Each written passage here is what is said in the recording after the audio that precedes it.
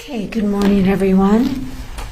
All right, in chambers, we went over a number of objections, and I made some rulings. So let's start with the defendant's objections to some of the exhibits that the state wanted to put in. Mr. Ng, did you want to address that? Thank you, Your Honor. Mr. Gray and I had a chance to go over almost 400 exhibits over the weekend, and we raised objections to several of them for the court's review. I understand the court is making a ruling that some of the exhibits are admissible and some may not be, but we did make an objection to exhibits 3 and 4, 239, 240, 241, which are Spark of Life exhibits. We object to A, the Spark of Life testimony. We understand the case law, but we respectfully disagree with the Supreme Court's case law in that already only one photograph is necessary, and that's why we object to those. We also objected to... Okay, let me let me put on the record what my ruling was on that. The state wanted to put in 5 Spark of Life photographs. Minnesota law, of course, allows for that. I decided that the state could put in 3 of them, not the 5. We also made several objections, Your Honor, to the autopsy photographs and photographs of Mr. Wright's body at the scene. Those would be 41, 113, 120, 125, 175. It's our view that the photographs of a naked body of Mr. Wright were unnecessary to prove that he was shot by a pistol. In particular, some of the photographs with his eyes open are prejudicial and not terribly probative of the issue, which was its cause of death, which we're not disputing that it was caused by a gunshot wound. And we therefore objected to those exhibits. Would the state like to put its position on the record? Thank you, Your Honor. We understood the objections to be about certain photographs with the eyes being open. That is a condition of a dead body on occasion. The autopsy, of course, is very relevant to the issues in the case and all of the injuries, and it is simply a photograph of the accurate condition of the body at the time and necessary for the medical examiner's testimony about the cause of death. We therefore believe that the photographs are relevant and necessary, and we opposed on that basis. All right, I overruled the defense objections to the autopsy photographs. It's necessary for purposes of describing the injuries. Mr. Ng? We had another issue that I'd like to put on the record, Your Honor, the passenger of Mr. Wright will be testifying today. And the defense seeks to admit exhibit labeled 1004, which is a packet of Xanax tablets. And the purpose of our admissibility, or the reason for the admissibility of the evidence, is that what happened here is that during the stop, Mr. Wright handed a package of Xanax tablets to his passenger and told her to hide the tablets. She then hid the tablets in her perineum. She was taken to the hospital, and at the hospital, a detective from Brooklyn Center was made to sit with her, which is customary, and during her conversation with the passenger, she told the detective, Mona Pearson, that Mr. Wright had given her the pills and that she hid the pills. We believe this evidence is relevant to show Mr. Wright's consciousness. I mean, is that term we're banding about in the case, that he was about to flee, that he knew he had an arrest warrant, didn't want the pills to be found on him because once he was in the jail, they would be discovered.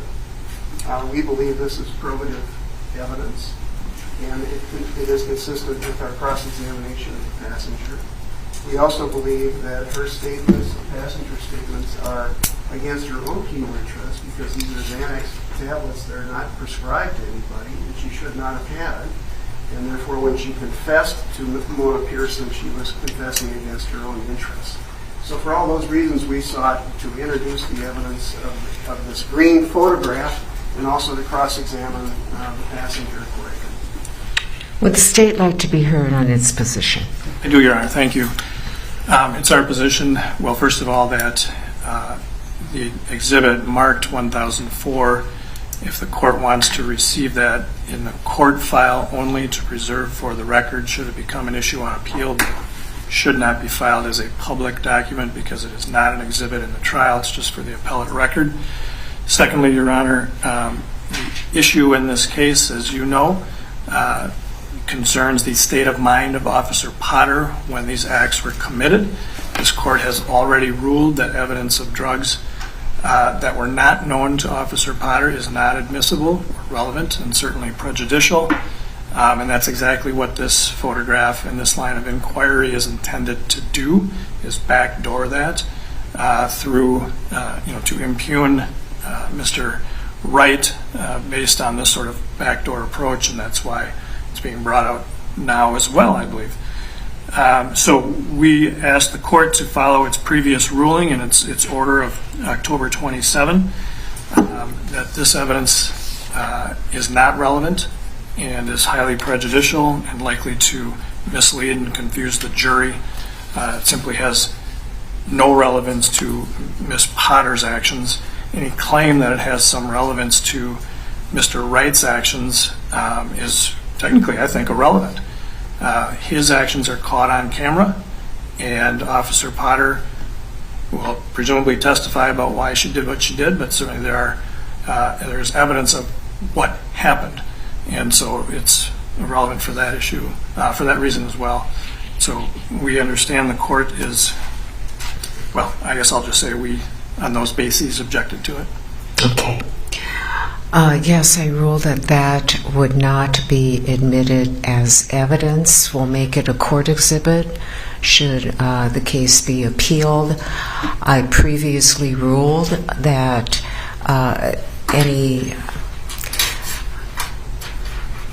any type of evidence with respect to bad behavior on the part of Mr. Wright would not be admissible unless Officer Potter was aware of it at the time of the incident. The key issue in this case was Ms. Potter's state of mind when this happened, and that the Xanax has nothing to do with that issue and would only serve to mislead or confuse the jury.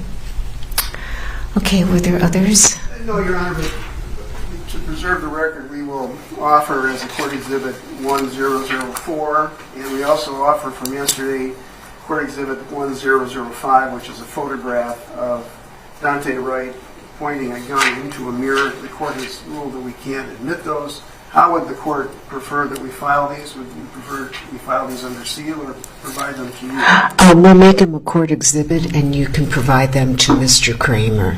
Thank you. Okay, were there other ones, Mr. Eng? No, Your Honor. Okay.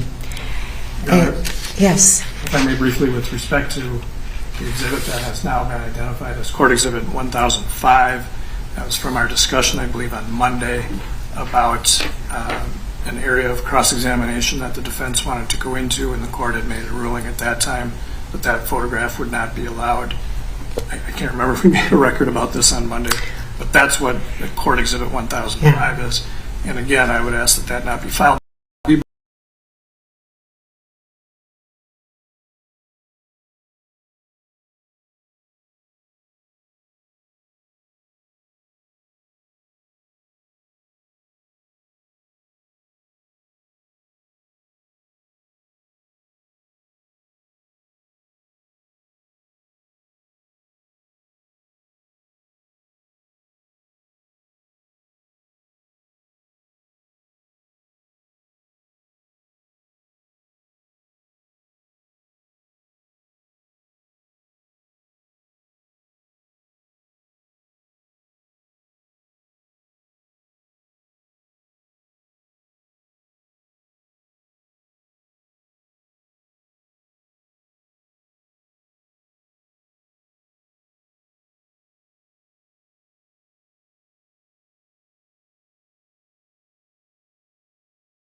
Video showing her injuries or the photograph.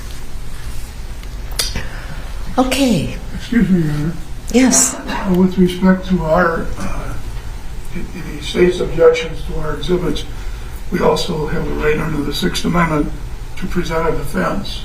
And I want to raise that as an issue for appeal if we go there. Okay. So we're being denied by the not being able to use these exhibits to present a defense under the Sixth Amendment to the United States Constitution. Thank you.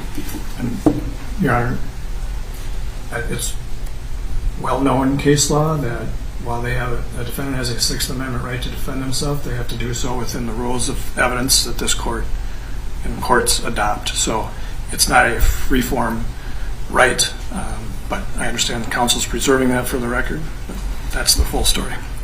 Okay. Is there anything further that we need to deal with before we get the jury in here? Your Honor, we did raise two matters in chambers, and I would like to make a quick record of it if I could. Sure.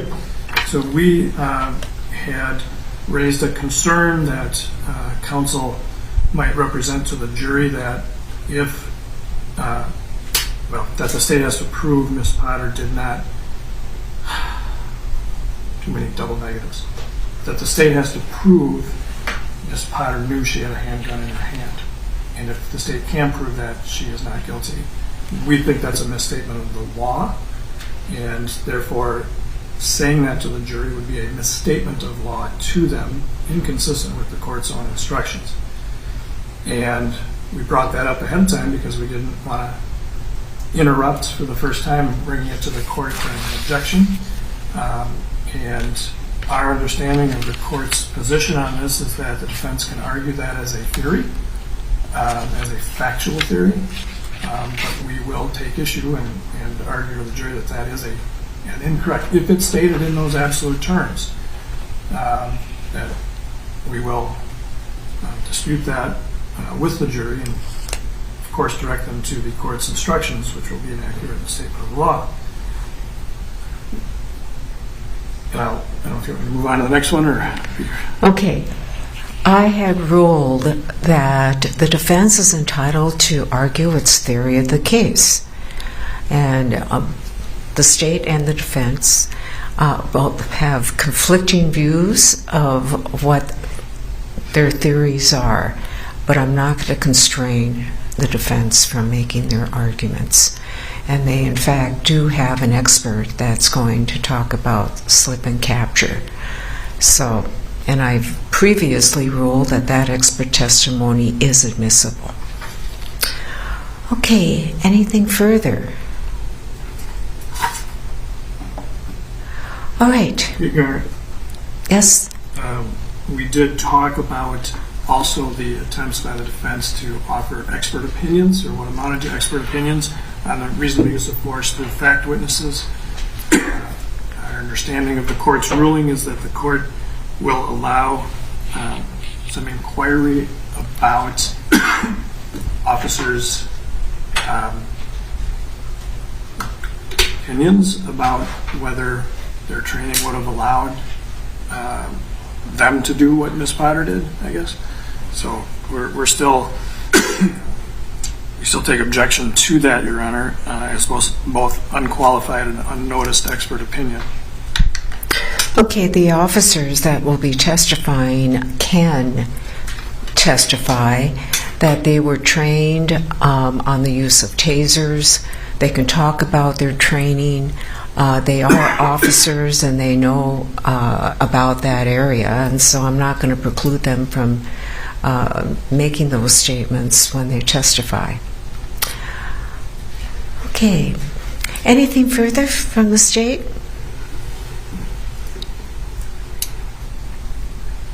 No, Your Honor, thank you. Anything further from the defense? Okay. Is counsel ready for the jury? Your Honor, we would request a short recess. Oh, okay. How short a recess? We just need to set up, Your Honor. Okay. Why don't we take like 5 minutes? Would that be enough? Okay, we'll take 5.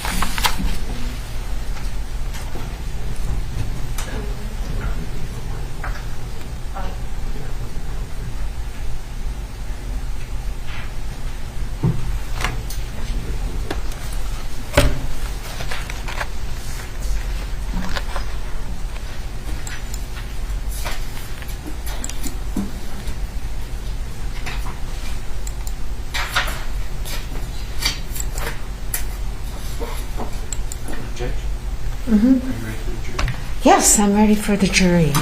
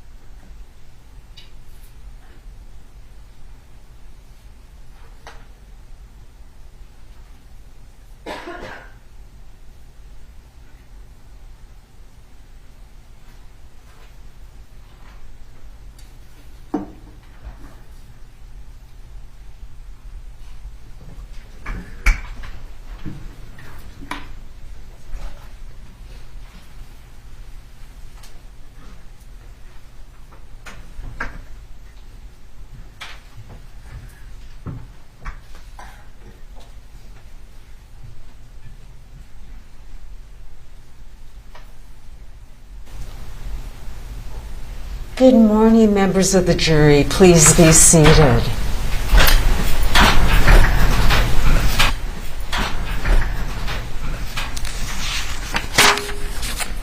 All right. Jury members, you've been selected to serve as the jury in this case. Before continuing with the trial, an oath will be administered by my clerk. In recognition of the extremely important task that you will be undertaking, I'm going to ask that everyone in the courtroom stand up, with the exception of the court reporter. And if you will please stand up and raise your right hand. Do you affirm that you will be attentive during this trial and follow the instructions of the judge so that you may reach a fair and just verdict, that you will not discuss this case with anyone until submitted to you for deliberation, and will keep your verdict secret until it is delivered to the court? If so, please say I do. All right, you may be seated.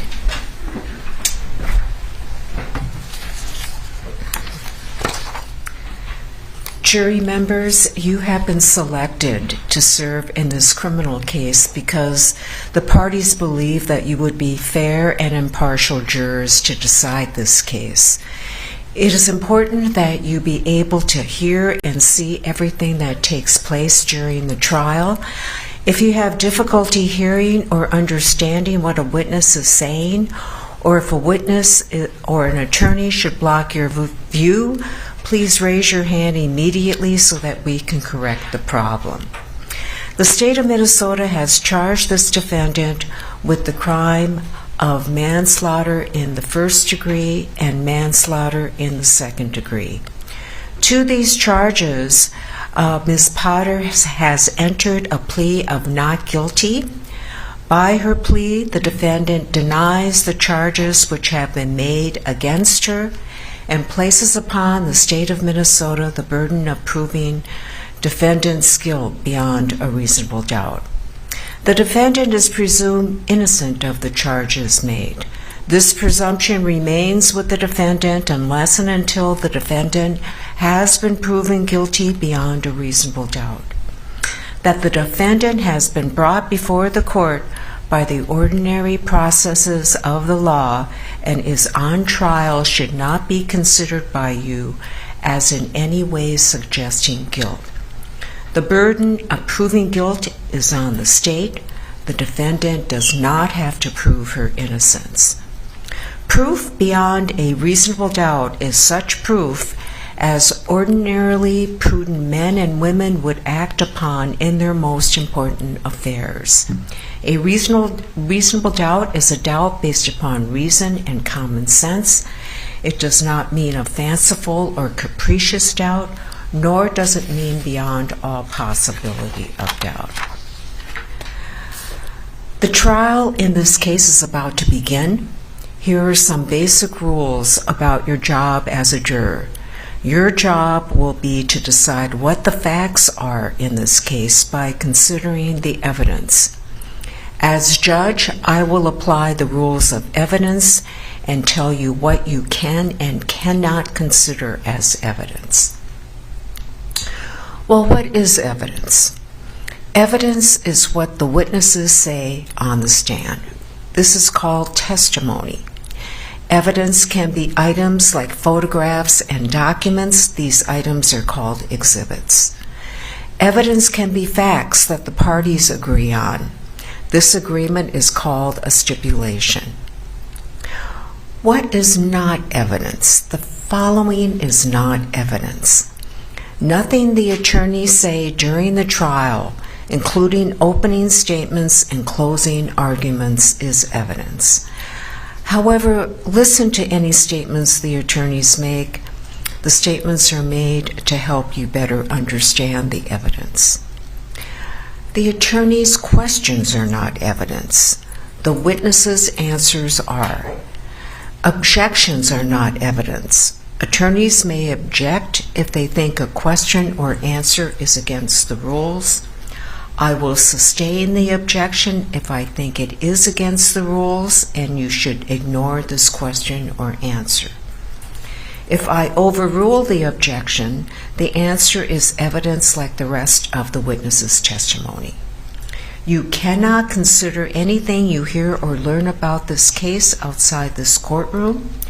You must follow the instructions on what you can consider as evidence.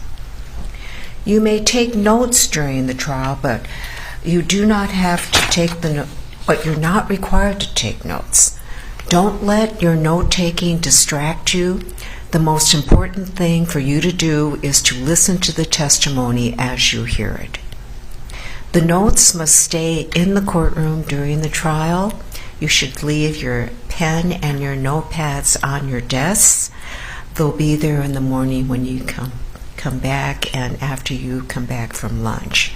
Use your notes as an aid to your memory and not as a substitute for it.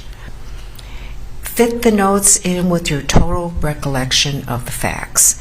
A written note does not necessarily make a piece of evidence more important whether you or another juror wrote it down. If at some point in the trial you run out of paper or your pen is no longer working, please alert my staff and we'll take care of that. Wait until you've heard all of the evidence before you make up your mind. Your best guide is your own good judgment, experience, and common sense. You must decide which testimony to believe and how much weight to give it. In deciding this, you may consider the following. Will a witness gain or lose anything if the case is decided a certain way? What is the witness's relationship to the parties? How did a witness learn the facts? How did she or he know, remember, and tell the facts? What was his or her manner? What was his or her age or experience? Does the witness seem honest and sincere? Was the witness frank and direct? Is the testimony reasonable compared with other evidence? And are there any other factors that bear on believability and weight? You must decide the facts. You and only you can decide the facts. Do not take anything I say or do as a sign of what your verdict should be. Once the facts are decided, you must follow the law. You must follow the law even if you don't agree with it. Now, I want to give you a few instructions about your conduct as jurors. Do not let outsiders influence you. Do not discuss this case with other jury members during the trial. You will have plenty of time to do this at the end of the trial once you have heard all the evidence and I've excused you to the jury room with my instructions and the verdict forms. Do not talk to anyone involved in this case. This includes the defendant, the lawyers, and the witnesses. If anyone tries to discuss this case with you outside the courtroom, report this to me or one of my staff. When you go home during the trial, do not talk to your family, friends, or others about the case. You may tell them that you are a juror on a criminal case, and that is all that you should tell them. Do not report your experiences as a juror while the trial and deliberations are going on. Do not email, blog, tweet, text, or post anything to Twitter, Facebook, MySpace, LinkedIn, Google+, YouTube, or any other social networking sites about this trial. Do not visit any chat rooms where this case may be discussed. Do not read or listen to news reports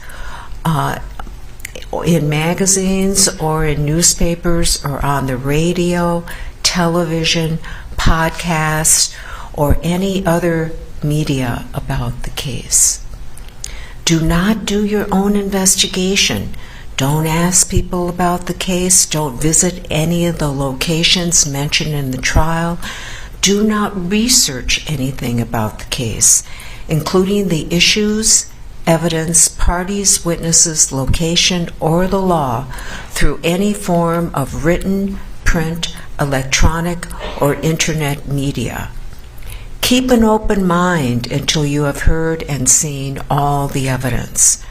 Remember, you cannot consider anything you hear or learn about this case outside this courtroom. If you don't follow these instructions, you may jeopardize the trial. This may require that we start all over again, and we really don't want to do that. If you become aware that another juror may have violated these rules, you must report it to me or one of my staff. I know that this can be a difficult thing to do, but in order to preserve the fairness that is guaranteed to everyone involved, it is very important that you do so. Please take note of the chair you are sitting in and keep the same chair throughout the trial. When reporting for jury duty in the morning and returning to the courthouse after lunch, you you need to report to the courtroom waiting room that you were in today. Do not communicate with anyone in the hallway if you happen to be out there who is not a member of this jury about any matter. These rules will apply until I dismiss you from the case. I may also repeat these rules when we take a break and when you leave at the end of the day.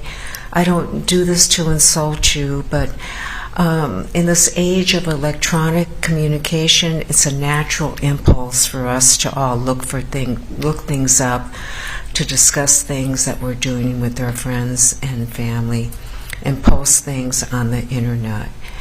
It is not, however, an impulse we can follow in this trial. Once we've completed this trial and you've given your verdict, and I have discharged you from the case, you will be free to do any research you choose and to share your experiences if you choose to do so.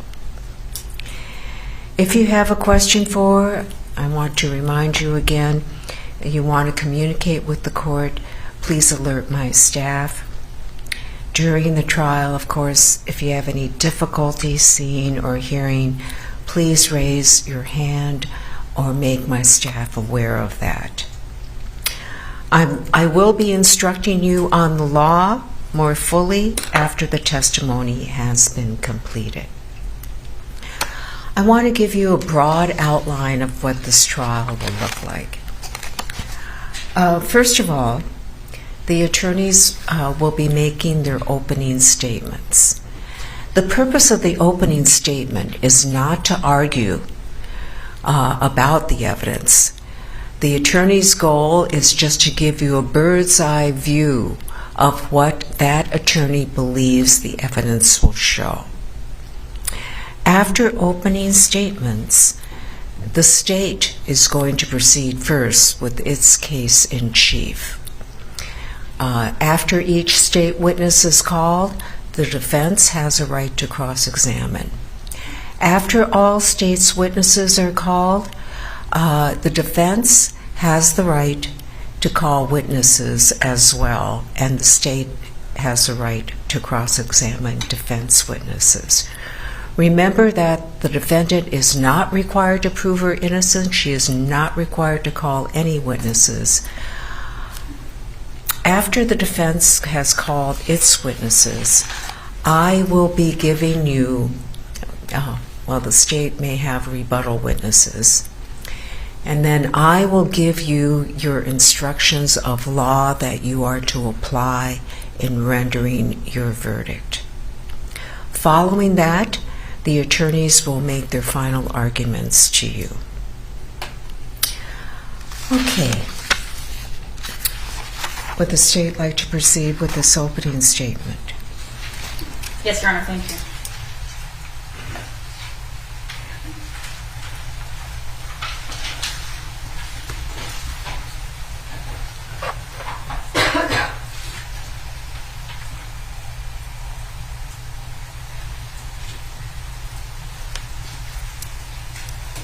Police officers occupy unique positions of power and responsibility in our society. They hold positions of public trust, and they commit themselves to public service. They are accountable to the communities that they serve. And Brooklyn Center police officers are no exception. Their fundamental duty is to protect the sanctity of life. To do this job, the job of a Brooklyn Center police officer, they promise to safeguard lives. They promise to serve and protect, to maintain calm and develop self-restraint, and to be constantly mindful of the welfare of others. They promise never to employ unnecessary force or abuse. This is the oath of a Brooklyn Center police officer. I will never betray my badge, my integrity, my character, or the public interest. I will always have the courage to hold myself and others accountable for our actions. This is the standard they hold themselves to, and they take an oath to do so. Their duty to their badge and to the community is to protect life, not to take life. Now, they are also required to abide by a code of ethics. This serves as a type of compact or an agreement between each of the officers and the public that they serve. It sets forth what the community, what the public should expect from each and every one of them. It affirms that the badge is a symbol of public faith and public trust, and that officers are each individually responsible for their own professional performance. And they each vow to take every opportunity to enhance and improve the level of their knowledge and competence.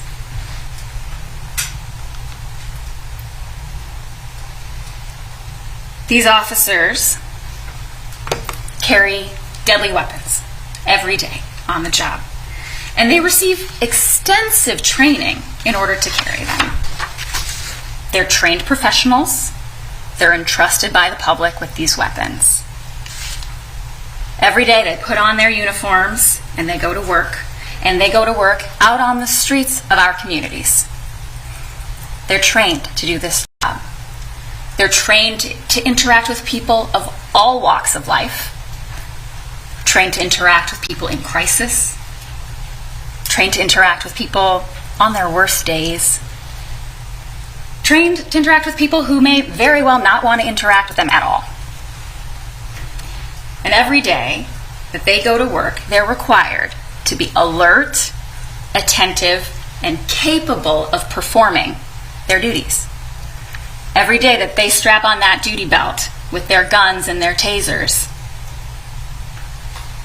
they have to be alert, attentive, and capable. And every day they do this, we entrust them with our lives. These officers have the responsibility to be mindful and attentive and acutely aware of the weapons that they carry and the risks associated with those weapons. They have the responsibility to follow their duty and their training when it comes to those weapons, and they have the responsibility to carry those weapons and use those weapons appropriately.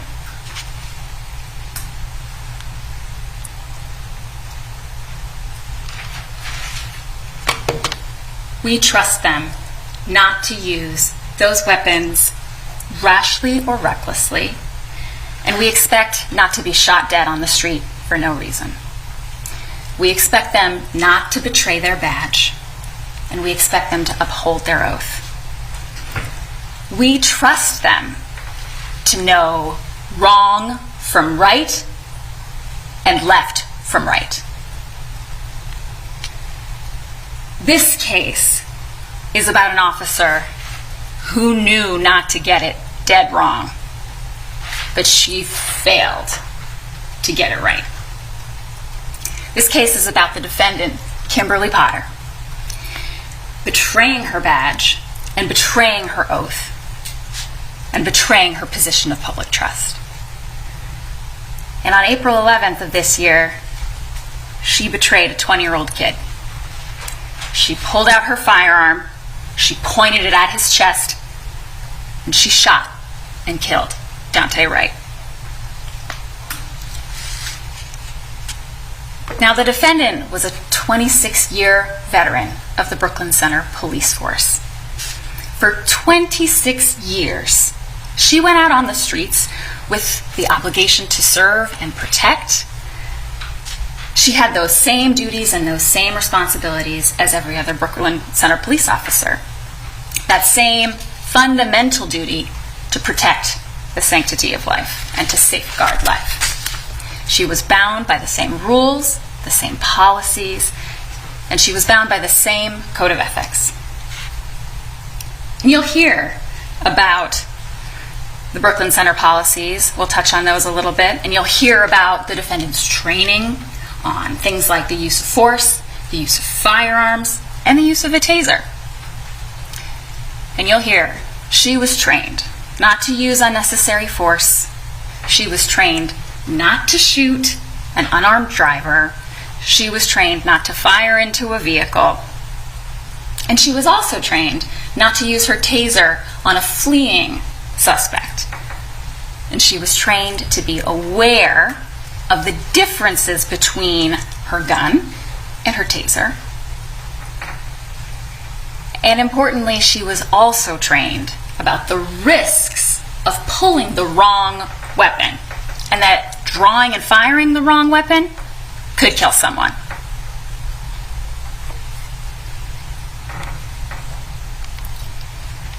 Now you'll learn about her firearm.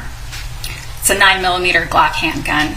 And you'll hear about how the Brooklyn Center Police Department uses hollow point ammunition as their standard ammunition. That's the kind of ammunition that expands on impact.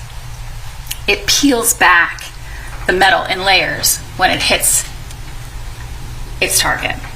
Now this peeling action, it can slow down a bullet, but it can also cause extensive damage to the body in that way. This is a common type of ammunition used by law enforcement. And not only will you hear about the ammunition and the firearm, you'll hear about her taser, a Taser 7. Now a taser is a conducted energy weapon that shoots out 2 probes when you press the trigger. And those probes are supposed to attach to the skin and deliver an electric shock. And they do this because they're designed to incapacitate someone through something called neuromuscular incapacitation. And basically what that means is your muscle seize up so you can't move. And they can also be used to inflict pain. And you'll hear about the weapons from the witnesses in this case. But every day that the defendant, Kimberly Potter, went to work, she strapped on her duty belt with her gun and her taser and all of the other options available to her on that belt. And every day she put on her duty belt, she carried her weapons in the same way. She carried her Glock, her firearm, on her right side. The defendant is right-handed. She carried it on her right side, her dominant side. And she carried her taser on her left side, her non-dominant side. Something you might also hear referred to as her reaction side in some of these policies. She was trained to carry her weapons in this way, and she was trained on how to use them and how not to use them. And you will hear about that training, and you will learn that she had firearm training and taser training every single year. She had to be requalified on her firearm every year. She had to be tested and recertified on her taser every year in order to carry it. And she had additional training just a month before this incident. On March 2nd of 2021, she passed all the requirements to be certified on this Taser 7.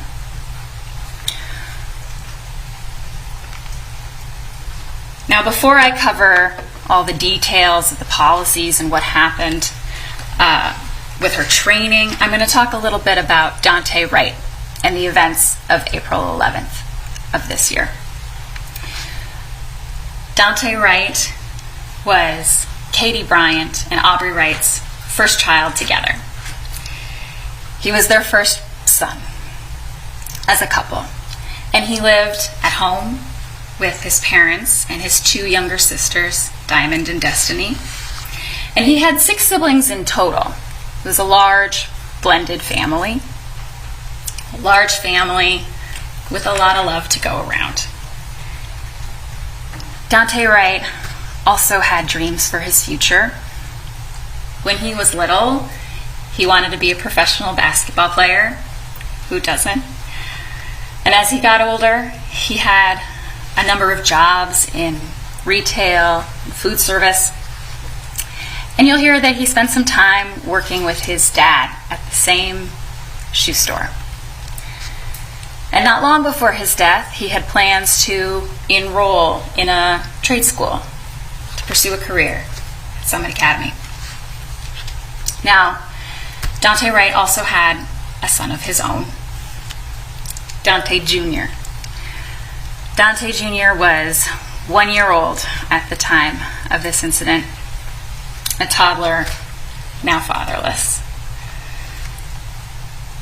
And on April 11th, Daunte Wright himself was just 20 years old, just out of his teens, still had a close relationship with his mother.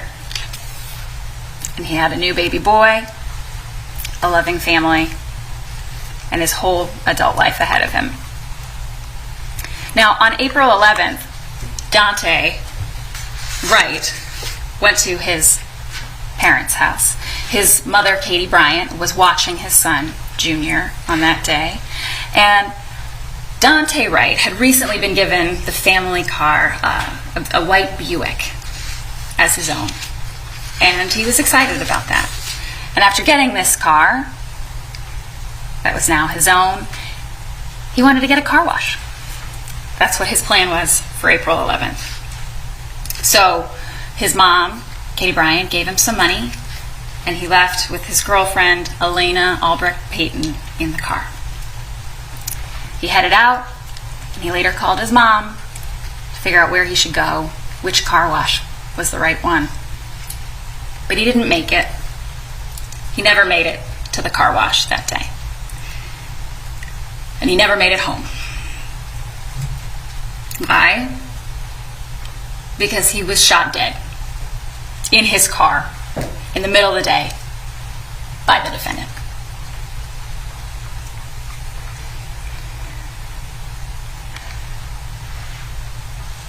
Now, what was the defendant doing on April 11th? On April 11th, the defendant had been a police officer for longer than Daunte Wright had been alive. On April 11th, the defendant was acting as a field training officer, FTO. She was training in a new officer whose name is Officer Lucky. And on April 11th, while out on patrol, the defendant and Officer Lucky saw an air freshener, a little tree, hanging from the rearview mirror of Daunte Wright's car. And they decided to stop the vehicle. Yes, for the air freshener. But as they stopped the car, they also noticed the tabs were expired. But this was a run-of-the-mill traffic stop. This is the kind of stop that happens every day. So after they pulled over this white Buick that Daunte Wright was driving, it was Officer Lucky, the trainee, who initially approached the car. Officer Lucky approached the car. He made contact with Daunte Wright, and the defendant stayed back in the squad and observed from a distance. Officer Lucky interacted with Daunte Wright. He explained the reason for the stop, and Daunte Wright gave Officer Lucky his information. He gave him his name. He gave him his full name, including his middle name, his date of birth, his address, his brother's name. He answered all the questions that were asked of him. And then Officer Lucky took that information back to the squad car and talked to the defendant. And when Officer Lucky returned to the squad car, what had scared 20-year-old Daunte Wright do? He called his mom. And in these COVID times, the tabs had not been updated. He didn't have an up-to-date license. He didn't have a proper insurance card. And he was trying to figure out the situation. So he called his mom for help. And back at the squad car, Officer Lucky acknowledged to the defendant that Daunte Wright had been forthcoming with him. And he told the defendant that he believed that Daunte Wright was telling him the truth. He then ran the name through their system, And the defendant, who's his trainer, corrected him. The defendant corrected Officer Lucky when he entered the name in the wrong way. And once they ran the name, the defendant and Officer Lucky found, yes, in fact, that Daunte Wright had an outstanding warrant for a failure to appear on a gross misdemeanor weapons violation. So in the squad car, the defendant and Officer Lucky, they discussed their plan, and they decided to arrest Daunte Wright on that warrant. And the defendant in the squad corrected Officer Lucky a second time when he code 4'd himself too early. Code 4 being just giving the all clear before he had that information completely from their system on the warrant. And while they're having this conversation, Sergeant Johnson, another Brooklyn Center Police Department officer, came on scene. And he approached the squad, talked to Officer Lucky and the defendant about what was going on. They filled him in. They did not express concerns for their safety. They did not decide to approach the car with guns drawn. They simply decided to arrest Daunte Wright on the warrant. This was nothing out of the ordinary for the defendant, a 26-year veteran of the Brooklyn Center Police Department. And on this day, she was training Officer Lucky. She was responsible for showing him the proper way to do things as a Brooklyn Center police officer. And she did not direct Officer Lucky to approach the vehicle any differently than he had before. So Officer Lucky walked back to the driver's side of the Buick where Daunte Wright was. And the defendant got out of the squad but stood back to watch. Officer Lucky asked Daunte Wright to put his phone on the dash, asked him to step out of the car, and Daunte Wright complied. Now, when Officer Lucky began to handcuff Daunte Wright and told him that there was a warrant and that he was under arrest, that was when scared Daunte tried to get away. He tried to get back in the car. He tried to leave. Daunte Wright was unarmed. He had no weapon. He was not violent. He did not threaten the officers in any way. He didn't reach for anything. He got in the car, put his hands on the steering wheel. He didn't come at the officers, didn't throw any punches, didn't kick anyone. He just pulled away, got back in the car, while Officer Lucky was trying to maintain his grip on Daunte Wright's clothing to pull him back out. So Daunte puts his hands on the steering wheel, he puts his foot down on the brake, he does the things that you do to get ready to drive a car. At that point, Officer Lucky reaches in from the driver's side and tries to turn off the car, and meanwhile, Sergeant Johnson, who has approached on the passenger side, grabs Daunte Wright's right arm, right hand, from the passenger side of the vehicle to try to get control of him. But he kept his feet planted firmly on the ground. He tried to turn off the car from that side, tried to get Daunte Wright under control. So Officer Lucky and Sergeant Johnson continued to engage. Now at that point, the defendant approached the vehicle behind Officer Lucky. She intervened and she interfered. Officer Lucky was her trainee and she was the FTO. So she was the one who determined how this stop would go. She was the 26-year veteran. She was the officer in charge. And it was her job to show Officer Lucky how it's done. And what did she show him? She showed him how to kill someone.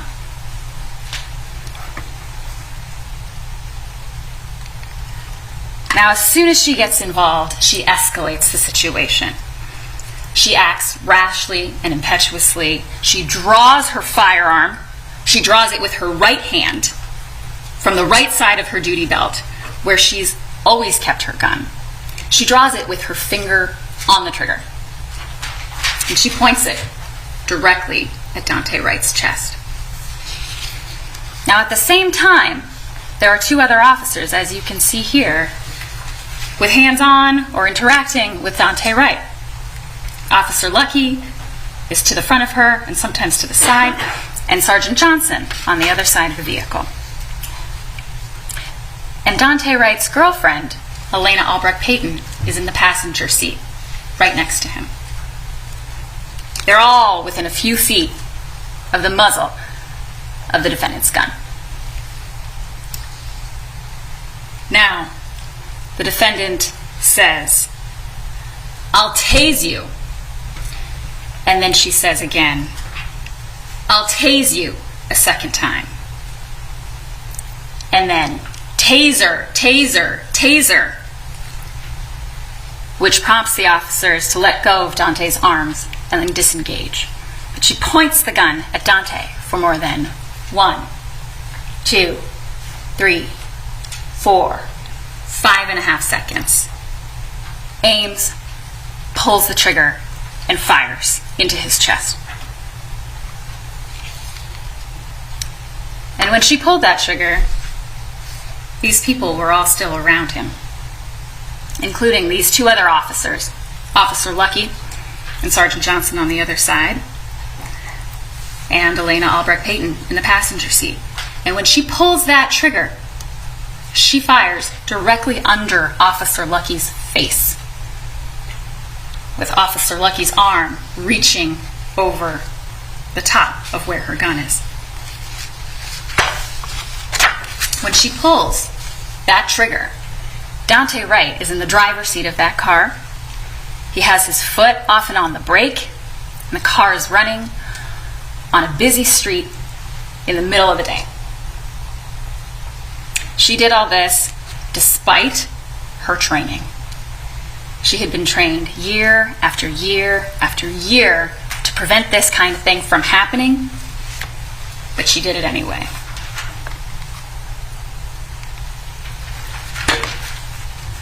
Now, after she shot Daunte Wright, the defendant admitted she had messed up big time. Here's what she said. Shit, I just shot him. I grabbed the wrong fucking gun and I shot him. I'm going to go to prison and I killed a boy. Now, I'm going to play for you now a short video clip of some of the evidence that you'll see in this case. It's a composite. It's 2 videos on the screen at the same time. One is a clip from the defendant's own body-worn camera, and one is the squad camera. They're synced up for you so you can see. But this is just a very small portion of what you'll see in this trial. This just shows the few seconds around this incident.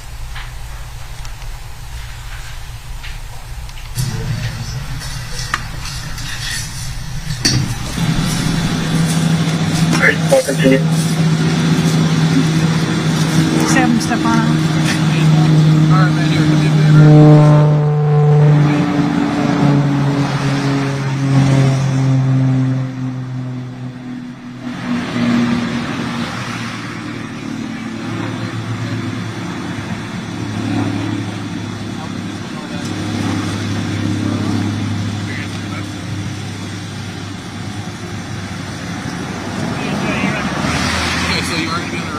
Got a warrant. Don't. I'm not doing nothing. Don't. You say stuff, bro. Don't do it. Don't do it. Hey, don't. I'll tase you! I'll tase you! Taser! Ah, he shot me. Oh, shit! I just shot him. Yes! I grabbed the wrong fucking gun! I shot him! Oh my god! Oh my god! Members of the jury, There is no do-over when you walk the streets with a loaded firearm. When you're entrusted with a deadly weapon as part of your job, there's no do-over when you take a young man's life. Now, this was exactly what she had been trained for years to prevent. But on April 11th, she betrayed her badge and she failed Daunte Wright.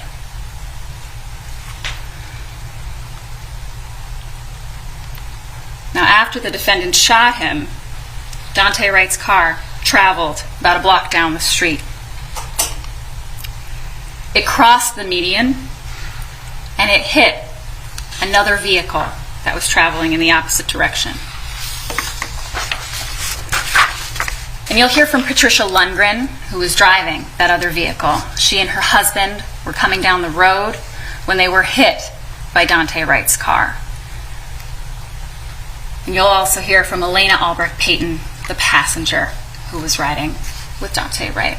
And she'll tell you about the crash and the injuries she suffered.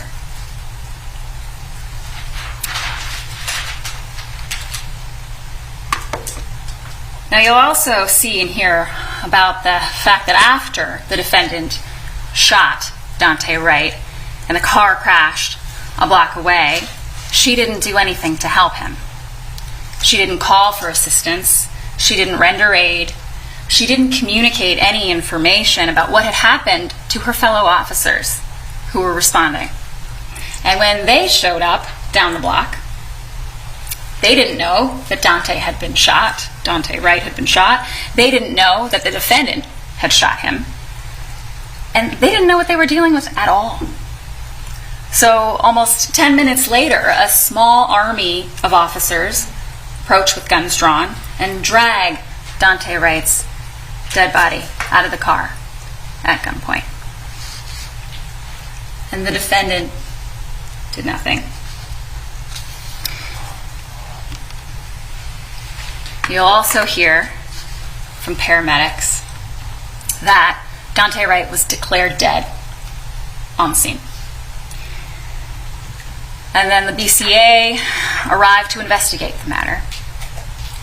And the medical examiner's office came and they collected the body. There was no bringing him back.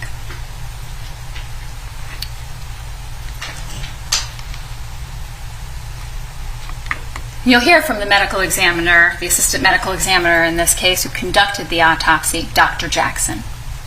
And he'll tell you about his examination, his autopsy procedure, and his findings in this case. And you'll see photos of Daunte Wright's injuries. And you'll see that gunshot wound that tore through his heart.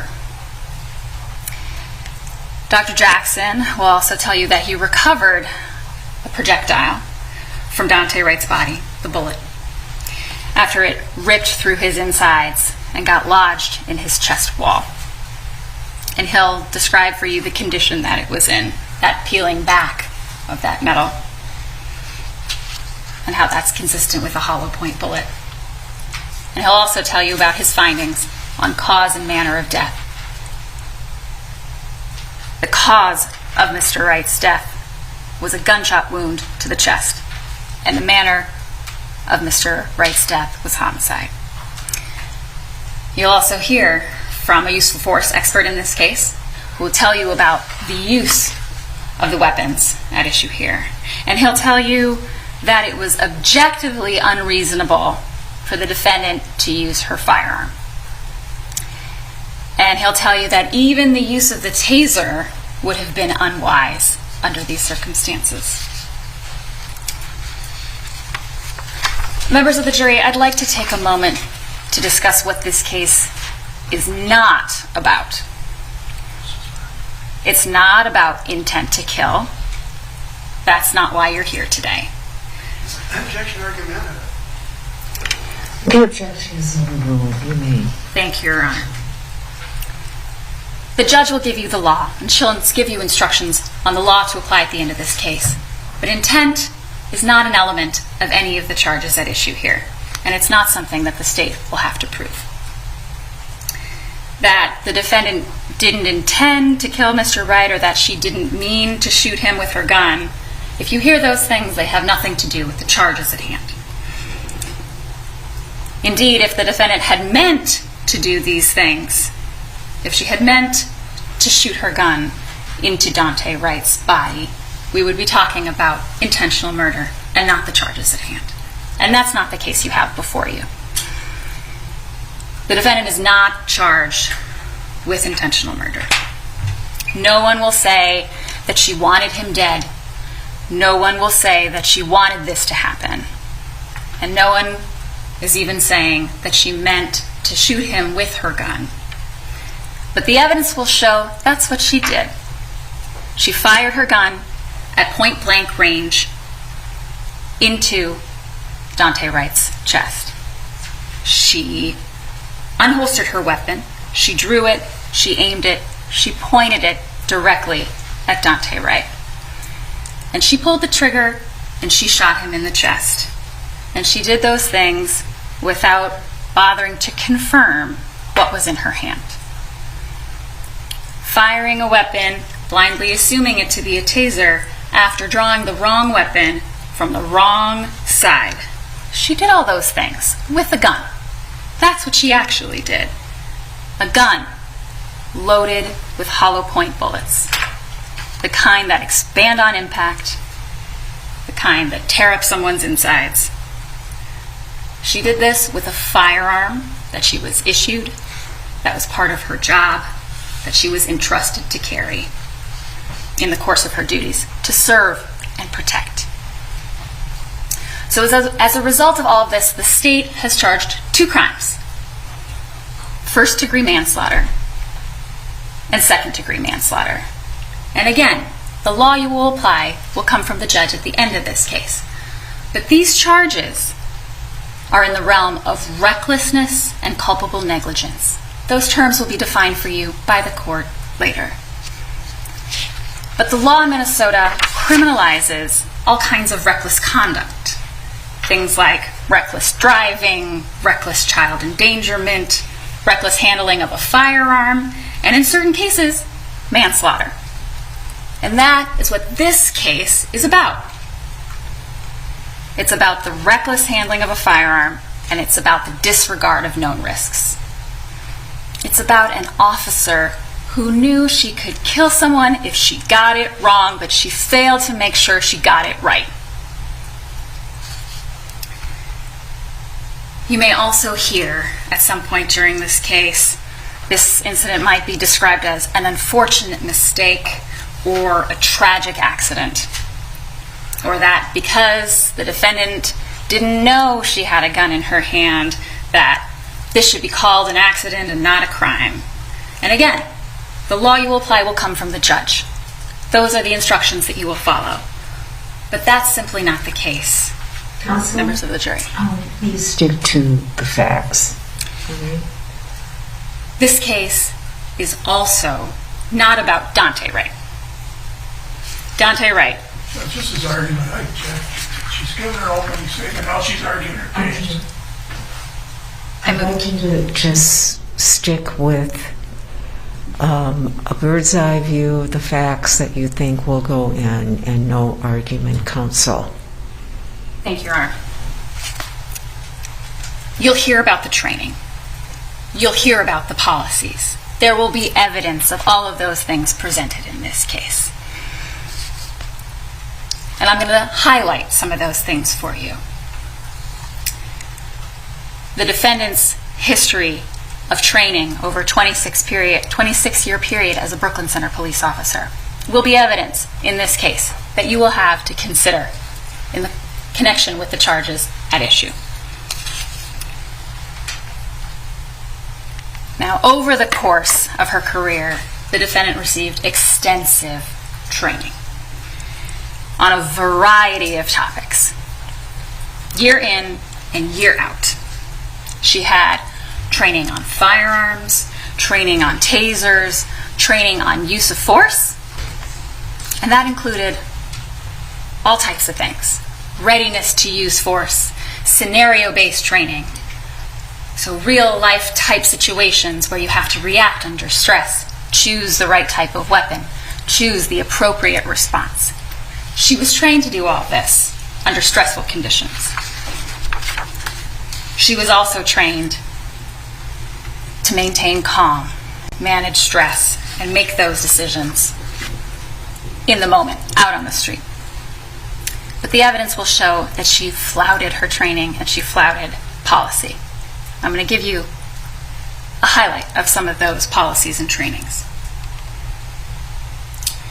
Now, when it comes to firearms, she was required to successfully complete training on her firearm every year. She had to be requalified, in addition to the quarterly training she received.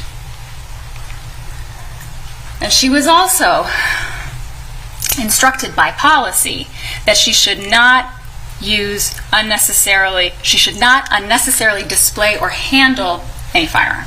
That's part of the policy. The use of force policy instructs officers they shall only use the amount of force that reasonably appears necessary in a particular situation. There's also policy on moving vehicles and how officers should use or not use their firearms in those situations. And that policy indicates that an officer should only discharge a firearm at a moving vehicle or its occupants if deadly force other than the vehicle is directed at the officers or others.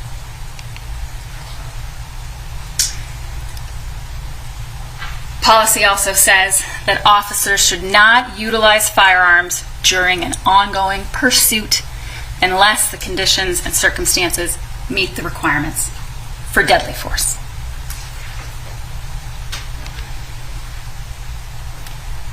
There's also policy on de-escalation, that officers should use non-violent strategies and techniques to decrease the intensity of a situation, to improve decision-making, to improve communication, and to reduce the need for force. Now, in addition to training on policy and training on firearms and use of force, you'll hear about policy on tasers. And the policy on tasers for Brooklyn Center is known as conducted energy device policy. And policy says that the purpose of the taser is to control violent suspects as opposed to fleeing suspects. And that appropriate use should result in fewer serious injuries to both officers and suspects. And you will see that mere flight from a pursuing officer is not good cause for the use of a taser. And you will also learn that Brooklyn Center policy says that the use of a taser should be avoided where collateral injury might result. Collateral injury, meaning someone else could get hurt or killed. And that includes on individuals who are operating vehicles. You'll also hear that tasers require training as well in order to carry them. That in order to carry a taser, officers have to complete successfully their department training. Now you'll learn that policy also dictates how those should be carried in a reaction side holster. Again, that's the non-dominant side, on the opposite side of the duty weapon. It also requires that those items be distinctly marked, that they look different, and that officers should not hold them both at the same time.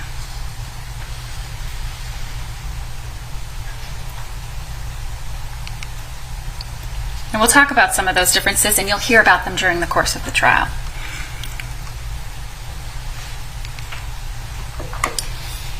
Now, you'll see in this picture the defendant's taser, Taser 7, up top in yellow, and the Glock 9mm handgun pictured at the bottom. And you'll hear about the differences between these two items. The color, for one, well, it sounds like stating the obvious, perhaps. The taser is bright yellow. The Glock is black. The differences in weight you will learn about. Now, the taser weighs 0.94 pounds, and the Glock, the firearm, when loaded with 17 rounds of ammunition, it weighs 2.11 pounds. That's more than twice as much. Now, you'll also hear about the differences in safety, in the display, and the laser that comes on the taser, and the holster location. And I'll talk about those things too.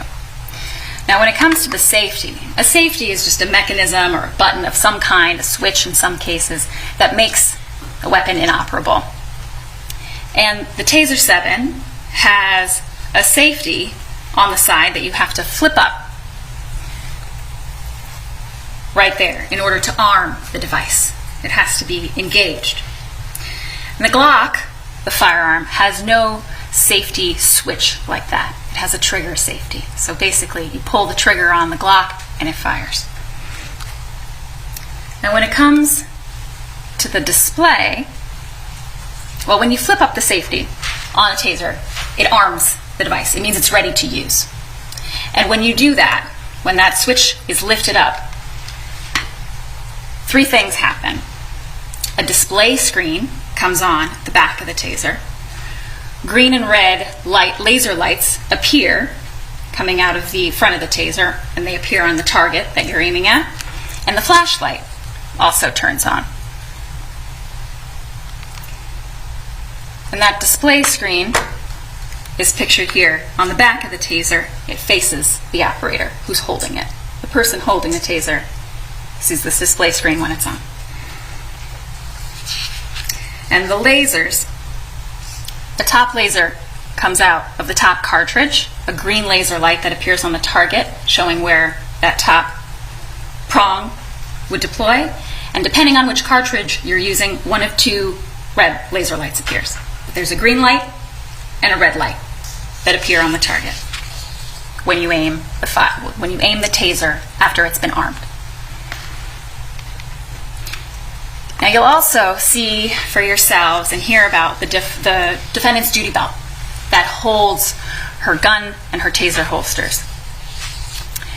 Now, on the right of the screen is the taser in its holster. The taser holster is made of plastic. It has a latch right here that has to be depressed. You have to push down on a button to release the taser from its holster. You press down on that button and then rock the taser backward. The taser has to lean back, rock back, to be pulled up and out of the holster. Now, the firearm holster, which is on the left side here, empty in this photograph, is made of a soft leather-like material, and it has a snap that just releases and the gun comes straight out.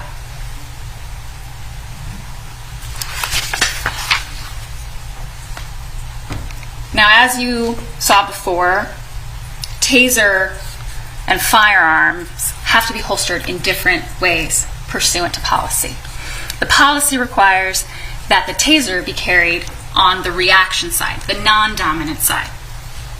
And the firearm, the gun, is carried on the dominant side. In this case, the defendant's right hand side is where she kept her gun. Her left side is where she kept her taser. Now, you'll hear about that requirement. The policy requires that officers carry those weapons on separate sides of their body. Officers are given a choice when it comes to how those tasers are positioned on their non-dominant side. Now, the choice is a cross draw or a straight draw.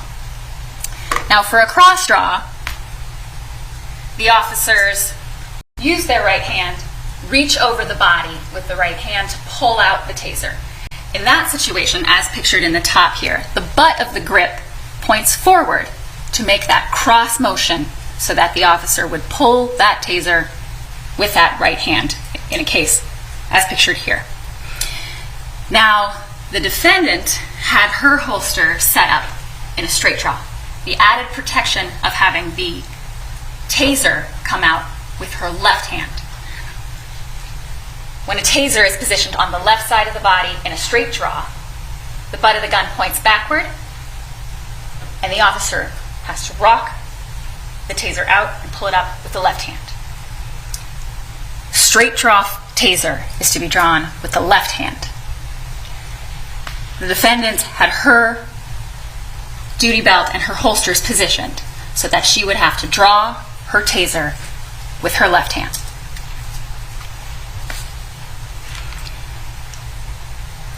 Now, the defendant had chosen this setup and this additional protection in the way that she carried, and she had done this consistently for years, and you'll see evidence of that. She carried in a straight draw position in 2016, left side straight draw. 2017, left side straight draw. 2018, left side straight draw. 2019, left side straight draw. 2020, again, left side straight draw, including April 11th of this year, left side straight draw. She had her taser positioned on her left side, as required by policy, with the added protection of straight draw, pulling it with her left hand. Her Glock, her firearm, again, by policy, on the right side of her duty belt. So the only weapon she draws with her right hand is her gun, not her taser.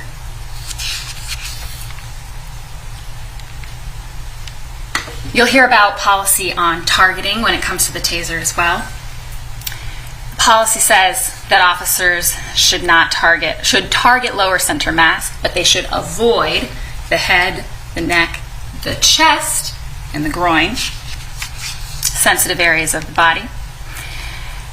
And you'll also hear about taser training and how the policy requires training, and you'll hear about the training that they go through as well. But the training is required to include performing reaction hand draws or cross draws, which is not applicable to her, to reduce the possibility of accidentally drawing and firing a firearm. Policy requires that when they are trained, they practice. They practice drawing that taser with that left hand with the straight draw. It's required by policy.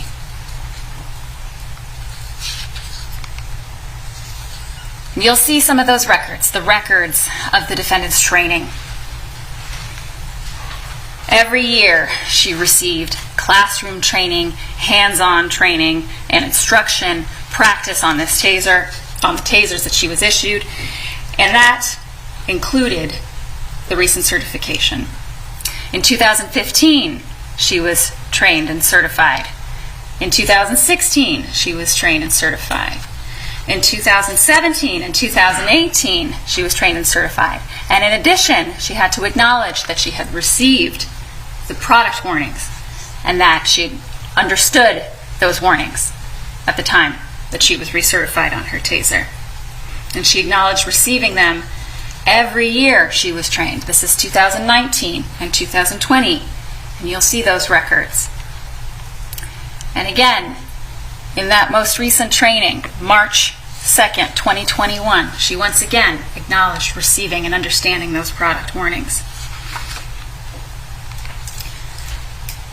Now these trainings, like the one on March 2nd, also include reviewing the PowerPoint presentations, demonstrating safe handling, performing de-escalation arcs. Basically, being able to use these tasers in safe ways.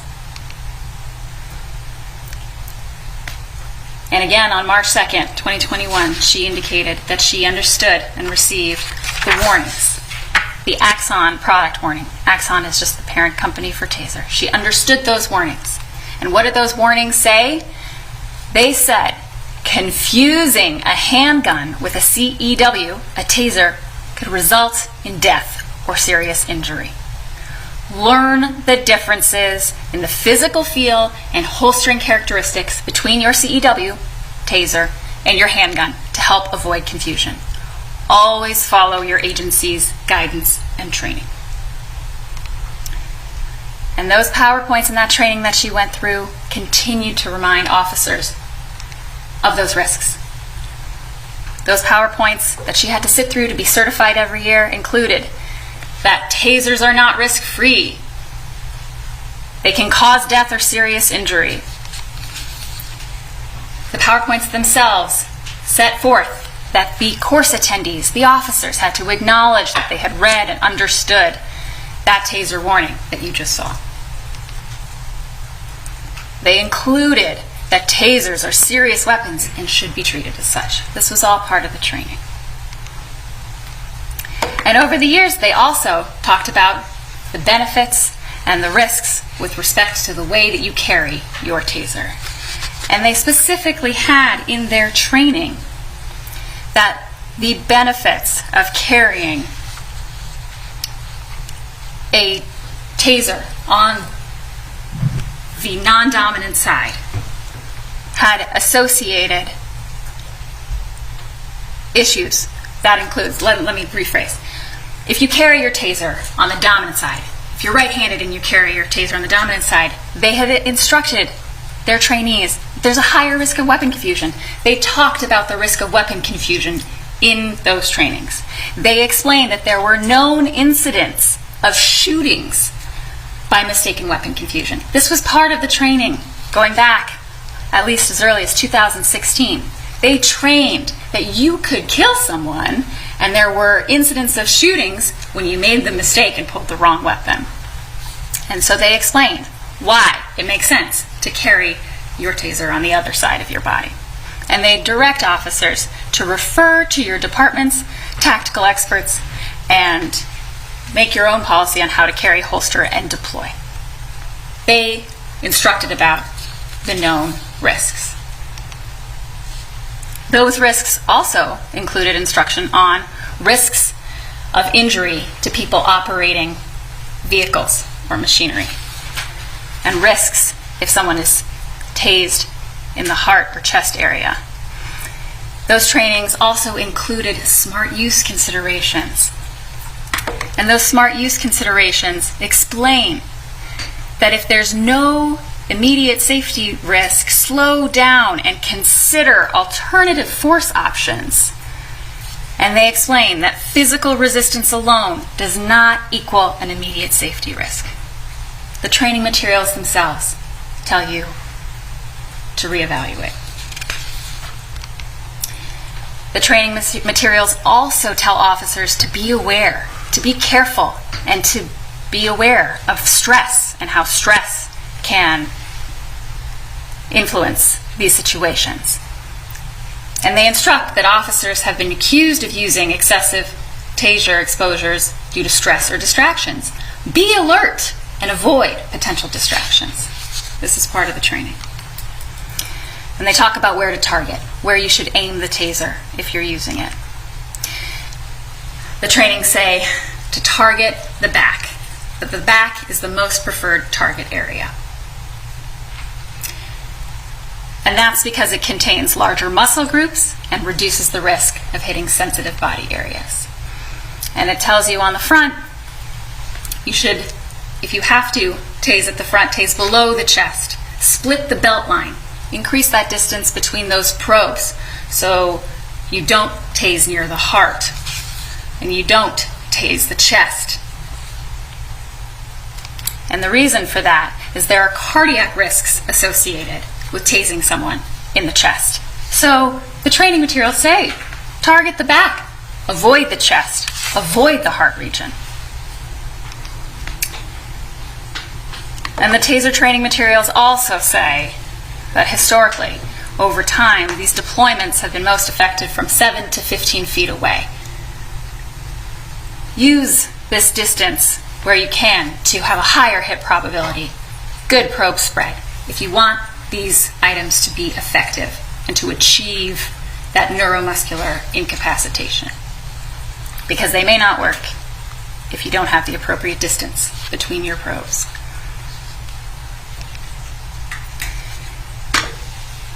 The taser training materials also talk about a spark or functionality test. The training materials say that a full 5-second spark or functionality test should be conducted once every 24 hours. That's in the training materials. It's also in the policy. And you'll hear evidence that the defendant failed to spark test her taser for the 2 days prior to this incident. You'll hear that she didn't do that, even though it was required by policy. And even these slides on spark testing explain that you should be aware of potential stress. And over again, throughout the years, every time she's seeing these slides, she's seeing that the tasers are not risk-free. That repeated messaging, big letters, read the warnings, understand them. Understand that tasers can cause death or serious injury. Understand the risks of weapons confusion.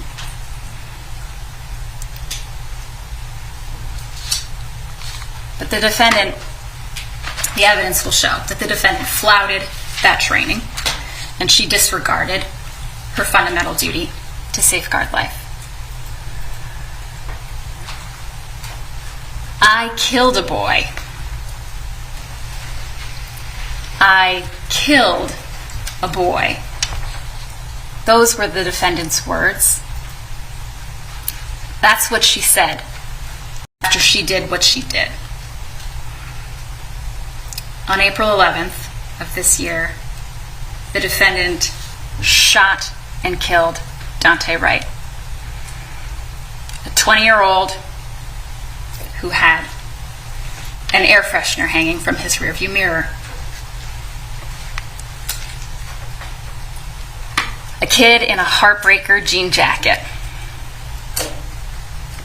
But on April 11th of this year, Daunte Wright was not the heartbreaker.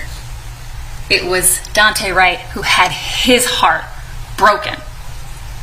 And it was the defendant who broke Daunte Wright's heart when she fired a hollow point bullet straight into his chest. Thank you. Okay, members of the jury, we're going to take a 20-minute break before the defense has an opportunity to do an opening statement. Okay, so 20 minutes.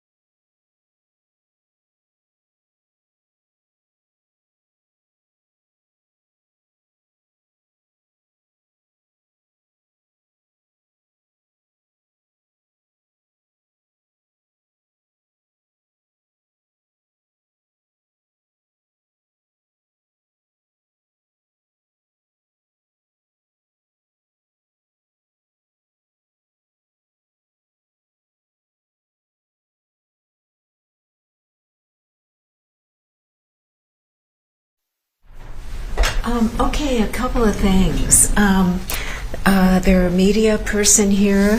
I do not want you trying to talk to the families while you're in the courtroom, all right? Also, please don't leave until the jury leaves the courtroom. And that applies to the families as well as the attorneys and Ms. Potter, okay? All right, are you ready for the jury? All right. Thanks, Deputy.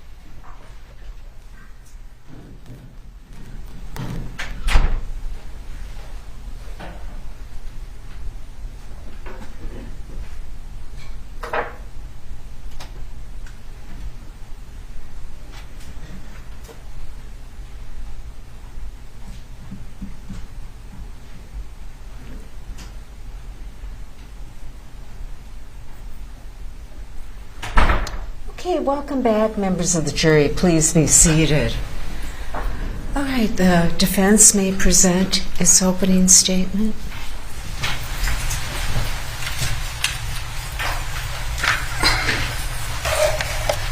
May it please the court,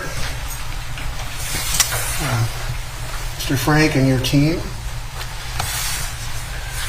Mr. Gray, Ms. Montgomery, former Officer Potter, and her family, her husband, sister-in-law, and brother, members of the jury. She said, "I'll tase you. I'll tase you." The language was direct, it was clear, it was unmistakable. And all Mr. Wright had to do was stop. He was told he was arrested on a warrant. He resisted. She said, "I'll tase you." And all he had to do was surrender.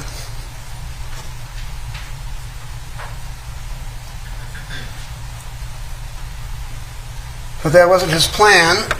He continued on with her struggle.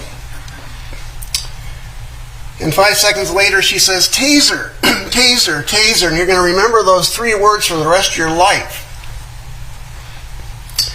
And when she's saying those 3 words, ladies and gentlemen of the jury, you have to know from the facts what she is seeing. Okay?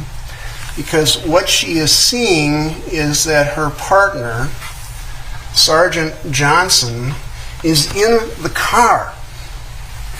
He's a tall individual. He's going to testify probably tomorrow. But he's in the car restraining the gear shift so that Mr. Wright can't escape. And she knows that if he's not stopped, Mr. Wright's not stopped, he's about to drive away with a police officer dangling from his car. And she knows, and she'll tell you this, that when she says taser, taser, taser, if she does nothing, Mr. Wright drives away and either substantially harms Sergeant Johnson or, more likely, he kills them. So when she says taser, taser, taser, there's one last pause. The facts will show you. Mr. Wright can stop. All he has to do is stop, and he'd be with us. But he goes. She can't let him leave because he's going to kill her partner. And so she does taser, taser, taser, and she pulls the trigger believing that it was a taser. For why else would she say it? And immediately, upon pulling the trigger a single time, which is the training for tasers, the training for gun is to pull twice, she realizes what has happened, much to her everlasting and unending regret. She made a mistake. This was an accident. She's a human being. But she had to do what she had to do to prevent a death to a fellow officer, too. Well, before I start on the facts, and there are quite a bit more details to this case than you just heard about over the last hour, I'd like to introduce myself once again. It's a great honor to be here. It's a great privilege to be a lawyer in America, I think, and to be able to stand before you in this distinguished court in a case of this magnitude. And we are all about to engage in the great experiment that is called the American democracy, the central feature of which is a jury trial, where, according to the Constitution, if a citizen is accused of crime, her peers get to decide what the facts are and render a just verdict. It's humbling to be here, but a great honor to be her voice, along with Mr. Gray, to talk to you, to answer to the question she wants us to ask, and to present the evidence she wants us to present for her, and to finally argue for her at the end of the case, which will be done by Mr. Gray. It's a historic process that we're all engaged in, and I know you'll appreciate it, but it's been going on for hundreds of years, to over 200 years, in the American effort to be fair. And there's something sacred about what we're trying to accomplish here. You're making an everlasting decision about a human being.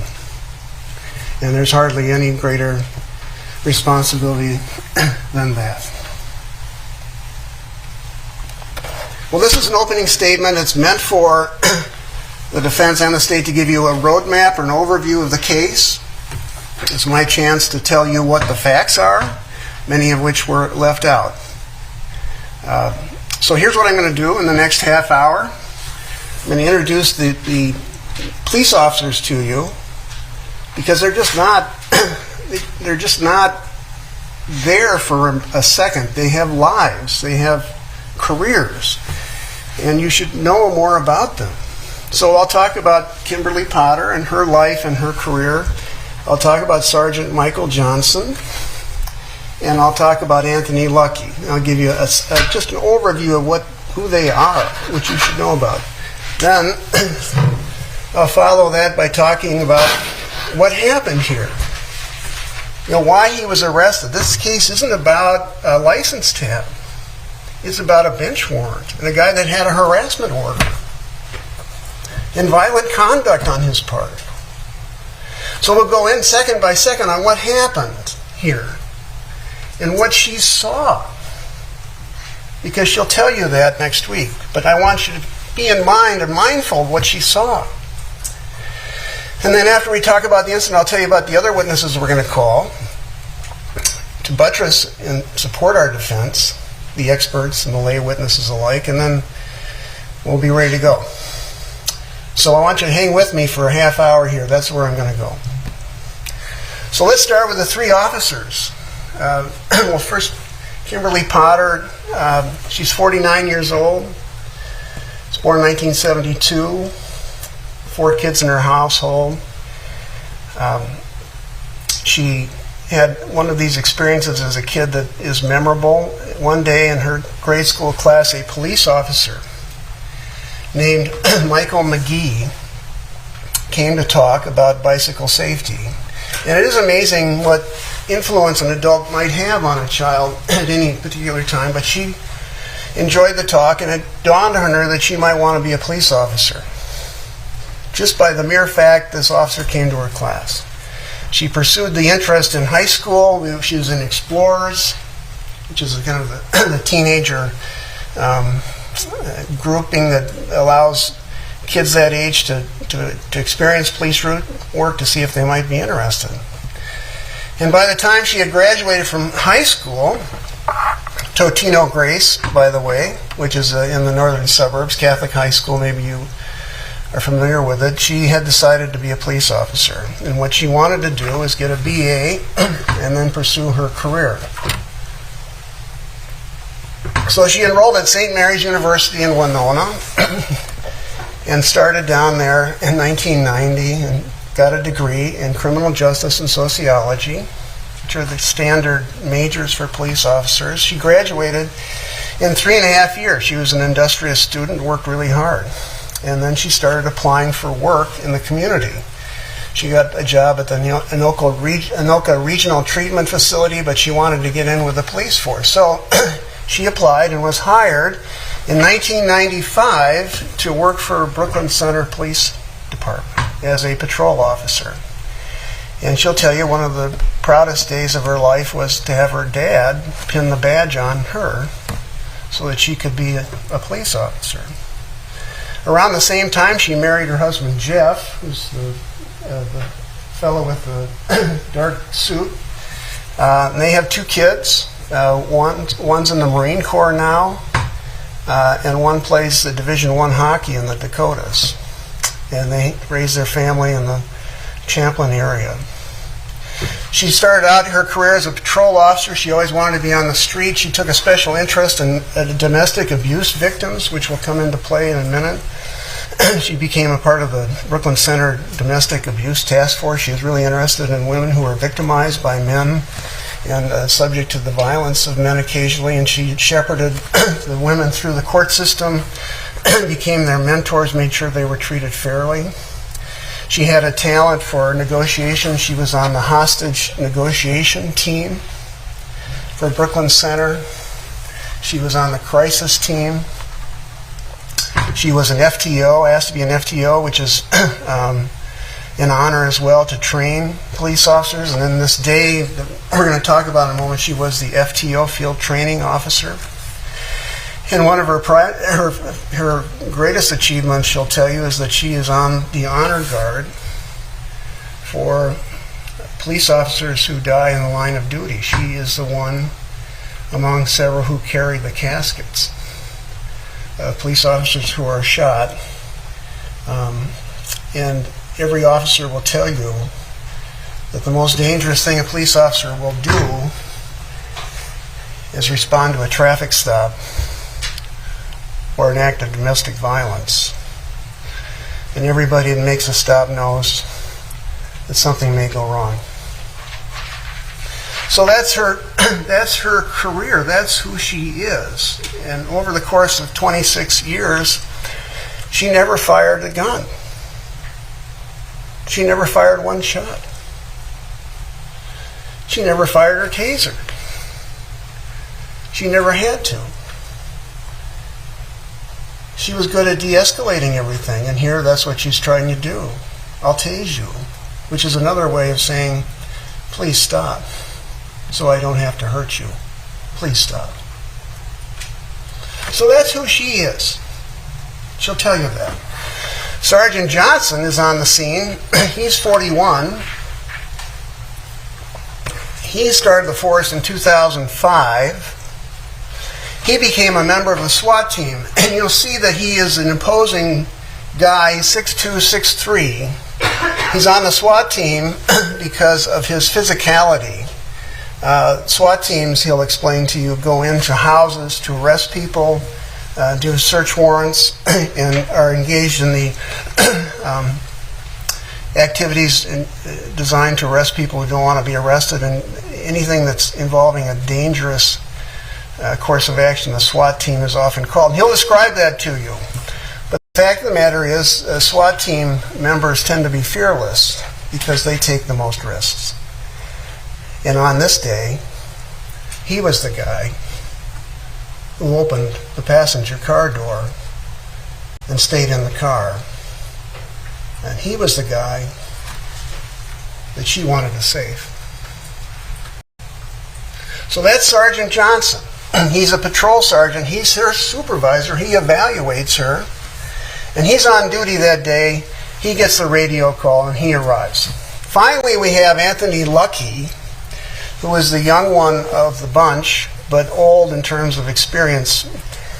Mr. Lucky's in his 20, Officer Lucky's in his 20. He grew up in Brooklyn Park, which of course is next to Brooklyn Center.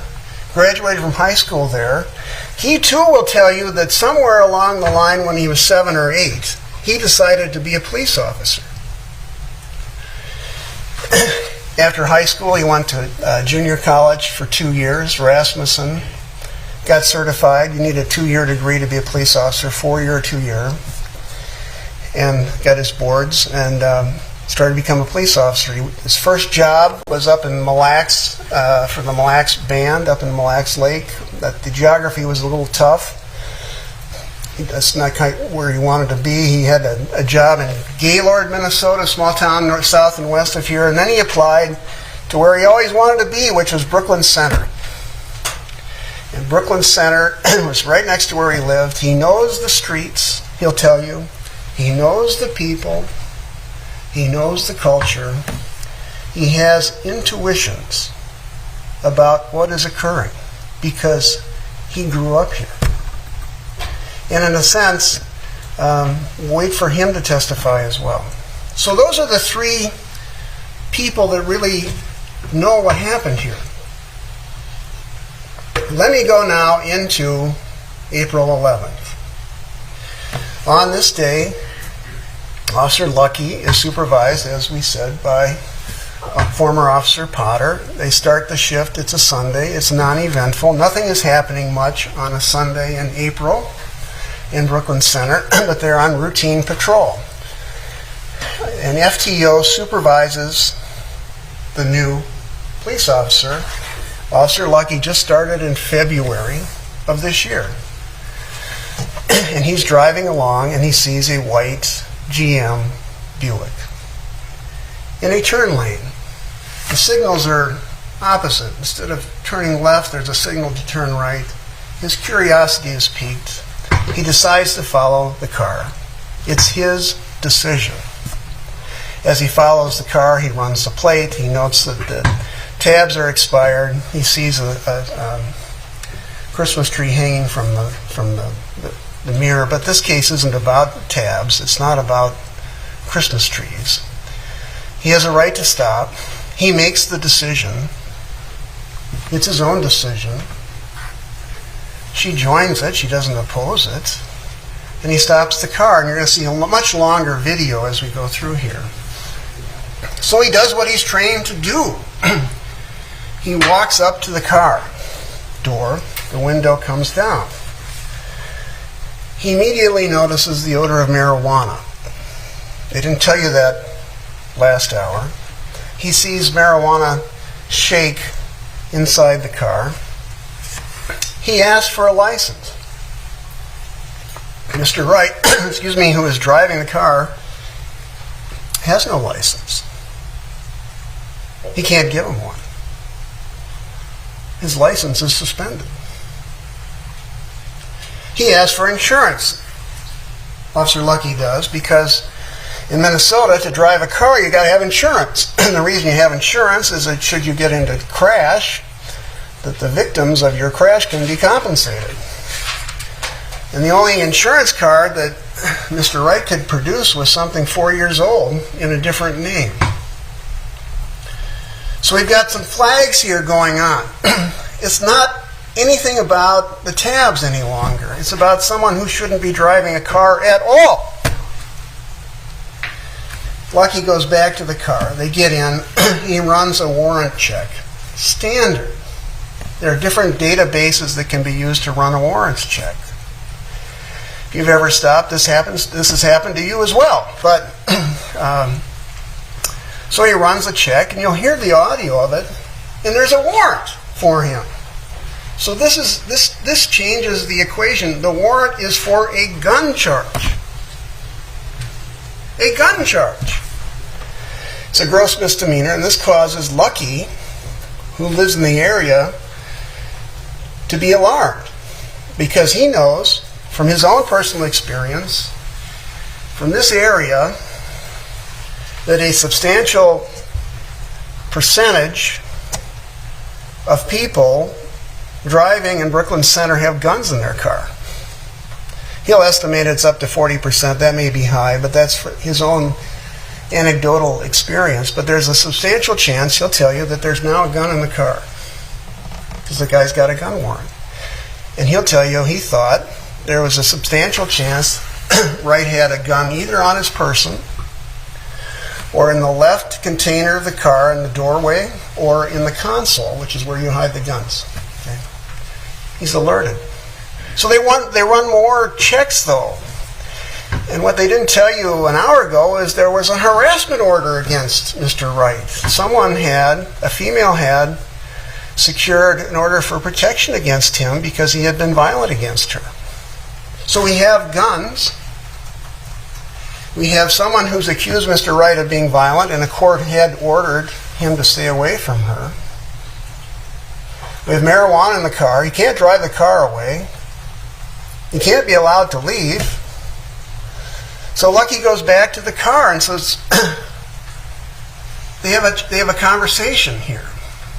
And the conclusion he drew was that he had to be arrested on the warrant. A court of law directed him to arrest him. It has nothing to do with a license tab. It has to do with a court order from this district. So the plan is to go to the door and arrest him. But they also have to know who the female is in the car, because Lucky knows, Officer Potter knows that with restraining orders and harassment orders, sometimes the girlfriend or the friend who gets the order reconciles with the defendant. And they have to find out who she is to see if she is in danger. This is standard police work. No fault can be had for the strategy here. So Lucky walks up to the door, tells him, Mr. Wright, to get out. He can't arrest him inside the car. So he directs him to get out, and about the same time, all three of them say, you're under arrest. And Johnson, by this time, has conferred. He knows what the situation is, too. So there's an arrest warrant for a gun. In hindsight, I suppose, they could have taken Mr. Wright further back, but all these officers will say that sometimes they arrest at the doorway. But the plan was to cuff him and then figure out what to do. They had to cuff him, recheck the warrant, recheck the woman, and then figure out what to do. This is all legitimate. This is all legitimate police work. And all Mr. Wright had to do was surrender on the warrant, which he had to have known about. That's all he had to do. So he gets him out of the car, Lucky does. And then you hear on the videotape, which you'll hear many times, is he turns Daunte Wright to the car, tries to get his arms back, which is what he's supposed to do, and then Wright starts to tense up. And Lucky says, don't tense up. Don't tense up. Don't do it, bro, I think is the language that you'll hear. So we have someone who's supposed to surrender and doesn't want to surrender. And he gets back in the car. And it's chaotic. It's fast moving. This is really quick. Mr. Wright is extremely fast. He knows exactly what he wants to do, and that is escape. So he twists and turns back in the car. And at this point, Johnson enters the car. Johnson holds, as I say, the gear shift, so he can't drive. Lucky's trying to hang on, and at this point, he has to be stopped. He can't just drive away, because the police officers know that fleeing a police officer is also a felony. And fleeing at a dangerous speed, which you saw in the video, is a dangerous felony. It's a crime of violence. They also know they can't let him go. They can't. The court has said arrest him. I'll tase you, I'll tase you, I'll tase you, she says. It's clear, it's direct, it's rooted in her hostage crisis training. She announces what's going to happen to him. She hopes, as I tell you, that he will comply, be arrested. She repeats it twice. I'll tase you, I tase you, and there's 5 seconds. And then, as I told you, she sees Johnson, whose location was key to the case, because if this guy drives away, he's dead.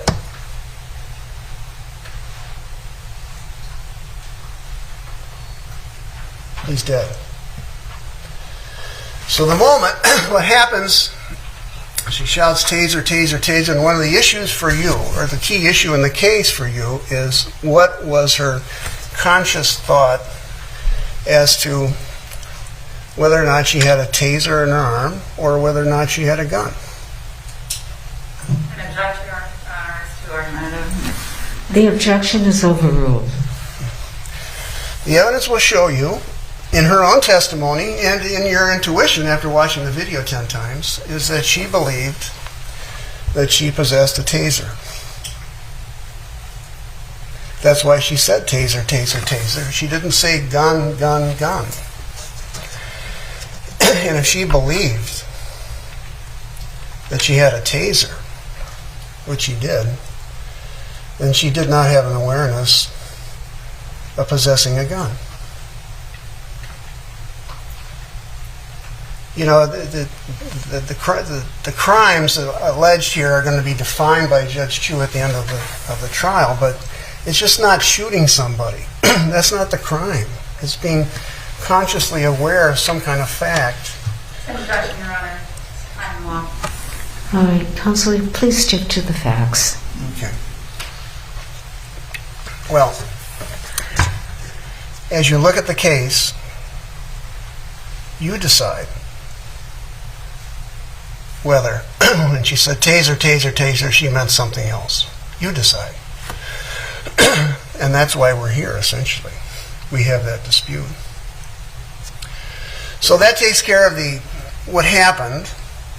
You know who's the testimony is going to be. Now I want to tell you who our other witnesses are going to be before you, and then we'll get going on the case. We're going to call several witnesses. The first one will be Timothy Gannon. He's the police chief, former police chief of Brooklyn Center. He was starting at Brooklyn Center in 1994, about the same time former Officer Potter did. His rise through the department was a different course. He was on the SWAT team. He became a sergeant quite quickly, and then he became a commander. There are 3 commanders and then a police chief, and then eventually he became the police chief of Brooklyn Center, and he's going to testify first. He's a veteran of the Iraq wars. He's got a BA. He's a wealth of experience. He's been in over 100 critical instances in his life where shots were fired. He's been in danger himself. And he'll testify about the training that Brooklyn Center police officers take, and he'll testify that he's seen the videotape himself.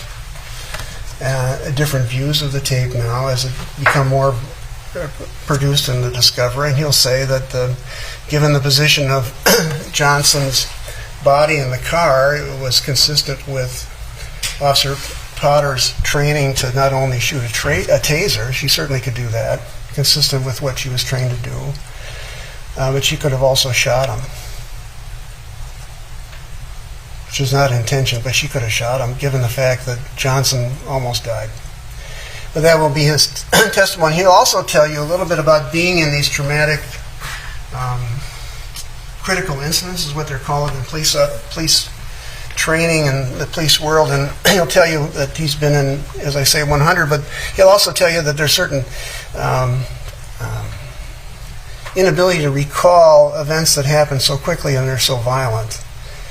And part of Officer Potter's testimony will be a lack of recall as to some details in this. She's got most of them, but some details are gone. And that does happen during critical instances involving trauma. So he'll tell you a little bit more about that.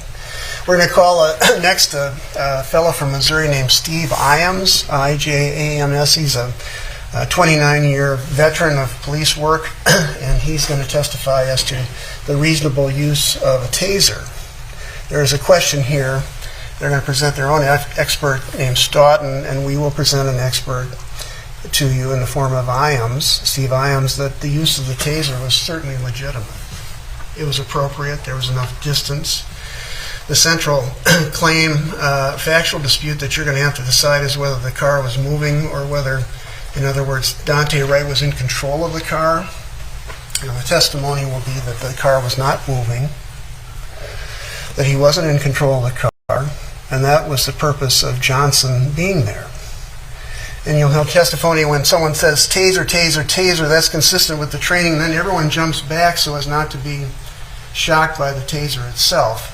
So when Officer Potter shouted taser, taser, taser, that's when Johnson and Lucky moved back. And the fact that she shouted taser, taser, taser saved Johnson's life. So that's Steve Iams. He'll come in. We've got another officer named Colleen Fricke who was with Kimberly Potter that night, and she'll show you videotape to give you a sense of the profound remorse and the emotional impact this has had on her. And she'll show you a video of Kimberly Potter huddled in the corner of Brooklyn Center Police Station. Her grief and regret was inconsolable. But grief and regret is not a crime either, or reflective of one. We're going to call character witnesses for her, people who've known her, police officers, friends from the family, all ages, to say that she has a good reputation for being peaceful and law-abiding, so that you know that this is something that is way out of the ordinary for her. And finally, we're going to answer the question that some of you had of, well, if you were a police officer for 29 years why and trained so well, why should something like this happen? And so we will be calling a fellow named Lawrence Miller from Boca Raton, Florida. He's a PhD in psychology with an expertise in traumatic incidences and police work, violence. And he's going to talk to you about how it is that we do one thing while meaning to do another. And it's called in the literature an action error. And he'll come in Friday morning, a week from this Friday. And he'll talk about the routine kind of action errors that we all experience. Give you some examples of what an action error is. But I want to get that word in your mind as you go through the case, action error. And for example, as the year turns, and for those who still write checks, you write the date of the check in January and you put the wrong year because you're used to doing 2001 all through the year, and it should be 2022. Well, that's an error. You're making an error you don't even think about. Or in computers, you change the password, but absentmindedly go back to your old password. Or if you've recently moved to a different location, you sometimes can drive back to your old location not realizing that that's what you've done. These are called action errors, and they are ordinarily dismissible, but they become quite important when what happens is catastrophic. And when someone makes a mistake and wants to do one thing but does something else with consequences of the kind that we see here. Action errors in the field of great catastrophe include airline mistakes that are historically made, why a high-time pilot would suddenly miss a landing after 30 years, why a surgeon perhaps after 1,000 surgeries might make a mistake, which can happen, or a diagnosis may be missed in the time of stress. Action errors in police work, Dr. Miller will tell you, occur in times of chaos, acute stress, when the decisions have to be made in an instant, when there is no time for reflection, and where the individual involved is in turn chaotic and perhaps intoxicated. Stoned is another word for it. It's up to you, of course, whether action error occurred in this case, and he's not going to give you an opinion one way or another, but he'll explain what happened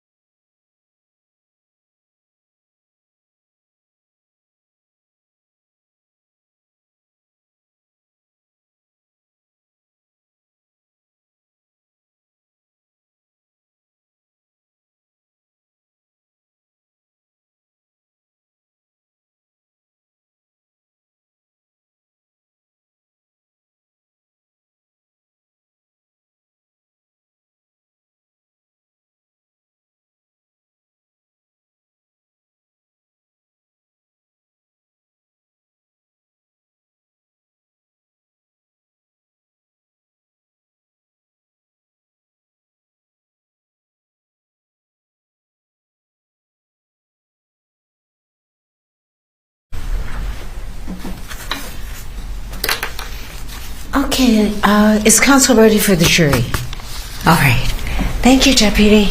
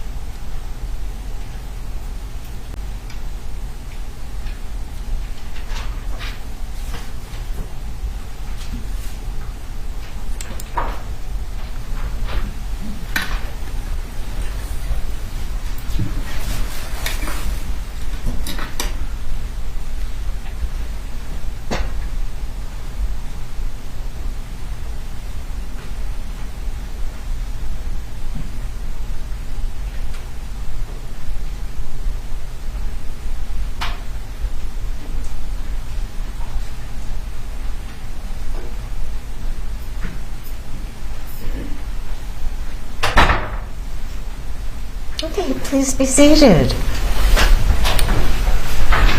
Members of the jury, at some point a firearm and taser will be brought into the courtroom and offered as evidence. Any weapon or taser will be secured in a way to ensure it can be safely handled.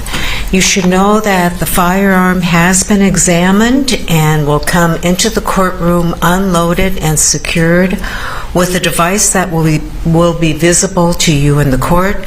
The firearm securing device will be such that it will be physically impossible to operate the firing mechanism of the firearm or put a bullet into the firearm. The firearm securing device will be locked and the key will be maintained by court staff.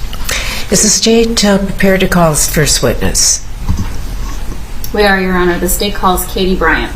Okay.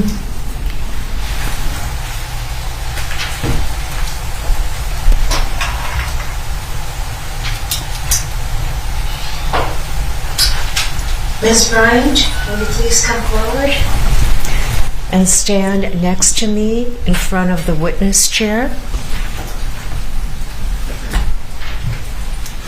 Raise your right hand. Do you swear under penalty of perjury that you will truthfully testify in connection with this cause? I do. All right, please have a seat. And then you may remove your mask. All right, counsel, you may proceed. Thank you, Your Honor. Good afternoon. Could you state your name, please, and spell it for the record? It's Katie, Katie, Ann, A-N-N, Bryant, B-R-Y-A-N-T. All right, Ms. Bryant, a couple of things to keep in mind when you're testifying. The court reporter that's seated in front of me is taking down everything that's being said. So you have to answer with a yes or a no instead of shaking your head. And please don't say uh-huh or uh-uh. If you don't understand a question, please let the lawyer know. If an objection is made, please stop talking immediately and don't answer the question unless I tell you to, all right? And only one person can talk at a time. So wait until the question's finished before you answer. Okay. Thank you, Your Honor. Ms. Bryant, could you tell me how old you are, please? I am 43, And what city do you live in? Minneapolis, How far did you go in school? 12th grade. And are you currently employed? I am. What do you do for work? I'm a retail manager. And are you married? I am. And who are you married to? To Aubrey Wright. And do you have any children together? We do. And what are those? Well, tell me about the children you have together. Who are those children? Daunte Wright, Diamond Wright, and Destiny Wright. And could you tell me the ages of your children, please?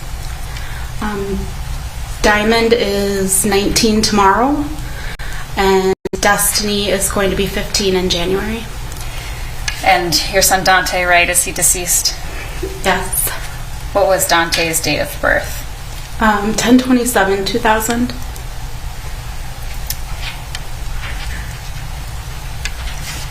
And that makes him your first child with Aubrey, is that right? Yes.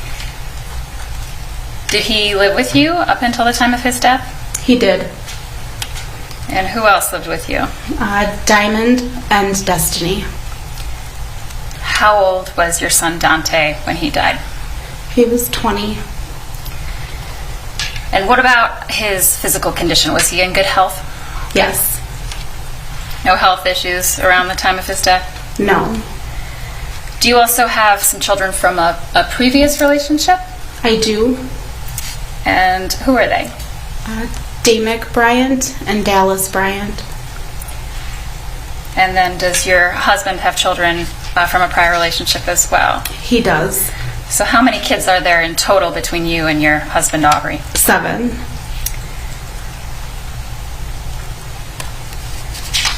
I'm just going to ask you this to get out of the way. Ms. Bryant, do you have a felony conviction for second-degree controlled substance possession?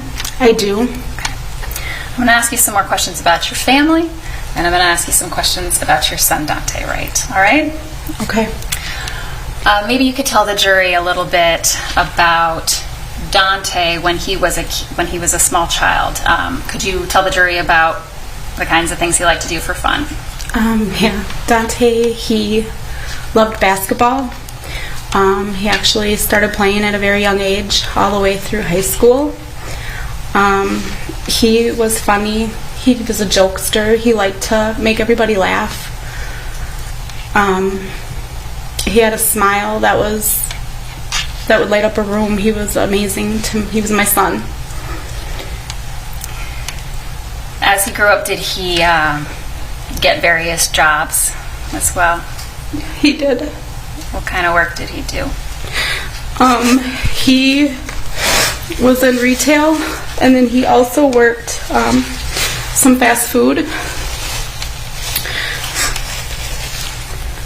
Was there a place he was working shortly before he died? He was at Taco Bell and Famous Footwear. And Famous Footwear, did he work there with his dad? He did. And shortly before his death, was he planning to go back to school? Yes, he actually enrolled in Summit Academy about 2 months before he was killed. Maybe you could tell the jury what Summit Academy. I am not 100% sure what Summit Academy is, but I know that they do like masonry. It's like a program where they train you to be in a career. Carpentry, masonry, and I know there's some other programs that they offer. Was he planning to pursue any particular career at that point? He talked about carpentry, but wasn't set on it. Now, your son, Daunte Wright, does he have children? Are there children that he has of his own? He does. He has a 1-year-old son. Okay. And what's his son's name? Daunte Jr. How old is Daunte Jr.? He just turned 2 in July. He turned 2 in July. When was he born? He was born July 12th Okay. of 2019. And who is Junior's mother? Her name is China Whitaker. Your Honor, at this point, I would plan to offer some Spark of Life photographs. I understand that there's no objection to foundation, but we would offer exhibits 3 and 4 at this time. Is there any objection to 3 and 4 other than? Other than it, no. Other than a record. Okay. Exhibits 3 and 4 will be admitted over defense objections. Thank you, Your Honor. And I would ask for permission to publish Exhibit 3, please. May we publish? Yes, you may. Excuse me. Ms. Bryant, there should be an image that you can see on your screen, and there now it's published for the jury. Can you describe to me what's pictured, and describe for the jury what's pictured here? This picture was last July. And it was Daunte Jr.'s first birthday. We had a barbecue at China's house. And is this a picture of your son Daunte with his son Daunte Jr.? Yes.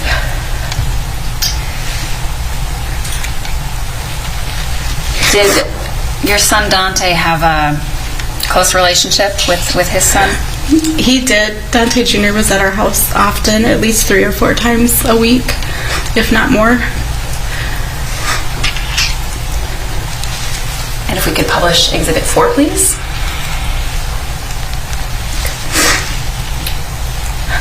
Exhibit 4 is now on the screen. Could you describe for the jury the photo here, please? This is when we took him out to eat at Teppanyaki Grill after Daunte Jr. was born. When Daunte Jr. was born, he was only 28 weeks. China was only 28 weeks along, and he was very premature. And he had to stay in the hospital for about 3 or 4 months. So that's when we took Daunte out for dinner to congratulate him on his son.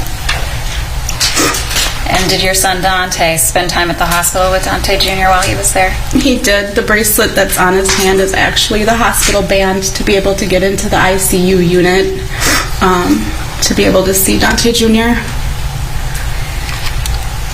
And you said that Daunte Jr. was in the hospital for 3 or 4 months. Was your son Daunte regularly at the hospital during that time period? He was. He actually was able to feed him his first time with a, you'd have to feed him with a Q-tip. You would dip it in milk. So he was able to do that for his first feeding, and he visited often. After Daunte Jr., was Daunte Jr. eventually released from the hospital? He was. Did your son Daunte continue his relationship with Daunte Jr.? He did. Tell the jury about that relationship, how you would see him and what they would do together. He was very proud to be a father. He was also a worried dad just because he was premature about him sleeping, and because he did sleep a lot as a premature baby, and he was really worried about that. He would play with him. He would do everything that a father needs to do for his child. He was an amazing dad. So, Ms. Bryant, and take your time, please, but I'm going to ask you some questions about April 11th of this year, okay? Could you tell the jury what you were doing that day? I had Daunte Jr. He stayed the night, and it was just an average day. We woke up, he ate, he liked, his favorite is the mini chocolate chip pancakes. And he was eating breakfast, watching Coco Melon, and it was time for his nap. That was around 12 something that afternoon. And did you end up were you watching Daunte Jr. By yourself for part of that day? Yes. And then did you end up seeing your son Daunte later on in the day? I did. Could you describe that interaction for the jury, please? Daunte came home in the afternoon, and I was laying Daunte Jr. down at the time. He knocked on the bedroom door, and he asked for $50 because he wanted to go get a car wash, and he said he needed gas. And I told him to be really quiet, take it out of my purse. So he took it out of the purse, he leaned over the bed, he gave Daunte Jr. a kiss goodbye, and I yelled at him again and told him, please don't wake him up, like I just got him to sleep. And then he left. I told him to make sure he locks the door on his way out. So you indicated that your son Daunte Wright was on his way to get a car wash and some money from you for that. What was the car that your son Daunte Wright was driving? A white 2011 Buick LaCrosse. Was that Daunte's car? Yes. And how did that come to be? It was one of our older vehicles. It was in my other son's name, but we ended up giving it to him as his first car, like 2 weeks before he was killed. And when you say giving it to him, was he the only one who was driving the car in that 2-week period? Yeah, he was the only one that had access, that he had a key to the car. It was his. But was the car still registered to your other son? It was still registered to my son Dallas. I'm sorry, I missed the answer on that. Yes, it was still registered to Dallas. And what about the insurance on that car? We did not transfer over insurance yet, so we were going to add it to our current insurance policy. But that hadn't been done yet? No. On April 11th, did you go into that car, have any interaction with Daunte in that car? No, I did not. And had you been in that car or driven that car, used that car in that 2-week period prior? No, I have not. Okay. So getting back to April 11th, after Daunte, your son Daunte Wright, took the money to get a car wash, what happened after that? He called probably about 10 minutes after he left the house, and he asked me what car wash we usually go to, because we have a specific car wash that we go to in Fridley off of University. And I told him that, and he was like, well, isn't there one in Brooklyn Park? And I said, well, yeah, I think it's Mr. Car Wash. And he said he was going to go to that car wash. And I said, okay, don't call back again, because I was really adamant about Junior not waking up. And is Junior what you call Daunte's son, Daunte Jr.? Yes, Daunte Jr. And was your concern just not waking up Junior? Yes, not waking Junior up. So after that call where you discussed which car wash to go to, was there a second call after that? There was. And about how much later was that? Oh my gosh, maybe 10, 15 minutes later. And what was the nature of that second call? He called me to tell me that he has been pulled over. And I asked him, I said, for what? And he said that the police officer said that he had an air freshener hanging from his rearview mirror.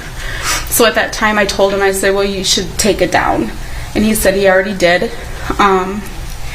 And then he said that they were also asking about insurance information. And I told him to, when the police officer gets back to the window, to please hand him the phone so I can explain the insurance and give him my insurance policy, that we haven't added it yet.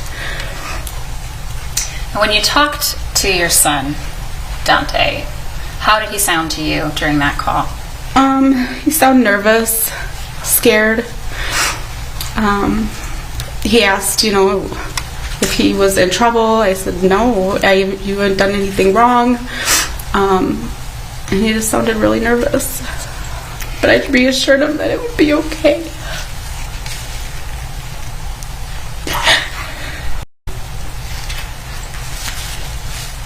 Take your time.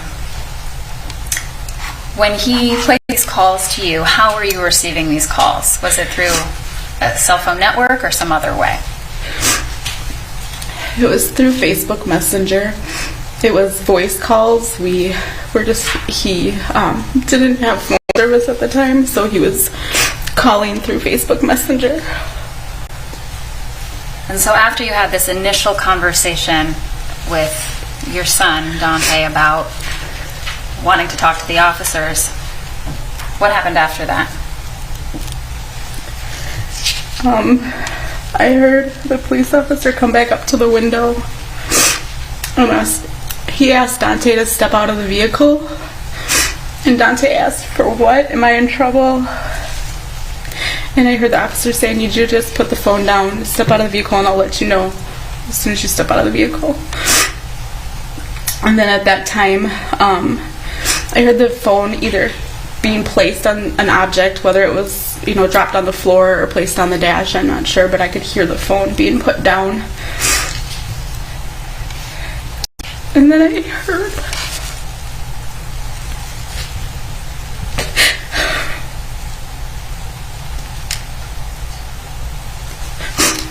heard the officer telling Daunte, no. And I heard Daunte say, no, I'm not. Don't. It sounded like he said, don't run. Daunte said, no, I'm not. And then I heard them say, somebody tell somebody to hang up the phone. And then that's all I heard. Did the phone disconnect? It did. After the phone disconnected, then you heard what you described. What happened next? I was panicked. I called back. It seemed like 100 times, but I believe it was probably maybe 4 or 5 times, and I kept calling. So finally I FaceTimed. I would say I don't know how much time lapsed, maybe a minute or two.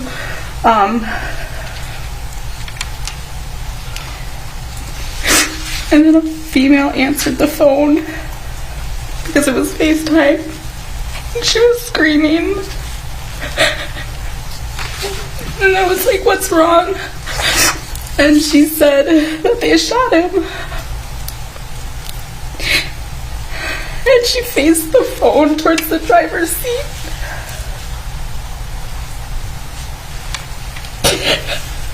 And my son was laying there. He was unresponsive, and he looked dead.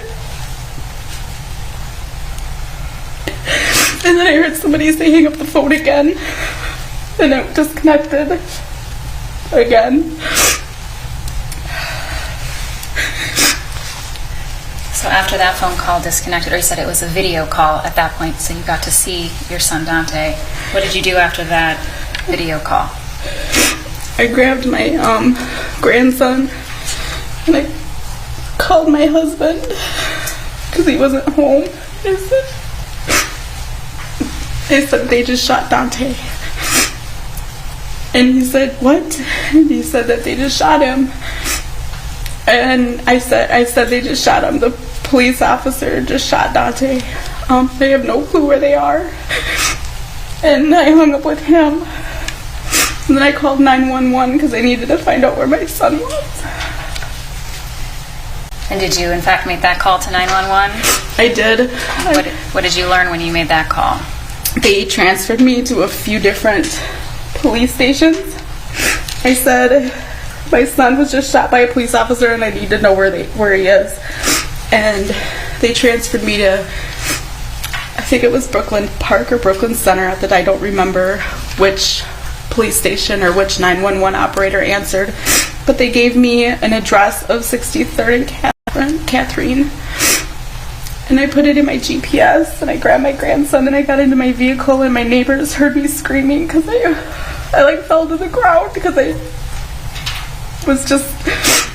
didn't know what to do. So she helped me up. She put us into the vehicle and then she drove us to 63rd and Catherine in Brooklyn Center. A neighbor who drove you and Daunte Jr.? Yes. And about how long did it take for you to get to that location? It seemed like forever. I felt like we weren't getting there fast enough, but probably 7-8 minutes, maybe a little bit longer. And is that where you went to that location at 63rd and Catherine? Yes. And what did you see when you got there? So we were driving down Brooklyn Boulevard, coming up to 63rd, and there was a lot of traffic, a lot. So I got out of the car because I could see, when we were waiting to turn, I could see all the police lights probably about 6 blocks down. And I got out of the car and I started running towards Catherine because the traffic wasn't moving fast enough. And then the car that I was in ended up catching up with me, and I got back in for another 2 blocks. And then I got out again and ran the last 2 blocks to where all the yellow tape was. And then I went under the yellow tape because I seen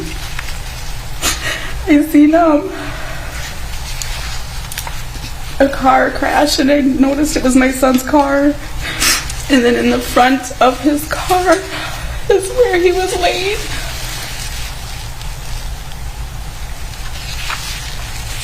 Did you see your son's body on the ground? I did. So what did you do when you got to that area? I was so distraught. I didn't know what was happening. I just got off the phone and they said he shot him, but I seen a car crash. I was asking questions. I didn't want to believe that that was my son laying there on the ground, but I could tell it was him because of his tennis shoes. And when you say you could tell it was him because of his tennis shoes, was it only part of his body that was visible to you? They had a white sheet over him. But you recognized his shoes? Yeah. Your Honor, at this time I would offer Exhibit 6. Again, I understand that there's no foundational objection to that exhibit. And what is Exhibit 6? It's a video of Ms. Bryant arriving on scene. All right. Is there no objection? Exhibit 6 will be admitted into evidence, and you may publish, counsel. Thank you.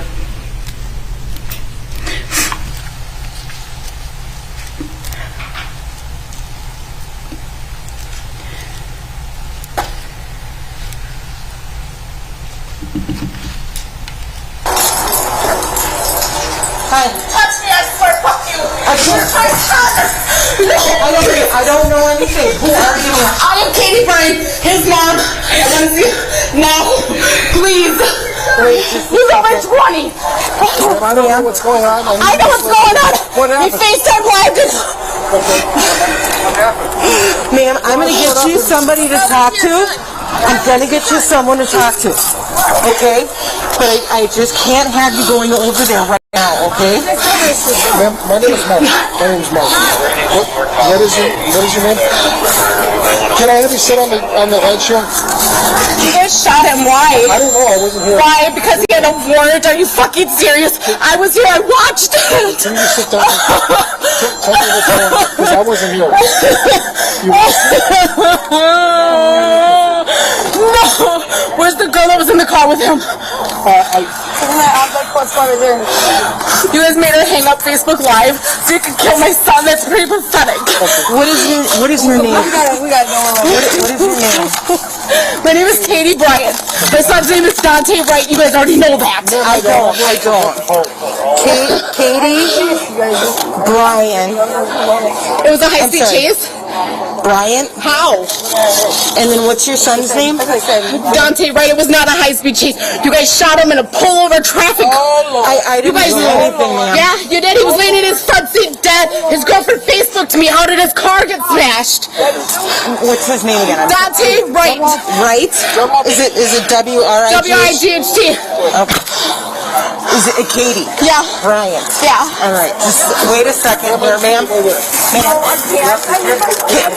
can just sit down, please. Ma'am. Just sit down. Okay, so I wasn't here.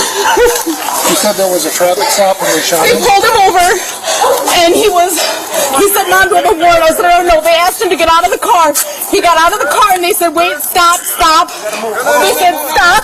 And then she goes, and then they shot him. And he fell back in the seat, and he was laying in the driver's seat, and she said they shot him, and I said, what do you mean they shot him? She said, yeah, and then they told her to hang up, and that was it. I don't know nothing else, so I had to call you guys to find out where this happened. I really don't know more because I just came because there was trouble. Why is my car smashed up? I don't know. I don't know. This deputy here we weren't here, but... Oh my God. What's your name? Is he alive? I do not know the condition. I don't know. Are you guys serious? What are you talking to me for then? I'm going to find out. We're going to find out, but we have to wait and find out who's involved and who's in charge and get you in contact with the people that know what's going on. So I can tell them who I'm talking to. I'm going to start exchanging. We are also trying to figure out what's going on.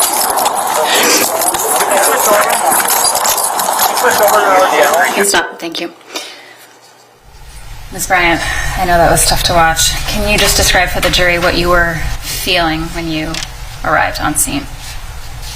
I was praying that wasn't him laying on the ground. That it was a person in the other car. And then he was in the back of a cop car. I was so confused, angry, scared. It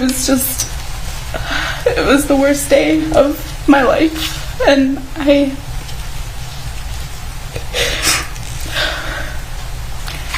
You said that you were praying that it wasn't him, but in your heart, having recognized those shoes, did you feel like you knew?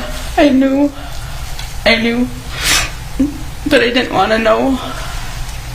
I was biting the insides of my cheeks. I still have scars on the insides of my cheeks because I thought it was a dream. And if I bit the insides of my cheeks, that I would wake up. But I didn't wake up. You know, in the video you described that you were there and that you watched it. What did you mean by that?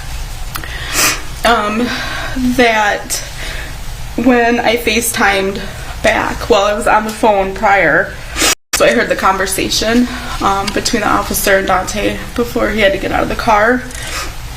And that after, when I FaceTimed the female that was in the car, I could see what happened, and she said what happened, that she was shot by the police officer that was there at the time. That he was shot, your son Daunte? My son Daunte was shot, yes. And you had mentioned, I think, Facebook Live, but is that video call, the FaceTime or video messenger call that you are describing? Yes, Messenger Live. Okay. About how long did you stay in that area after this? Hours, 8, 9 hours. I felt like I couldn't leave because I begged them to take his body off the ground.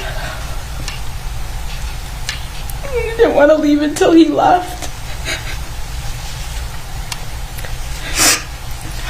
At some point, did your husband join you as well? He did. And did someone come to pick up Daunte Jr., your grandson who was with you? Yes, China ended up coming to get him. You said that you waited on scene until they removed your son Daunte's body. Were you ever given an opportunity to approach or see him close up on that day? No, I wasn't. Excuse me, I objected as not relevant. The objection is overruled. You may answer. No, I wasn't able to approach him at all. And what was going through your head while you were waiting for all those hours?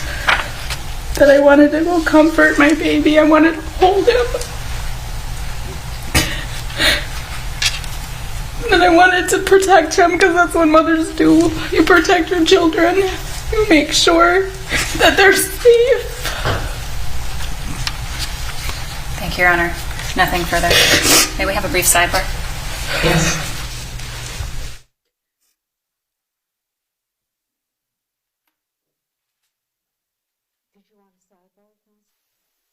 Did you want a sidebar, counsel?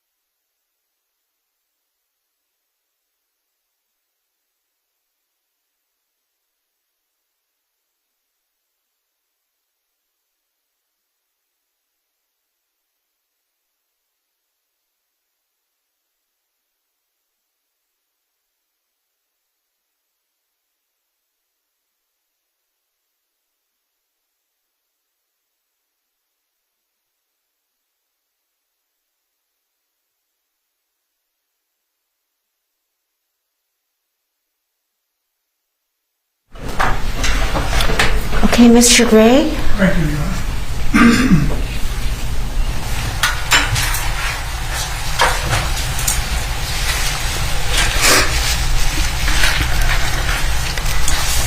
Good afternoon, Mrs. Bryant.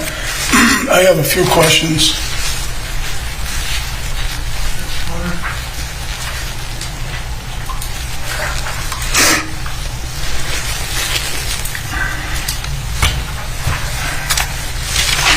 With respect to the automobile, the Buick, it was in Dallas's name, is that right? Yes. And how long had it been in Dallas's name? For a few years since we've owned it. Now, remember how many years by we owned it? Would that be you? Well, yes, my son, I drove it in the beginning, like years ago when we purchased it. Okay. But my son ended up putting it in his name after that. And how old is Dallas?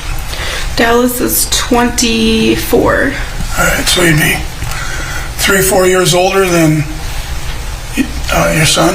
Yes. And you testified that you're close to your son, is that right? I'm close to all my children, yes. Okay, but you also testified that you're close to your son, correct? Yes. All right.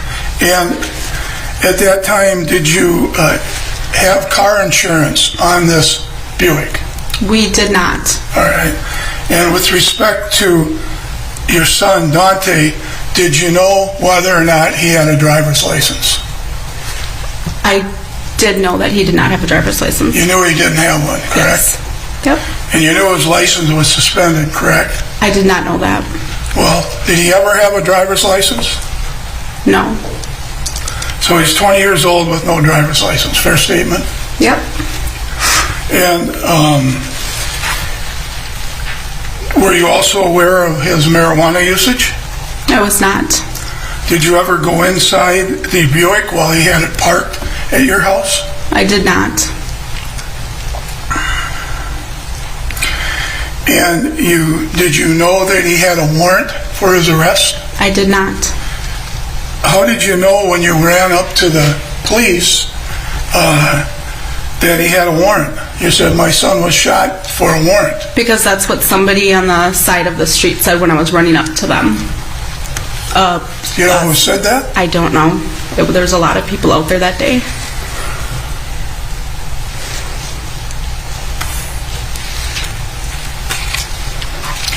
And you testified that Daunte was staying at your house? He was. The 2 weeks prior to his death, was he staying there every night? Not every night. And how many nights of the 2 weeks before that did he actually stay at your house?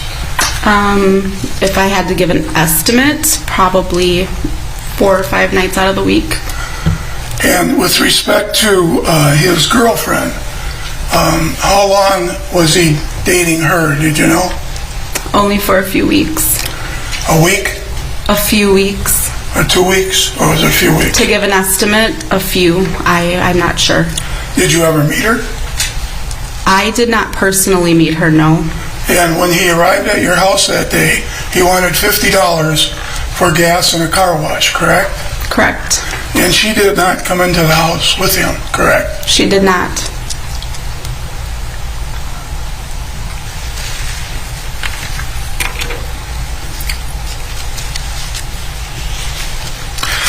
You gave a statement to law enforcement on April 15th, 2021. Do you remember that? I do.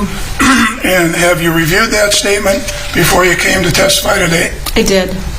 And it is true, is it not, that when you went to that statement, you had 3 lawyers, or 2 lawyers at least, actually 3 lawyers, that represented you at the time. Is that correct? Objection, Your Honor. Outside scope and irrelevant. Okay, sidebar, please.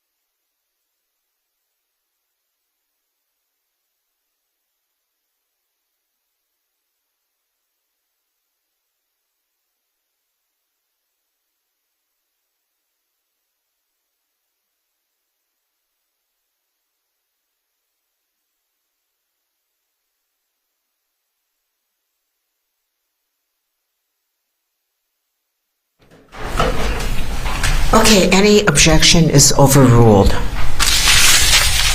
On April 15, 2021, Ms. Bryant, you were interviewed by law enforcement, and you had an attorney named Jeff Storms representing you, correct? Correct. And you had an attorney named Adam Marceline with the Ben Crump law firm, is that right?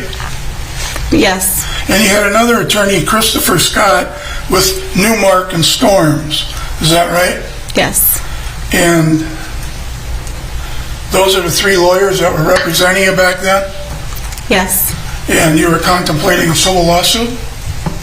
Yes. That's all I have, Your Honor. Thank you. Is there any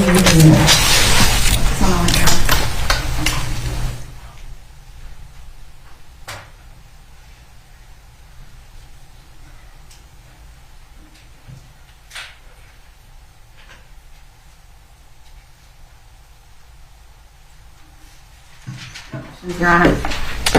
Okay. Thank you. You may step down.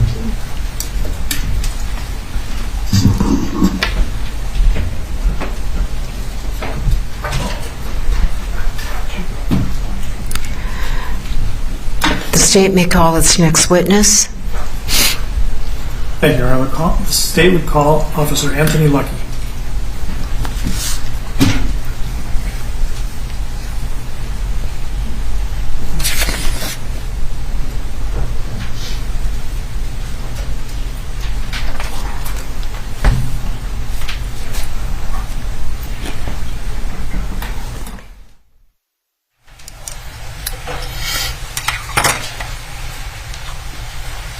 We might just need one moment for the witness, Your Honor.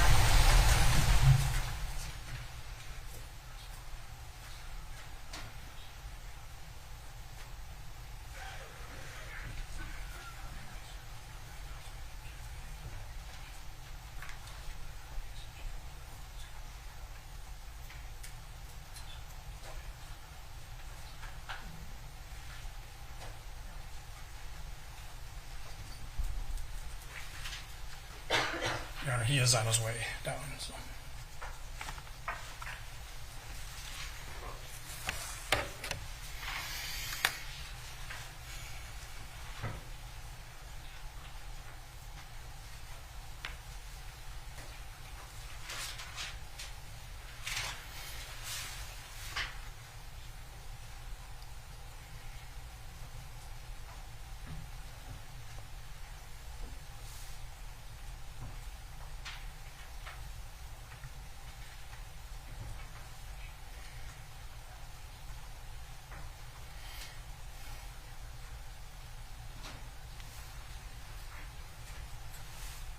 Hello, officer. Will you please come forward and stand behind the witness chair?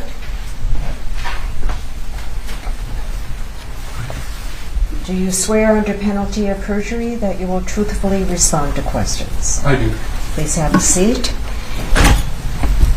And officer, you may remove your mask and state your full name and spell it. Yep, first name will be Anthony Troy Lucky, Anthony. Middle name Troy. Last name Luckey. Just a couple reminders. Only one person can talk at a time. Wait until the question's finished before you answer. If an objection is made, stop talking immediately and don't answer the question unless I tell you to. Okay, if you don't understand the question, ask for clarification. All right? Yes. And yes or no answers, please, instead of shaking your head. Yes. Counsel? Thank you, Your Honor. Good afternoon, officer. The cautions the judge just gave you, if you catch me trying to correct you, that's just why, so we can get all your testimony down, okay? Should I ask you to spell your full name? Yes, you did. Okay. Okay. Go ahead. Thank you, Your Honor. Obviously, you're dressed in uniform today. Can you tell the jurors what you do for a living? So, for a living, I am a police officer with the Brooklyn Center Police Department, and I've been employed there since February 2021. And was it your first job as a police officer? My first employment as a police officer, it will be technically my third employment as a police officer. So how long have you worked as a police officer altogether? Altogether, it would be about a total of 3 years. And we'll come back to that and cover that a little bit more, but I want to back up a little bit. How old are you today? I am 31 years old. And can you tell the jurors, just not address, but the town where you grew up? I grew up in Brooklyn Park, Minnesota. And you now work Brooklyn Center, correct? Brooklyn Park, Brooklyn Center, both the same areas. So yeah. The cities share a border even, right? Correct. And where did you go to high school at? I attended Park Center Senior High School. And is that kind of a shared with Brooklyn Park and Brooklyn Center? There is a Brooklyn Center High School, and there is a Brooklyn Park High School. So some people who did live in Brooklyn Center also attended Park Center High School as well. So. When did you first start thinking about becoming a police officer? I thought about becoming a police officer when I was about 7, 8 years old, living in the city of Brooklyn Park. And why? What made you start thinking about it? For me, it was just living in the community, seeing how crime was going on in Brooklyn Park, seeing how officers for the Brooklyn Park Police Department responded to calls and helped the community. So for me, it was always a calling, wanting to help other people, wanted to do good in the world. And you could do that by being a police officer? Yes. And so what was your first experience working with the police department? My first experience would have been with a smaller agency up north in Mille Lacs County, Band of Ojibwe Police Department.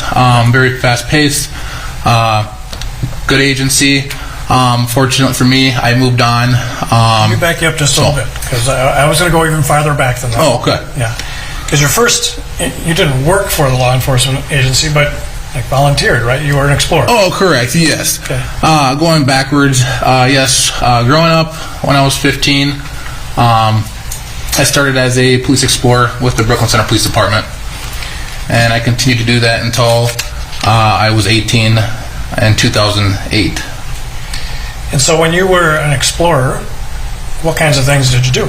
So as an explorer, it's kind of like a youth program where it is a youth program where you learn the basic ways of being in law enforcement. So you learn what it is like doing the job. You compete in competitions such as crime scene investigations, traffic stops,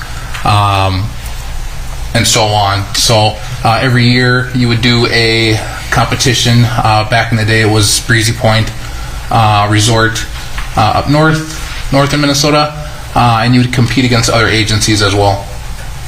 Did you enjoy it? I did, yes. Did it make you want to be a police officer more or less? Yes, it gave me the wanting to drive to continue my career and to continue becoming a police officer. While you were an explorer for the Brooklyn Center Police Department, did you get to know Kim Potter? Yes, I did. How so? I did see Officer Potter around in the building when we would have monthly meetings. There were times that I would see her coming into our meetings every now and then. I would see her in passing while we were doing trainings and stuff like that. So you knew who she was? Yes. And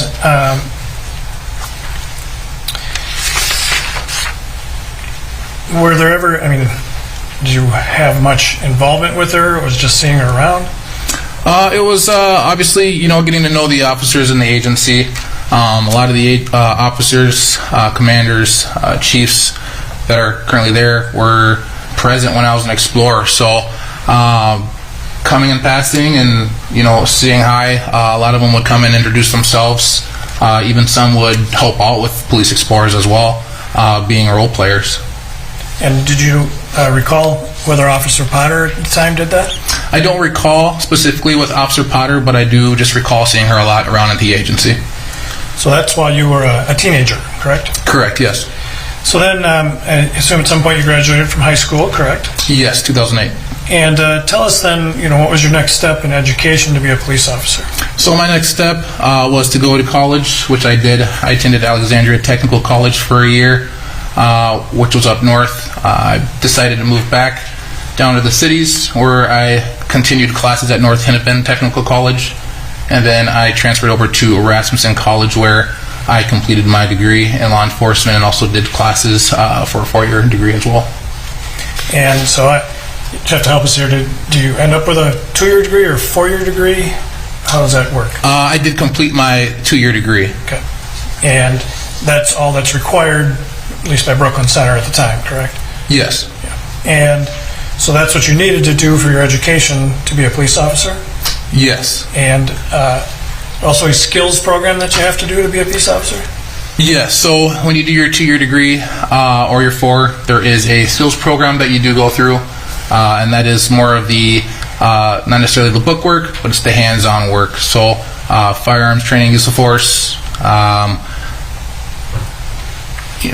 crime scene investigations, the more of the fun stuff. You go to driving school, etc. And so then the next, I think you started telling us earlier,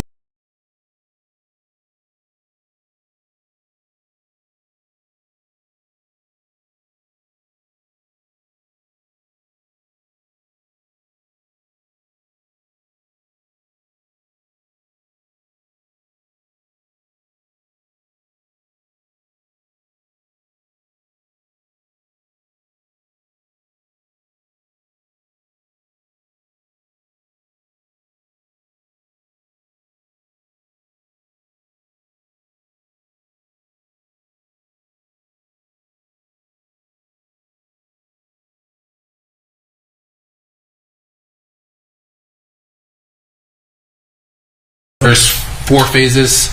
Your first phase is basically learning on a ride-along, learning how they do, traffic stops, how they handle calls, how they deal with people, sort of getting a feel for the geography and the basics of starting on the road. It's basically getting you ready to be able to work in that city's environment, if that makes sense. Gradually down the road, moving on through these phases, you get switched different field training officers that will give you an understanding of how they do things differently and their experiences as well.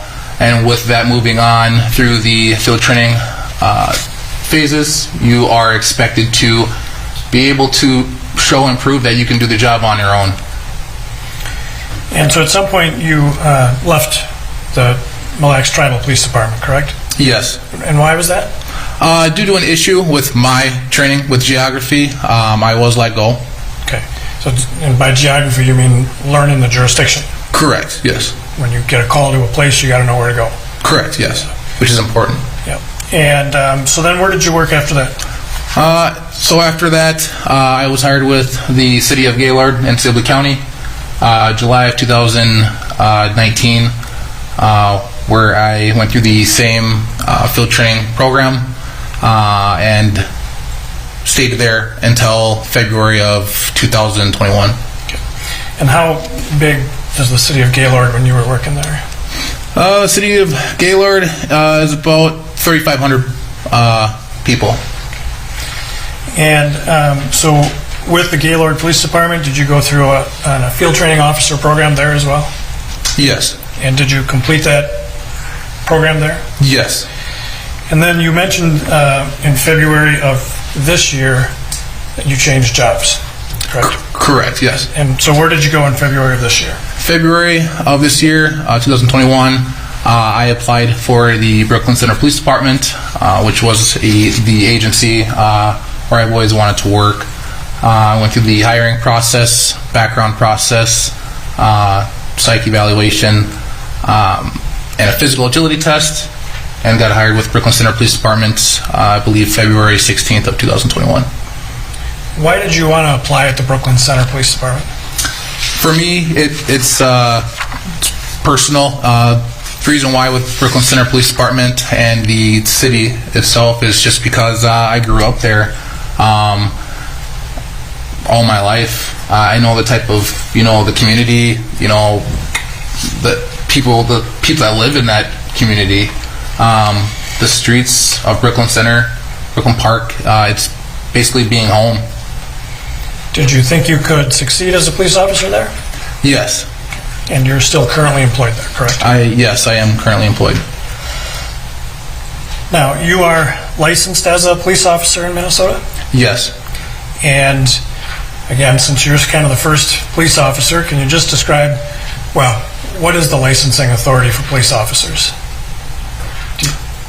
You mean the Minnesota Post Board? Is that what you're referring to? Yep. Who do you get your license from? Yep. So when you are licensed as a police officer, you are licensed with the Minnesota Police Boards Association, which is the Minnesota Post Board, which is our licensing center, or our licensing issuers, basically, in the state of Minnesota. And so POST, I think, means Peace Officer Standards and Training, right? Correct. And so you have to apply there to get your license, meet certain requirements before they can give you a license, correct? Yes. And when did you first obtain your police officer license in Minnesota? My first obtaining of a license was January of 2018. And you've kept that license ever since? No. The license did go inactive. So every time you move an agency, my license was activated the January of 2018. Moved over transferred to Gaylord Police Department, where it was then reactivated, and then I was having my license held through that agency. So all the time you've been working as a police officer, you've had an active post license? Yes. All right. And when you worked at the Gaylord Police Department, did they provide training to you? Yes. And did you carry a taser there? Yes. And did you get certified to carry the taser before carrying it? Yes. And do you recall what model taser you used when you were at Gaylord? At the City of Gaylord Police Department, it was, I believe, the X26P. And when you went to the Brooklyn Center Police Department, did you get a taser to carry there when you started? Yes. And at some point, did the Brooklyn Center Police Department change models of taser? Yes, at one point they did. When I started, it was X26P. And what did they change to? And then we transitioned to the Taser 7. And when you were at Brooklyn Center, did you have to do some training for the Taser 7? Yes. Do you recall when that training was? Not the exact date. I do want to say it was the first week of May. I believe probably May 3rd or May 7th. Okay. Do you think it was March? March. Yeah. March 3rd would be actually the exact date. Okay. And did you also get training like on the use of force with Gaylord? Yes. And the use of force with Brooklyn Center as well? Yes. And did that training, through that training, were you taught about different ways to, or places to wear the taser? Yes. When you came to Brooklyn Center, was there already a policy in place about where to carry your taser? Yes. And what was that policy? The policy was opposite side of your duty firearm. So if you have your duty firearm on your right side, you had to carry your taser on the left side? Yes. And why was that there was a rule about that? For Taser's policy and our policy, it's so that way officers do not get their firearms confused with their tasers. And when you were wearing your taser for the Brooklyn Center Police Department, you wore it on the other side, correct? Yes. Did you use a straight draw or cross draw? Do you know what I mean? When I first started, I used a cross draw. And what does that mean? Can you describe that for the jurors, please? Yes, so a cross draw is I'm a right-handed person. I carry my Glock 17 on my right side. So when I go for my taser, to grab my taser, I reach across my waist on the other side of my belt, and I am able to grab my taser with my right hand, which would be my dominant hand. And so if you were to grab it with the other hand, what kind of draw is that called? And if I use the opposite hand, it would be a reaction side straight draw. And are you still wearing it that way? I currently am wearing a straight draw with my reaction side. So you've switched? Well, yeah, yes, with my reaction side hand. Sorry. Why did you switch? For me, that's just how I trained with, is to just use my taser with my left hand only instead of my dominant hand. So for some time you wore it as a cross draw, right? Yes. And then at some point you switched to a straight draw. Correct. And why did you, I'm not sure I'm clear about why you switched at that point to a straight draw. Yeah, so initially when I did start at Brooklyn Center Police Department, I do believe there was a straight draw holster offered to me. Down the road, I didn't prefer to have a cross draw, so I requested it to obtain a straight draw holster, but it was not available. So when we transitioned to the Taser 7, I made sure to stick with using a cross draw holster instead on my left side. When you went to the Taser 7, you requested a straight draw or cross draw? Straight draw holster, yes. So that's where the switch occurred? Yes. All right. Sorry if they beat that, but wanted to make sure I understood. And when you were working at Gaylord Police Department, did you ever have to draw your taser? Yes. And what about at Brooklyn Center? Did you ever draw your taser while you were working at Brooklyn Center? Yes. And have you ever actually fired a taser? No.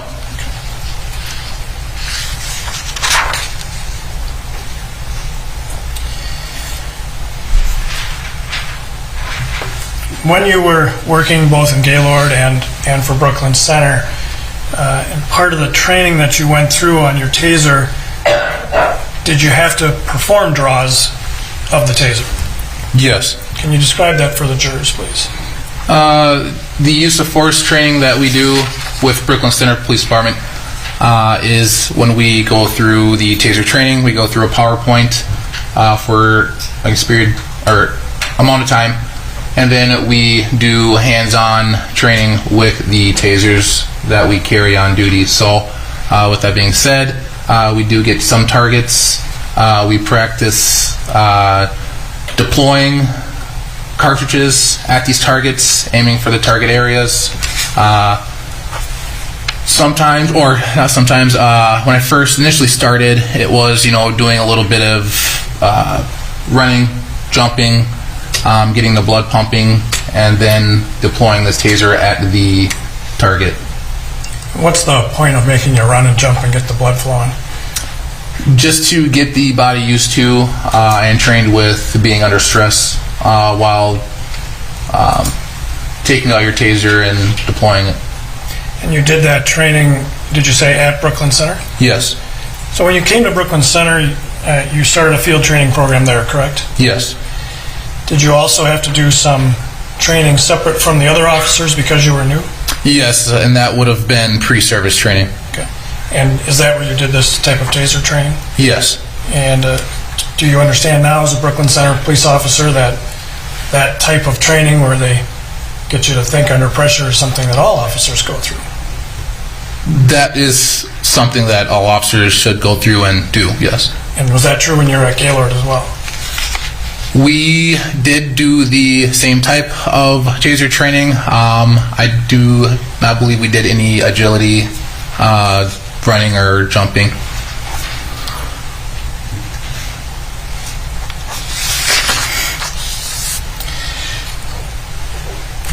I want to turn specifically to now April 11th of 2021. Were you working that day? Yes. And what was your shift that day? So my shift on April 11th was a day shift. I was still on in my field training program, and I was working with Officer Potter at the time. And you recall what your shift was? My shift was the day shift, which I was working a 6 a.m. to 6 p.m. And do you recall what day of the week that was? That would have been a Sunday. And so you were working, well, let me ask you this way. Were you still in the FTO program with Brooklyn Center at the time? Yes. You talked earlier about some phases of the FTO program. Yes. Do you recall on April 11th where in that process you were? I was in phase 2, which would have been the second month. So is it phase 2 of how many? Typically, it's 14 shifts. On that day, I believe it was either my 4th or 5th shift on my second phase. Okay, so how many phases though are there? There are 4 total. Okay. You can get extended, but there's 4. So you were early part of the second of 4 phases. Yes. And so at that point in the process, what are your responsibilities as the trainee, versus the trainer? Explain that for the jury, what that relationship is supposed to be at that stage. Mm-hmm. So second phase is typically you're progressed from the first phase. So it's percentage-wise, I'd have to say you're not necessarily doing 50% of the work, but you're doing about 30% of the work. You are involving yourself with talking to people on these calls that you're going to, doing some of the paperwork that you're assigned to do on the calls. So. And what's the role of the FTO then at that time, the trainer? Yep, and the role of the field training officer at the time is typically the same as it always is, which is to instruct you, read over your work, monitor you, make sure they're grading pretty much your errors and your the things that you do well in. So.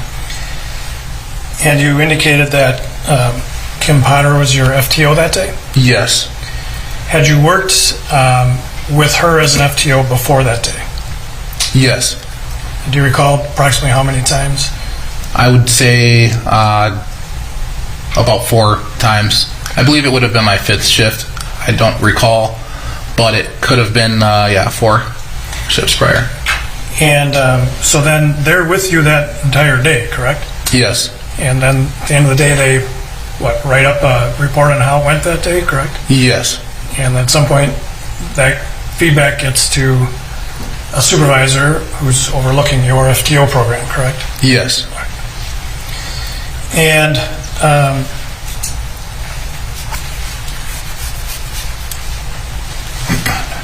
And so all those shifts are 12-hour shifts? Yes.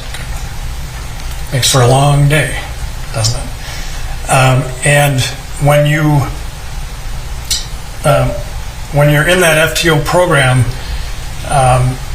is there something you refer to as a book or some goals you have to meet? Yes. So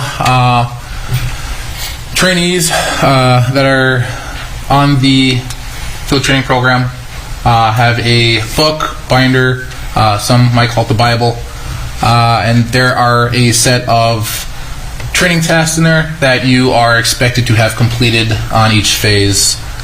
First phase could be as simple as writing a traffic citation, writing a report, and then the second phase is more into investigations possibly. So prior to that day, in your work at Gaylord and at Brooklyn Center, had you made stops of vehicles before? Yes. Had you made arrests before? Yes. Had you taken people into custody who had warrants before? Yes.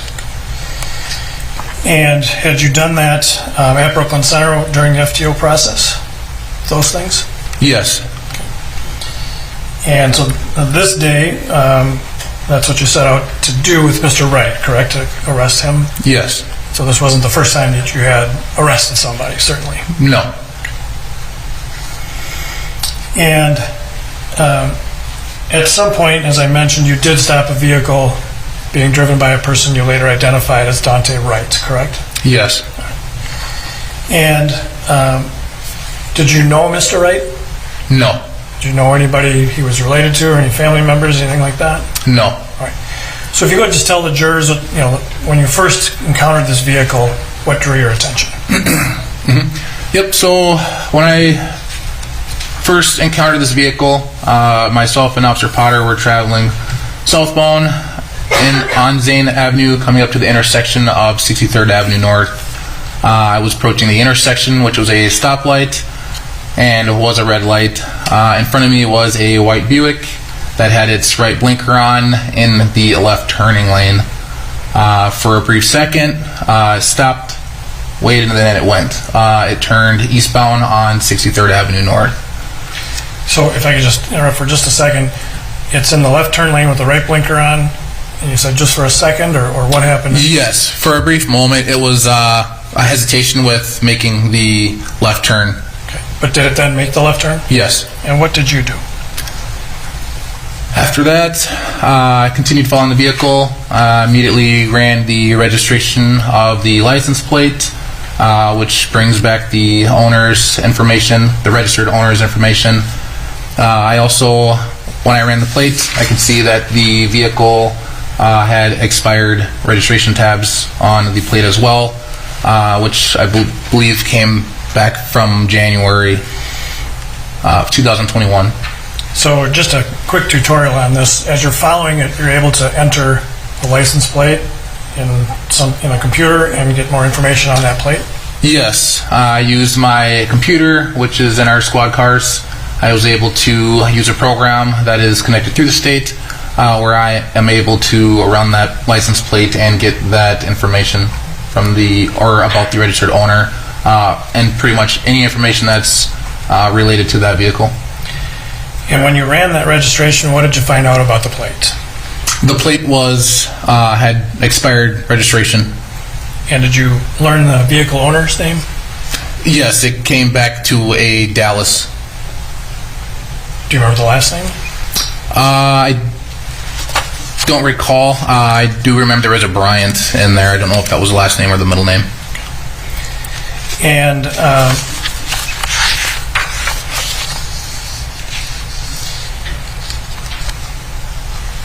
after this incident, did you write a report about it? Yes, I did. And if that report contained the name that you learned from that, would it refresh your recollection to look briefly at your report? Yes. Your Honor, may I approach the witness? I'm not sure how we're going to do this, but for the purpose of refreshing his recollection. Yes.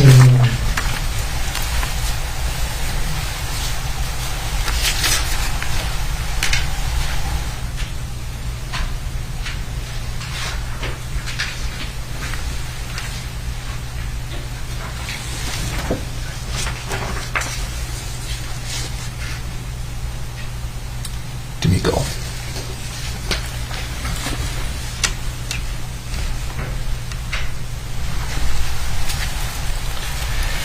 So, Officer Lucky, having reviewed your report, does that refresh your recollection about the owner's name that you learned at that time? Yes. And what was it? Dallas, D'Amico, Bryant. So Bryant was the last name? Yes. Okay. Then, while you were doing this, where were you in the squad car? I was the officer driving that entire day, while Officer Potter was in the front passenger seat. Okay. So as you're running that information, she's there next to you? Yes. And so then did you continue to follow the vehicle? Yes, eastbound on 63rd Avenue. Did you observe anything else significant to you at that time as a police officer about the vehicle? Yes, I did observe that there was a air freshener hanging from the rearview mirror as well. Okay. And why is that significant to a police officer? Is that really a violation of the law? Technically, yes, it is. Okay. A fairly common violation of the law to have things hanging from a rearview mirror? It's a common violation of the law, yes. I suspect there's a lot of people right now thinking, I didn't know that was against the law, right? Maybe. Fairly common to see. It's, yes. And so then what did you decide to do?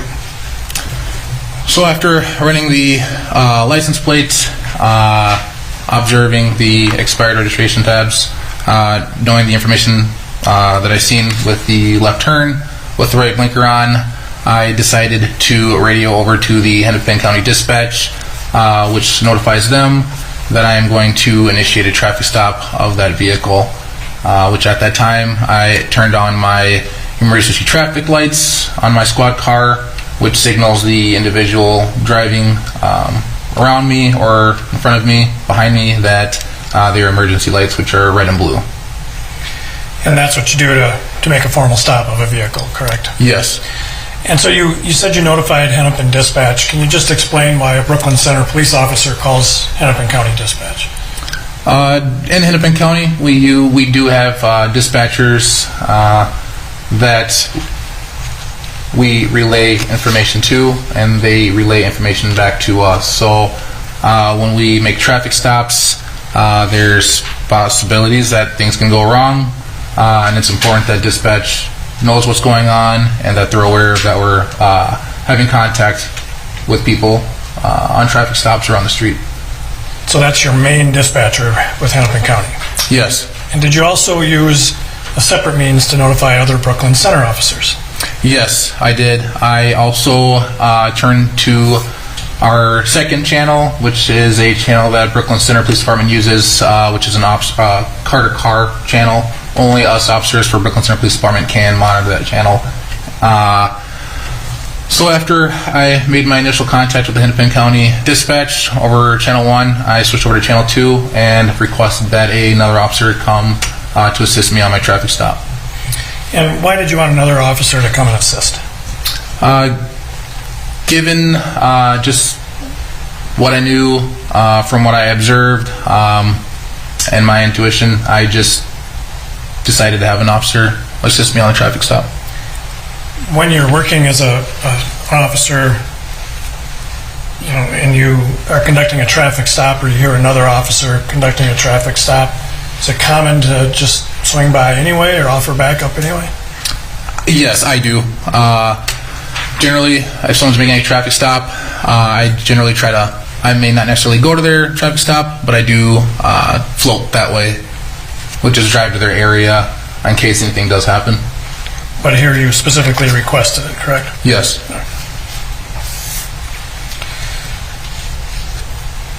At the time, did you know how many occupants there were in the vehicle? Yes, I can only see that there were 2 occupants in the vehicle, one in the driver's seat and one in the front passenger seat. When you send that request out, do you get any response? Anybody tell you they were going to respond? Yes. When I sent the response out over Channel 2, Sergeant Johnson responded back on the radio stating that he was en route. Now you mentioned Sergeant Johnson. Does he have some supervisory role for you that day? Yes, he was the sergeant on shift that day. So you're working with FTO, but there's also a sergeant working that day. Yes. Right? So is Sergeant Johnson, in that sense, a supervisor for you? Yes, he is a supervisor. He responded that he was going to back you up? Yes. Did he indicate when that would be?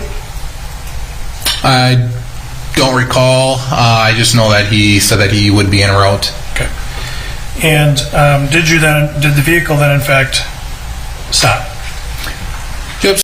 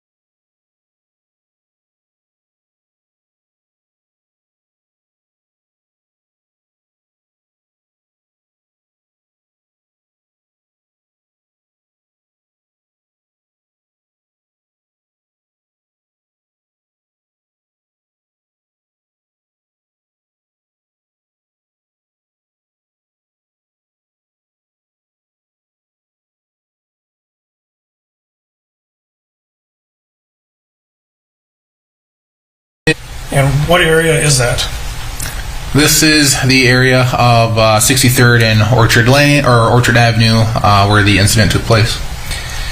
Now, obviously this photograph is not taken on April 11th because there are actually leaves on trees and green grass, right? Yes. But otherwise this depicts the layout of that area, the roads, the streets in that area? Yes.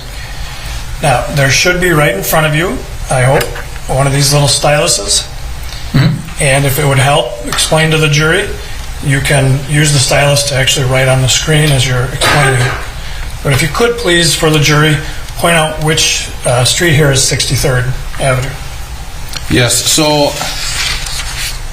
this street will be 63rd Avenue North. And what directions does that street run? Travels east and west. And is that kind of a busy street in the area? Yes, it is. And why is that?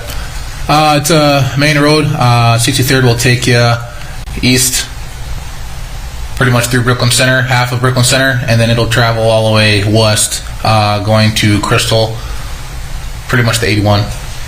And so there is on here well, you drew a line on here. Can you just describe for the jurors which direction is east and which is west? Correct. So east, and then we're going to have west. Got it. So you were traveling east behind this vehicle on 63rd, correct? Correct, yes. And if you could, for the jurors, indicate where the vehicle first pulled up and had this problem of blocking the driveway. So the initial stop of the white Buick would have been the entrance right there, and eventually I got on my PA and he made his second stop right there. And so you directed him to move up, and he in fact did that? Yes. And once you stopped behind him at that location, you'll notice on here, just above your little smaller red X, there's a blue box with an X in it. Is that the approximate location of the final stop? Yes. Okay. So then once the vehicles came to a stop, what did you do? Vehicle came to a complete stop. At this time, I exited the vehicle, or exited my squad car, and approached the vehicle on the driver's side door. And where was Officer Potter while you were doing that? I believe Officer Potter was still stationed inside the squad car. Okay. And did you then have a conversation with the driver? Yes. And was the window open? Did the driver open the window? Yes. And when you approached, what happened next?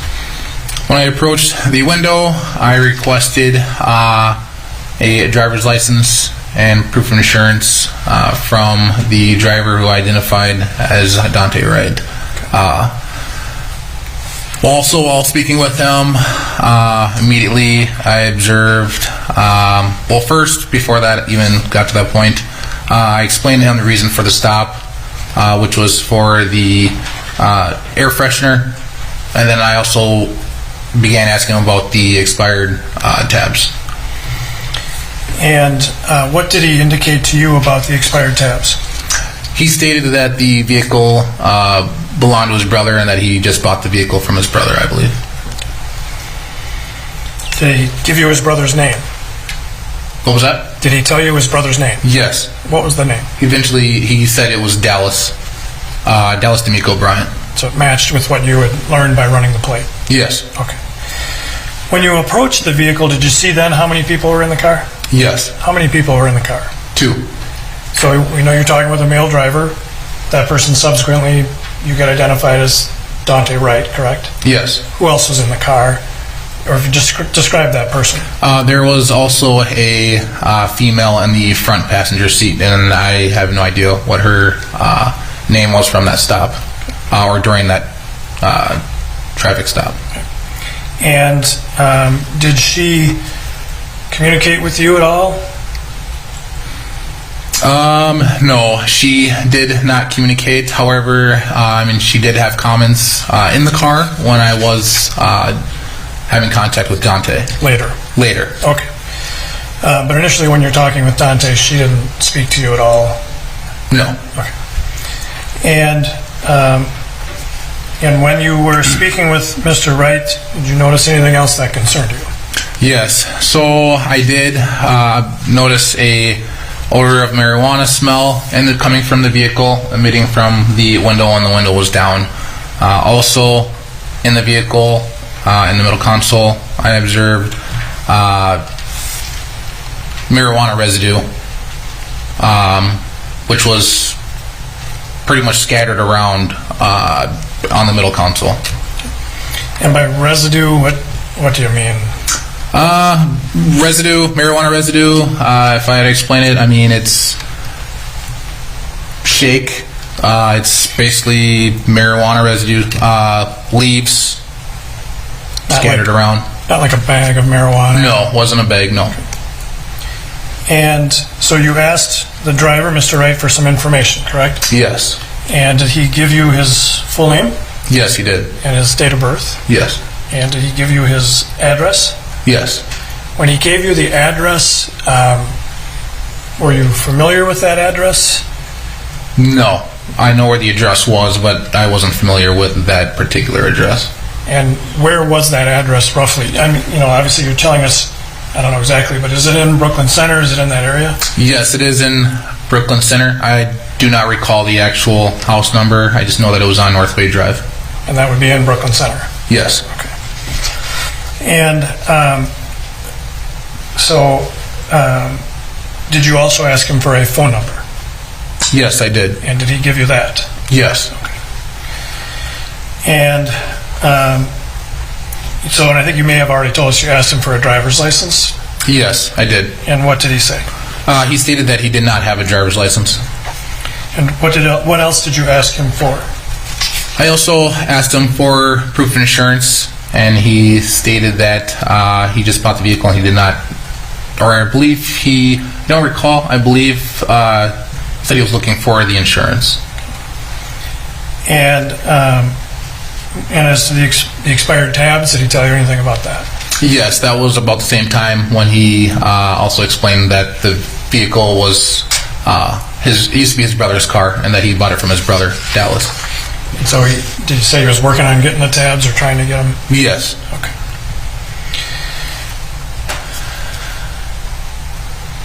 And at some point, did he give you an insurance card? Yes, he did. And did you look at it? Yes. Did it convince you that there was insurance on that vehicle at the time? No. Why? I did look at the insurance card that was handed to me by Daunte, and I observed the name on the insurance card to be, I believe, Well, you don't have to give us the name. Oh, okay. It wasn't Mr. Bryant's name. No. Either Mr. Bryant's name, right? No. And it appeared to be outdated. Yes. And so what did you do then after he gave you that? At this time, I handed him back the insurance card and just advised him that I don't believe that was the correct insurance. Basically told him to continue to look for the insurance, and that would be back with them, and then I went back to my squad car. Okay. And why did you go back to your squad car at that time? At that time was to run the information that he gave me, making sure he is who he says he is. If he basically running through our system, the Hennepin County, like I said, on the computer, knowing that he wasn't the registered owner, at that point, move forward, figure out who he is operating the vehicle. So at that point, during that interaction with him, was he respectful to you?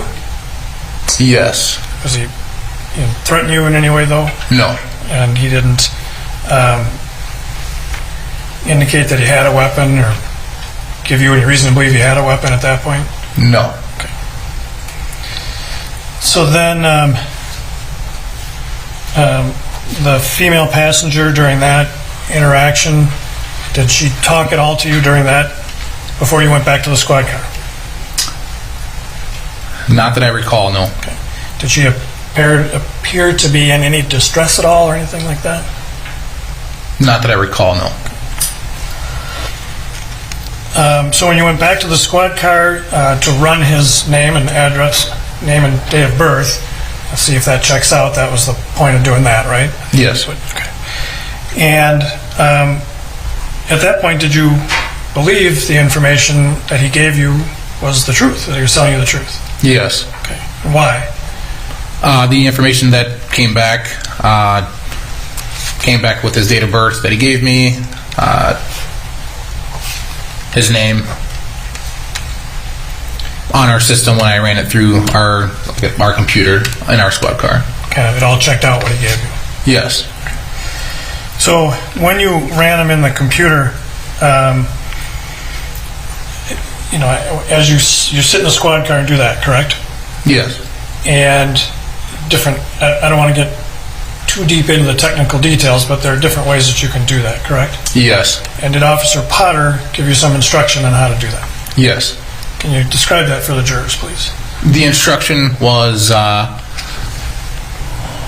for starters, we just discussed okaying myself, which is code 4ing myself with Hennepin County Dispatch. It's a button that we can tap on our computer to let the Hennepin County Dispatch know that we're okay.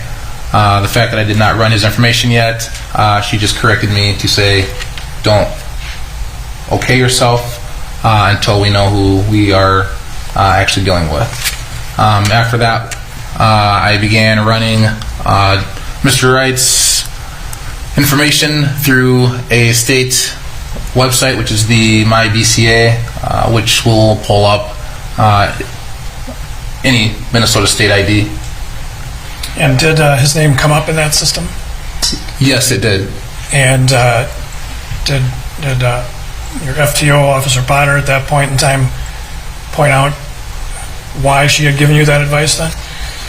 Yes, because if he basically it was the date of birth that I was entering into the system as well. If you don't enter the date of birth, it just gives the program more room to think with, I guess you can say.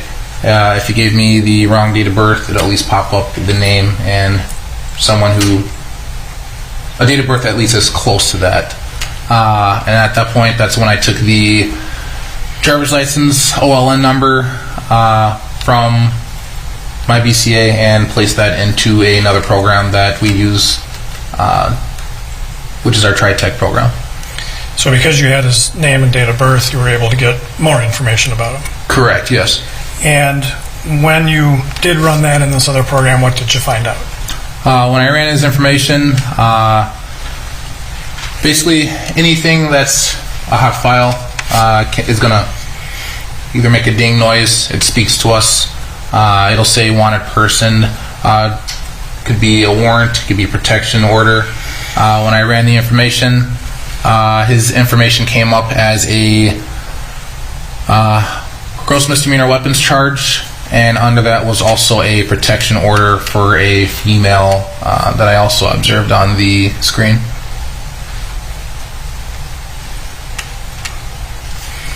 And a protection order, as you're sitting there that day, tells you what about him? That basically there is a order for protection. It was a female. I do not recall the exact name on that protection order. Basically, it explains and it tells me that he is, for one, not to have any contacts with this individual who's on the protection order. But it does not tell you why, right? It just tells you there's no contact. Correct, yes. And it explains the rules of no contact. It could be no calling, no texting, no going within a certain amount of feet of their home, place of employment, etc. Okay, Mr. Frank, we need to take a break. Is this an okay time to break? All right, members of the jury, we're going to take a 20-minute break, okay?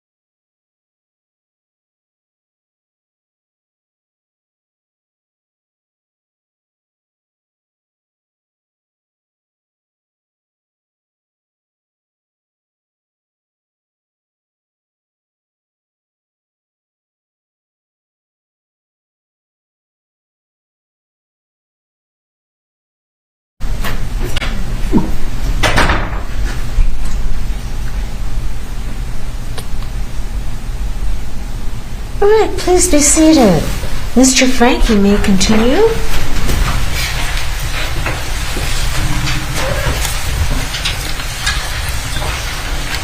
Thank you, Your Honor. Officer Lucky, I think when we left off, we were just talking about the time that you were in the squad car running the information. Do you recall that? Yes. And at some point, while you were there in the squad car doing that, did another officer arrive? Yes. And who was that? Sergeant Johnson. And had you known Sergeant Johnson before that day? Yes, when I first started.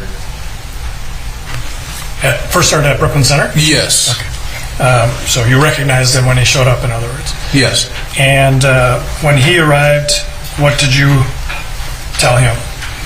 So I pretty much advised Sergeant Johnson of the reason for the stop.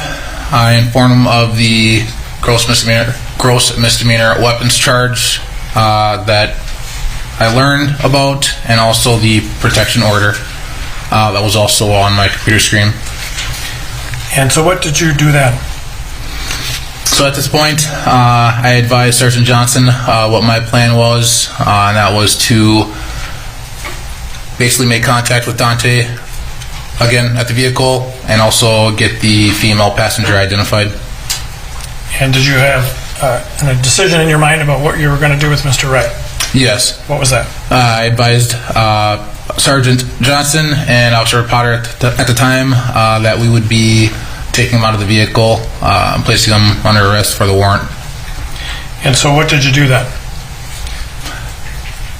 I exited my squad car and I reapproached the driver's side of the vehicle that Daunte was driving, and at that time I realized he was on the phone with someone who I believe he did say that it was his mother. And there was more communication going on. I don't know if I asked him again about the insurance, but I do know at one point I just asked him to step out of the vehicle so I can talk to him. Did he tell you whether he was still looking for that insurance paper? Yes, and I did see a bunch of papers on his lap as if he was still looking for the insurance. And when you saw that he was on the phone, did you tell him to do something with regard to the phone? Not until I asked him to step out of the vehicle. So tell the jurors what you did then in that regard. So when I requested Daunte to step out of the vehicle, I did request that he place the cell phone on the dashboard, which he did. And what happened then after that? After he placed the cell phone and moved the papers from his lap, he exited the vehicle. And at this time, I immediately requested that he put his hands behind his back. But before that happened, when I requested that he exit the vehicle, the female passenger did make eye contact with Daunte, and I believe she told him to just do it or just go. And did he in fact then get out of the car? Yes, with hesitation, yes. And what do you mean by hesitation? What was that? What do you mean by hesitation? He was very hesitant, not wanting to get out of the car. Eventually, it was the opening of the car door slow, thinking about it. Yep. You're assuming he did not want to get out of the car because of the slow speed with which he did that, I assume. Yes, I don't know what was going through his mind at the time, but it was that way, yes. So he did eventually open the door. Did you help open the door? Yes, I did. And where did he go? So immediately the door opens up, he exits the vehicle, and I immediately advise him to turn around. At this time, I grabbed his hands behind his back. Immediately, Sergeant Johnson advised Daunte he was under arrest. I immediately said the same thing, and then Officer Potter said the same thing. So it was kind of all simultaneously. We told him that he was under arrest for a warrant. So incidentally, when you told him to put down the phone, what did he do with the phone? I believe he put the phone down on the dashboard. Okay. And so then you get him out of the car. Where is he standing? Right between the front door and the back passenger door. Okay. Was the front door open at that point? Yes. And when you asked him to put his hands behind his back, did he do that? Yes, he did do that. And that area where you were stopped on 63rd, how many lanes of travel are there on 63rd there? 2. So And it would be eastbound and then a lane going westbound. is there any shoulder or bike path or anything like that? Yes, and there would be a north and south shoulder lane. But at this point, are you standing on the shoulder or in the street? Do you know what I mean? Both. Yeah, okay. Because where you're standing with him outside the car, are you in the lane of travel or off the lane of travel? In the lane of travel, with my squad car blocking. Behind you? Behind you. Or behind me, yes, correct. And at that point, did you see where Sergeant Johnson's squad car was? Yes, it would have been behind my squad car. And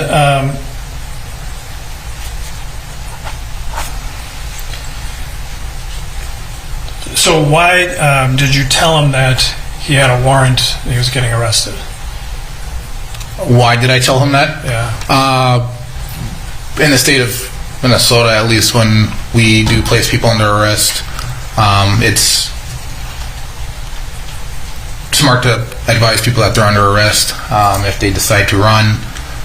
It also gives people the understanding of why they're being placed in handcuffs and why they're being detained.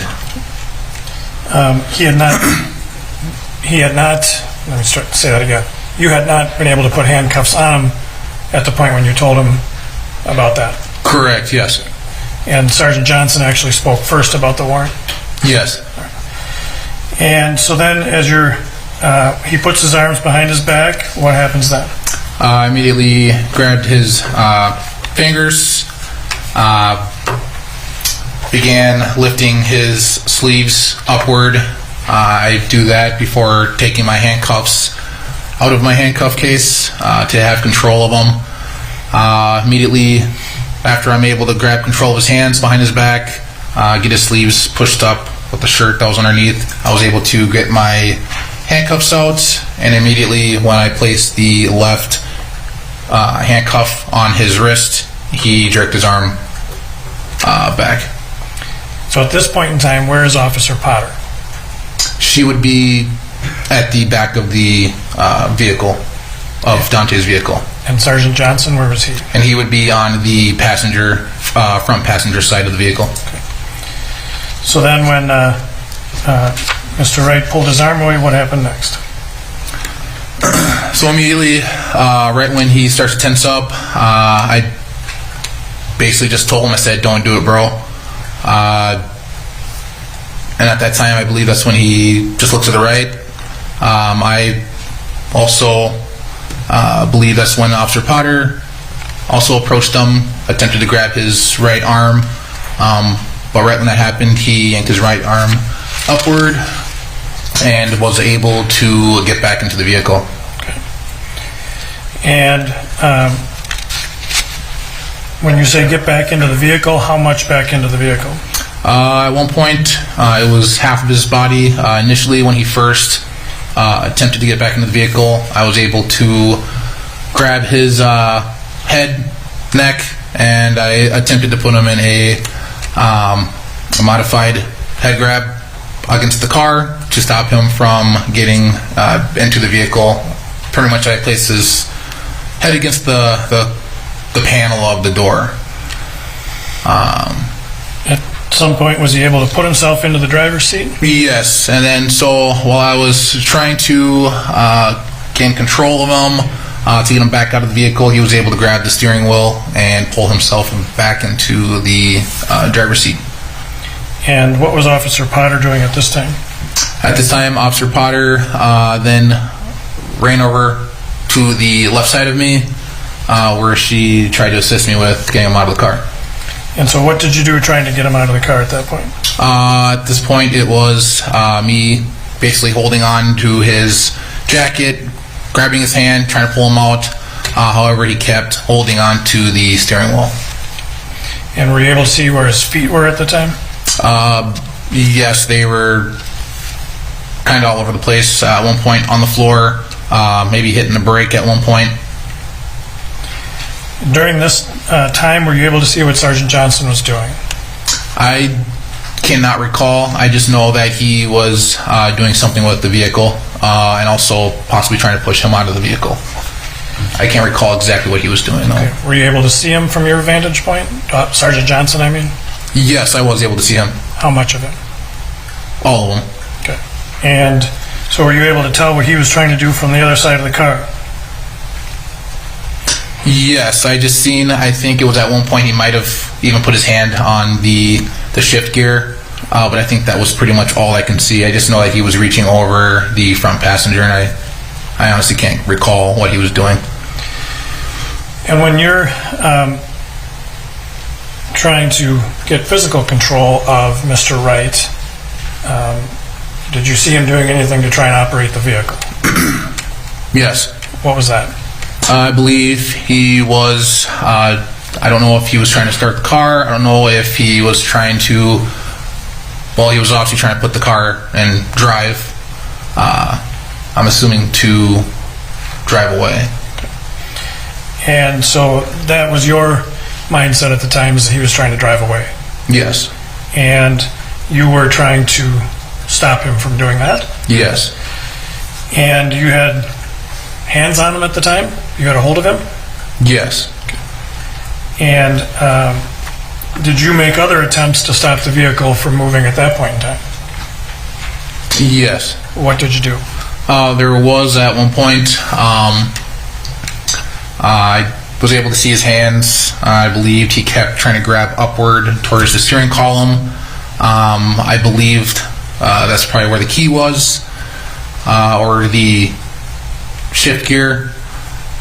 So I also grabbed where he grabbed to try to undo whatever he did, which was the key or the shift gear that he went for. Did you use your left hand to do that? It would have been my left hand, yes, because I was still grabbing on the right with my right hand, yes. So you had your right hand on him, and with your left you reached in to try and undo what he was doing. Yes. Would that have included trying to turn the key? Yes. Were you able to do that? No. So then, at this point in time, did you know where FTO Potter was at the time? Yes, she would have been inside the door on the left side of me. So it would have been me a little bit outside the front passenger door, and then it would have been her basically to the left side of me. You said front passenger door, do you mean? Sorry, the front driver door. Okay, driver's side door, right? Yes, driver's side door. And then did you hear something from Miss Potter at the time? Yes. What did you hear? I heard Officer Potter say, "I'm going to tase you." And what did you do after hearing that?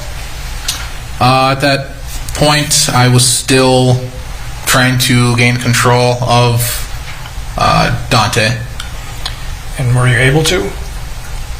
Not completely, no. Okay. You still had a hold of him, in other words? Yes. And what did you hear next?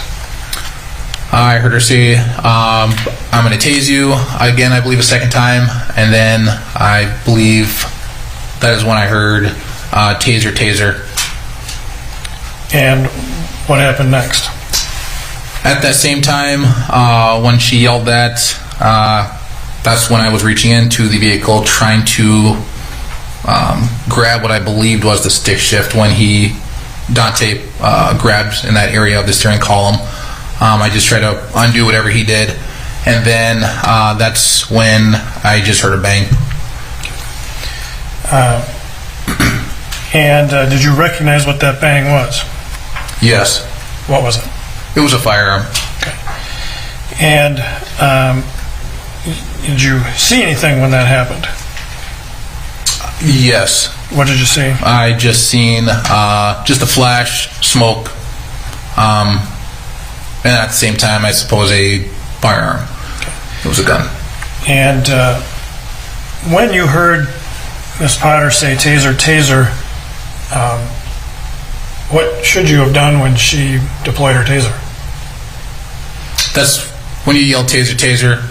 It's to notify officers that are around you to basically back away, so that way you don't get hit with the taser as well.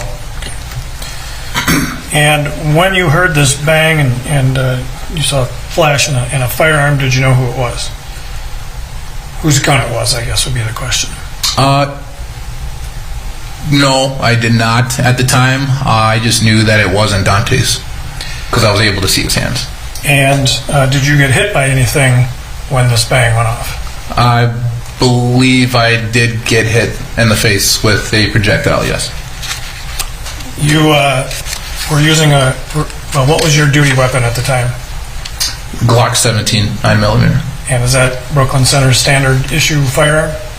Yes, or it is a Glock 19. And you've trained before that day on a Glock 17 or 19? What was that? You've trained before with that firearm? Yes, only the one that I carry for work is the one I use, yes. And you're familiar with how it discharges or in which direction it discharges a casing? Yes. Which direction does it discharge? To the right. And were you to the right of Officer Potter or to the left? I was to the right.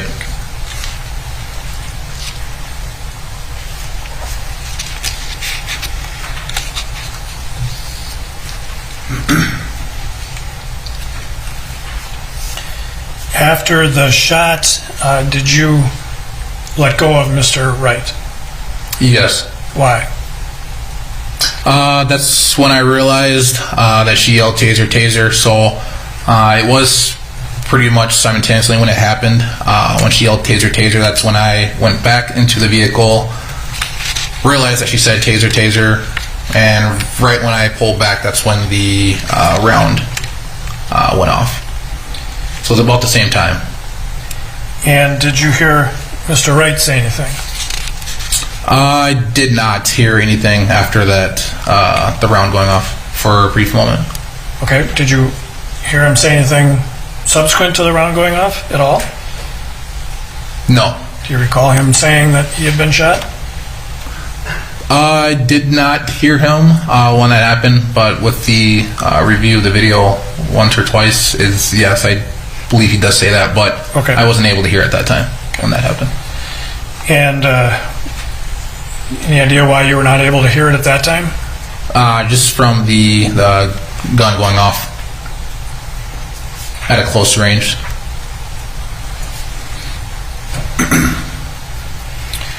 At the moment that you heard the shot go off, did you see where Sergeant Johnson was? No. And after the shot went off, did you back out of the vehicle? Yes. Well, I guess that's kind of a bad way to phrase the question. Were you even in the vehicle at the time? I was partially in the vehicle, yes. I would say my duty belt and up was probably in the vehicle when the shot went off, yes. And you had a hold of Mr. Wright at that point in time? Only with the right hand, I didn't. And so after the shot, then, what did you see the vehicle do? At that point, I jumped back, and I do believe that's when I was able to see Daunte put the car in drive, and the car just took off eastbound. And did you see where it went? Yes. And I'm going to put Exhibit 1 back up on the screen for you, if you could, please. And you see Exhibit 1 on the screen again? Yes. And can you take the stylus again and show us what you saw of the vehicle, where it went? Yes, I do believe from this spot, traveled eastbound till about this median, airborne over the median, made contact with another vehicle, and I believe that's when the vehicle crashed into a fence, which would lead to where the other X is. Okay. And you were able to see that back at the stop location? Yes. Okay. And what did Officer Potter do after the vehicle left? Immediately, right when the vehicle takes off, I turned back. First looked at Sergeant Johnson, then I looked at Officer Potter, and I realized what had happened. And immediately, I seen Potter, I believe, having her hand, our firearm, or a taser. I don't know if they were both out at the same time, but that's all I seen. And immediately, she became hysterical and stated that she shot him. Did you see her place her firearm back in her holster? Yes. And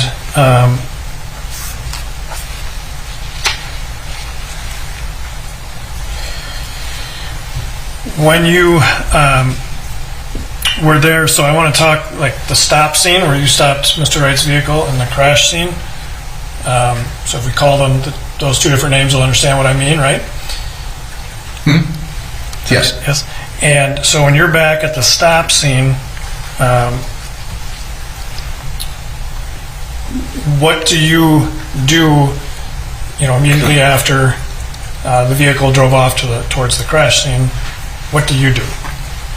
I immediately got on my radio and notified over the radio to officers and dispatched that shots were fired. And did you provide any other information about what had happened in the incident? Over the radio, I do not recall, no. And at some point, did you become aware that other officers had responded to the other scene? Yes. And oh, sorry. Well, that's okay. And so, at that point, did you remain at the stop scene? Yes. Okay. And we'll come back to that in a little bit. And when you were working that day, did your squad car have a dash camera? Yes. And were you also wearing body cameras? Yes. And is that true every day you worked as a Brooklyn Center police officer, that you had a body camera and a dash camera? Yes. And have you had an opportunity to review both the dash camera and your body worn camera video from the incident? Yes. And have you also had an opportunity to review the body worn camera from Officer Potter's body worn camera from the incident? Yes. Before court, did you have a chance to look at pieces of those videos that we intend to show you today in court? Yes. And did you recognize those as being accurate recordings of what happened that day? Yes. Before we start with those, the first dash camera that we have, there's no audio for a period of 30 seconds. Do you know why that is? Yes. Why is that? When you initially activate your lights on your in your squad car, the dash cam and the body cam has a delay of 30 seconds with audio because it records everything that is happening 30 seconds before you, to the time you hit the record button, either by initiating your traffic lights,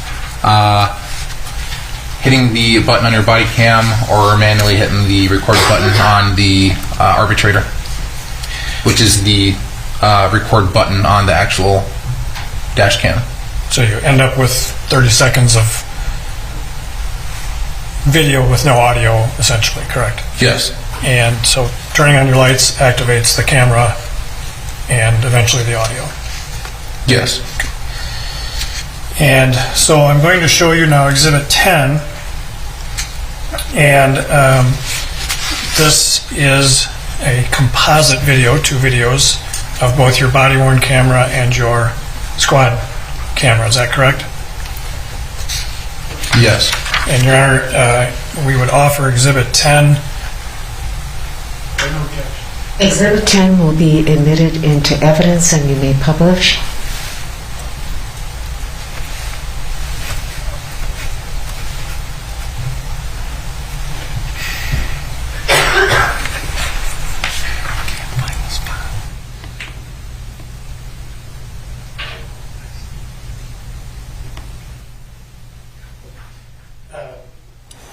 And earlier you testified about what some of what was going on here, and so I just want to kind of ask you a few questions about that. This is following the vehicle and the stop, correct? Yes. All right.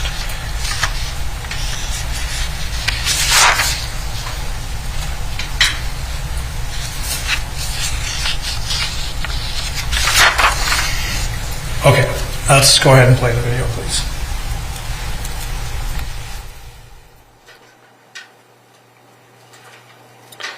Now, while we have no audio, this in the bottom right corner is your dash camera, correct? Yes. And the upper left corner is your body-worn camera, correct? Yes. Can you just show the jurors generally where you were wearing that on body-worn camera? On that day, my body cam was placed in the middle of my chest.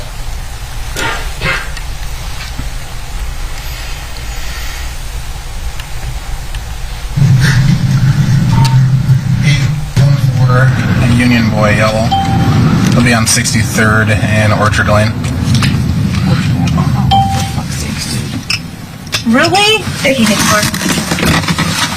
Move forward.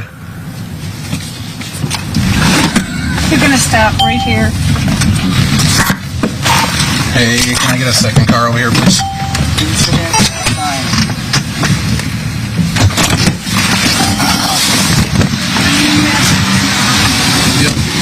I'm going to pause it there really quickly to just have a couple of quick questions. There was a female voice there we heard saying, "Really?" Do you recall that? Yes. And can you tell us whose voice that is? Officer Potter. Okay. And then there was a time when you said, "Get a second car here, please." Do you recall hearing that? Yes. And is that when you're calling on the Brooklyn Center radio to get another car? Yes. All right. And, okay, let's continue playing that. Thank you.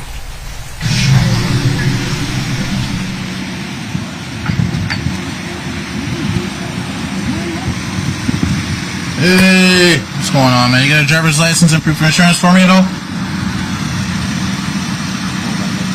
You don't have a driver's license? Okay. What's your name? You're Daunte? Okay, gotcha. Well, there's a couple things here's when I stopped you. The air freshener hanging down there. Yep, and then our other question is your tabs.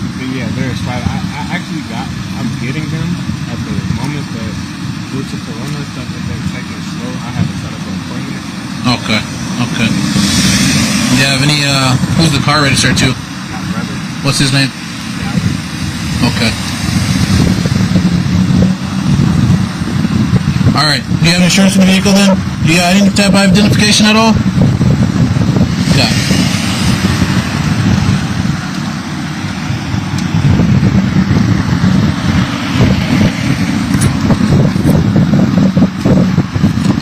Yeah, just keep looking for the insurance, and then I'm gonna write your name, date of birth down, alright? So. What's your first name? How do you spell it? D-A-U-N-T? Okay. T-E? Okay. What's your middle name? R-I-U-S? Okay. What's your last name? Okay. And what's your date of birth? Okay. Sounds good. Alright, just keep looking for that. Oh, you don't have a driver's license, you said, so... So my brother will have to come. Where do you stay at? Okay. Okay, I got you, man. What's an address for you, you said? 2814 Northway Drive. What's the phone number for you? Okay. 3360? Okay. Alright. So I'm assuming there's just no insurance in there then, or? That looks like it. So this is definitely not it. It expired in 2017. So, does your brother have a valid driver's license? Okay. Dallas, okay. Let me see that again. The insurance there. You said so. It should be registered to him, right? Okay. So this name insured is Taylor R. Pagel. So Corvette and Buick.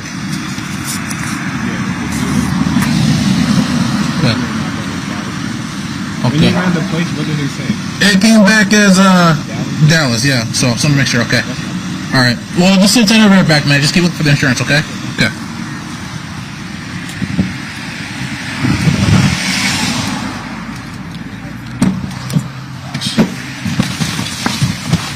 I wanted to say he was lying, but I think he's honestly telling the truth. So. Well, this lab is a blue matrix 058 Union Victor. Adam was heading on the frontage road toward Daunte. Minneapolis. So.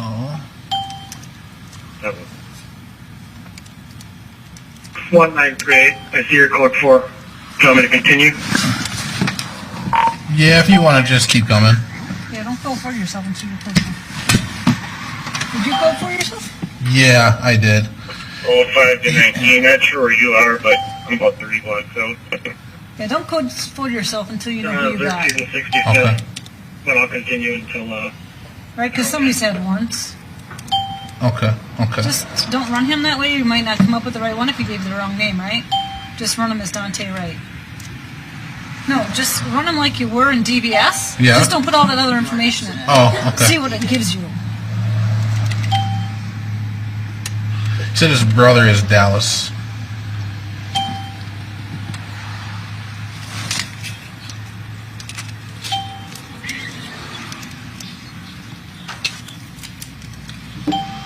Your incident has been updated.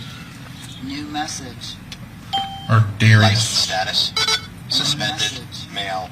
State records hit. See? Don't want to code for yourself.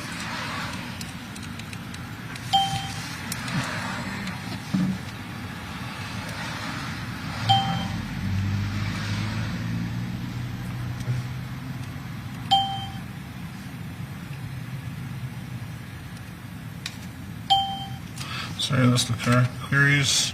Keep going. It's got a gross. Daunte Wright. Weapons violation. And it smells like marijuana in the car, so it's the second one we got. 3238 Central Prison.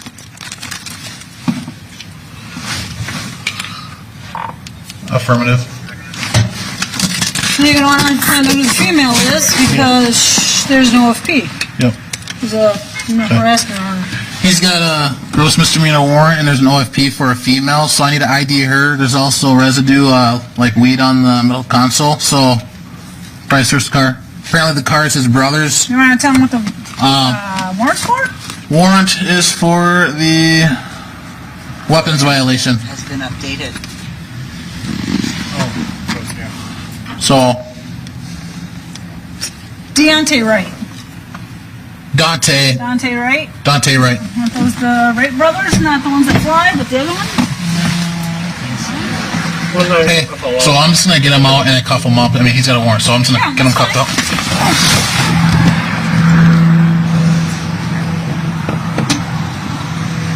Okay.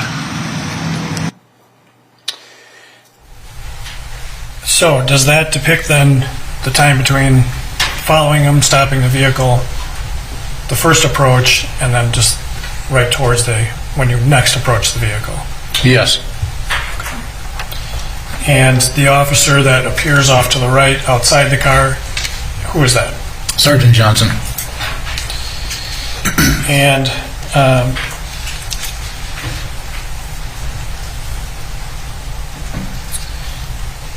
I am going to show you then the next, Your Honor, at this time we would offer Exhibit 11.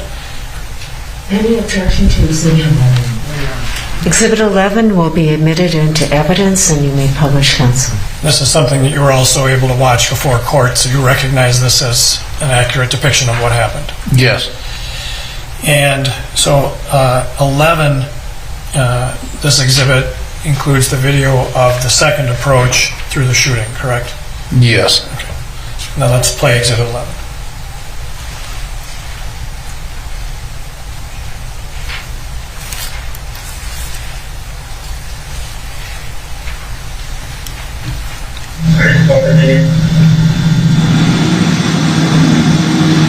Hey, Daunte. All right, man, here, do me a favor. Just step up and I'll explain what's going on.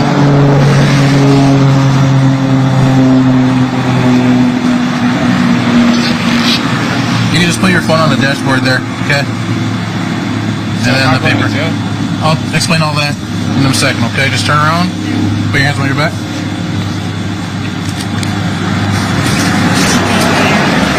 Okay, so you are going to be under arrest, okay? You do have a warrant, so. Don't. I'm not doing nothing. Don't. It's enough, bro. Don't do it. Don't do it. Bring it back. Hey, don't.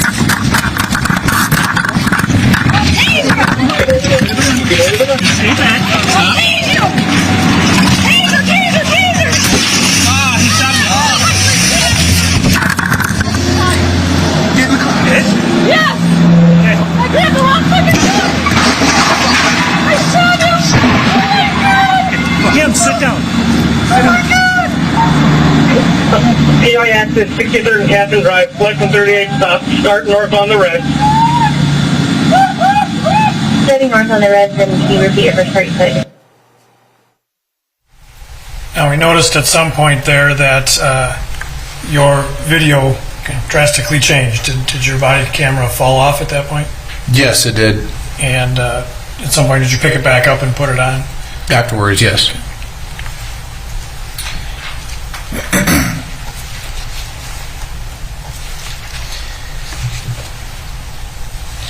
I'm next going to show you Exhibit 13. Do you recognize that as the body-worn camera video from Officer Potter at the time that depicts the encounter there from her body camera? Yes. You'd offer Exhibit 13? Exhibit 13 will be admitted into evidence and you may publish.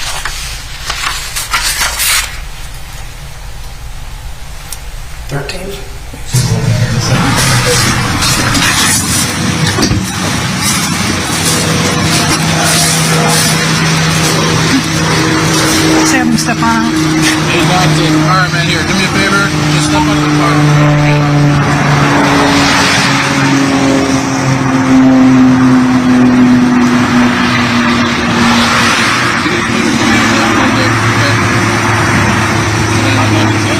I'll explain all that. Turn around. Put your hands on your back.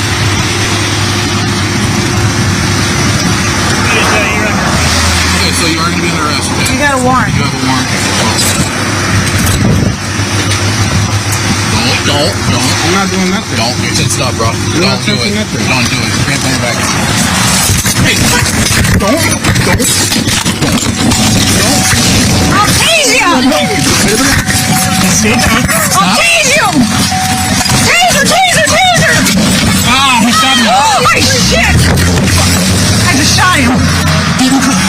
Yes! I grabbed the wrong fucking gun! I shot him! Oh my god! Oh my god!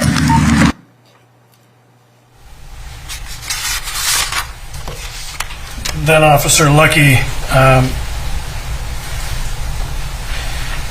in trying to provide as best a perspective of this whole incident that we can through these, we're also able to view a composite video like this of your squad car and Officer Potter's body-worn camera during that time period. Does that sound familiar? Yes. All right. Your Honor, we would offer Exhibit 12. Any objection to Exhibit 12? Okay, Exhibit 12 will be admitted and you may publish that exhibit.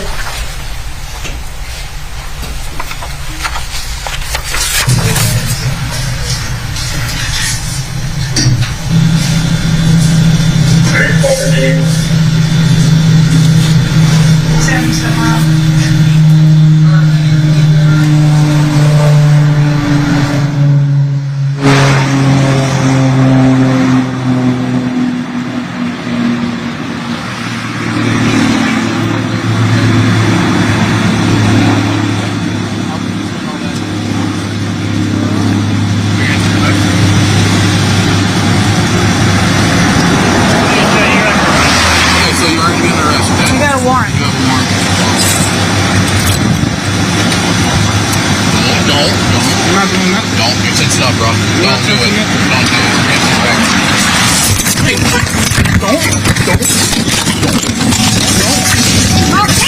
I'll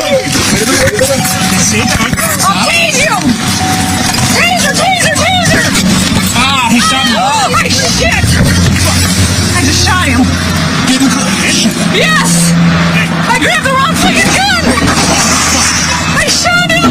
Oh my god! Oh my god! PI access 63rd and Captain Drive, flight from 38 stop, start north on the red. Starting north on the red, then can you repeat your first part, please? Right at the end of that video, there's a small black item or object in the street in front of you. Did you see that? Yes. Do you know what that was? Yes. What was that? My body camera. Okay, and did you at that point go pick it up? Yes. And in the moments after this video stops, does Ms. Potter continue to make statements about what happened? Yes. And so we would at this time offer Exhibit 14, which is a composite of the body-worn camera videos occurring after. Okay? An objection to Exhibit 14. Exhibit 14 will be admitted into evidence and you may publish. You can play Exhibit 14, please. I just shot him. Get in the car. Yes! I grabbed the wrong fucking gun! I shot him! Oh my god! Kim, sit down. Oh my god! I got it. Oh my god! Oh my god! Starting north on the red.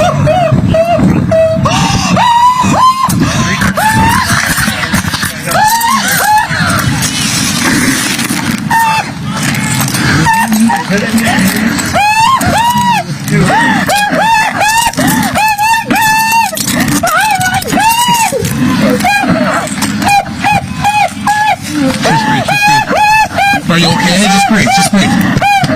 Just breathe.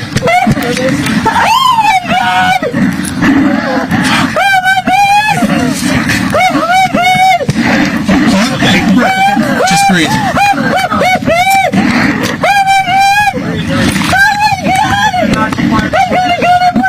No, you're not. No, you're not. No, you're not. Oh my god! Kim, that guy was trying to take off with me in the car. It's okay. Just breathe. Oh my god! Oh my god! It's still okay. Breathe.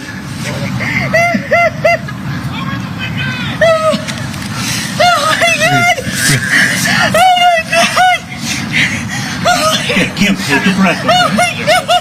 Kim, take a breath. All right. Okay, 2 rigs, made them a couple blocks out. Oh my god! Oh my god! Driver, stop breathing. Oh, no! You're not breathing. No, no, just go, just go.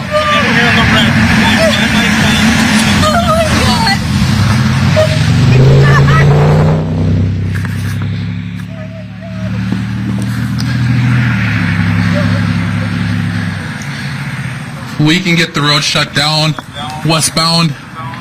Yeah, just hurt. On 63rd. My squad, not yours. Officer Lucky, during that video, there's a point when Ms. Potter is on the ground and she says something about prison and you said, no, you're not. Do you recall what she had said about prison? I do not recall exactly what she said about prison. Okay. Did you hear it on the video today? Yes. What did she say? She said, I'm going to prison. And then you said, no, you're not, right? Yes. Okay. So you had heard her at the time?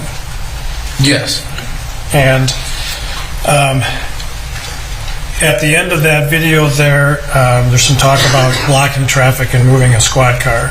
Can you explain, just for the jury, basically what you did then to help secure that stop scene? Yes, so what I did, there was, I got on my radio, other squads that were en route to the scene. I knew that we needed to leave our cars there, and I wanted to at least have the west side of the street on 63rd Avenue of Orchard Avenue shut off so cars can't come through. And were you able to do that? Yes. How did you do that? At that point, I was directed by Sergeant Johnson to take his squad, and that is when I jumped in his squad car and parked it in the middle of the road to block off traffic. And did you then remain at the scene of the stop there for some period of time? Yes. Do you recall approximately how long you were there? I would say approximately about 2:44 p.m. is when you left the scene? Yes. And, I think I never even asked you at the beginning about what time it was that you initiated the stop. Do you recall? Yes, the initial stop, I believe, would have been 1:54 p.m. And so you were still there at the scene at 2:44. How did you leave the scene? I left. I was partnered with a officer from an outside agency who accompanied me. I sat inside of her squad car and until one of my sergeants arrived and had further directions for me. So because an officer was involved in this situation, there are certain procedures that get followed, correct? Yes. And so you weren't involved in any further investigation of the incident, either at the stop scene or at the crash scene? No. And you were eventually driven from that scene back to the police department? Yes.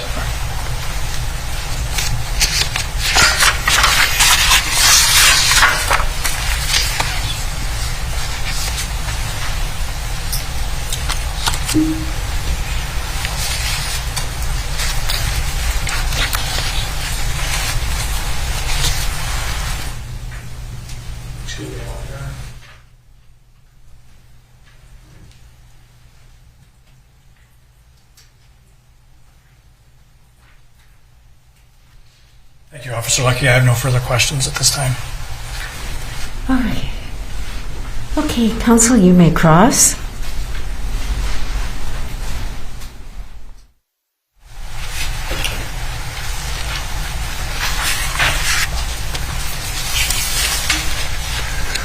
Good afternoon, Officer Lucky. We've met once before. Yes, good afternoon. On that last video that we just saw, there's a voice that appears and says, "Kim, that guy was trying to take off with me in the car." Remember hearing that? Yes.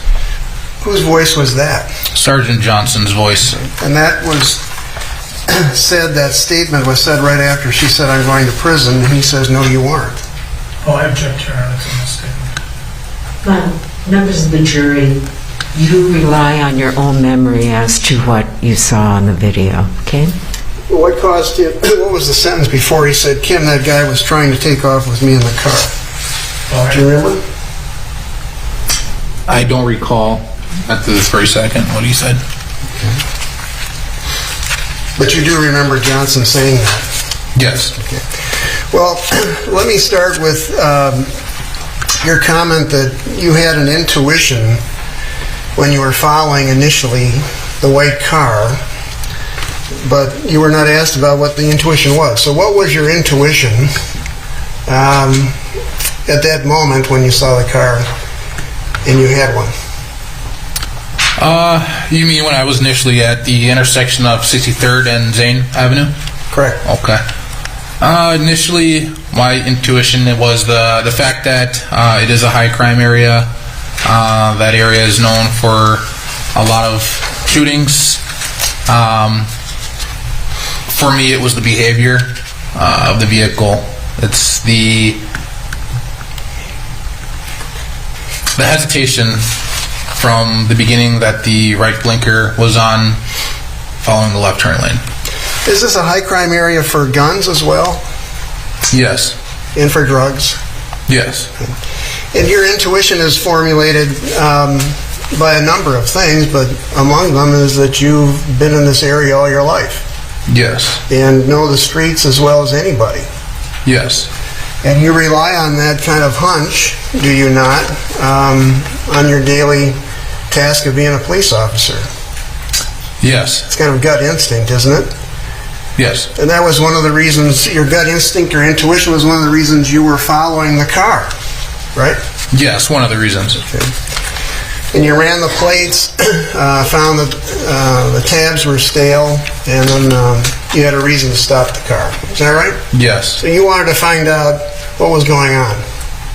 Yes. Because you had an intuition that something else was going on besides the tabs. Yes. Okay. You didn't quite know, but you were curious.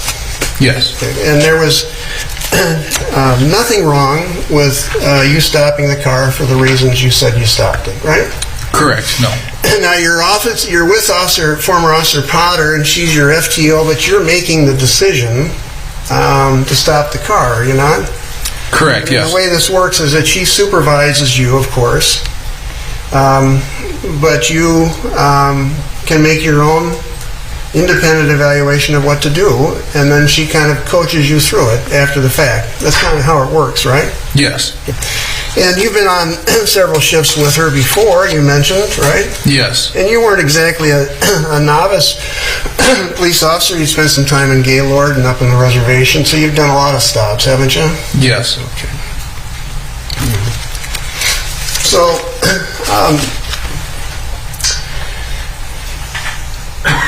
the minute you walk up to the car, you want to find out who this person is, right? Yes. And he tells you, Mr. Wright tells you he doesn't have a driver's license, right?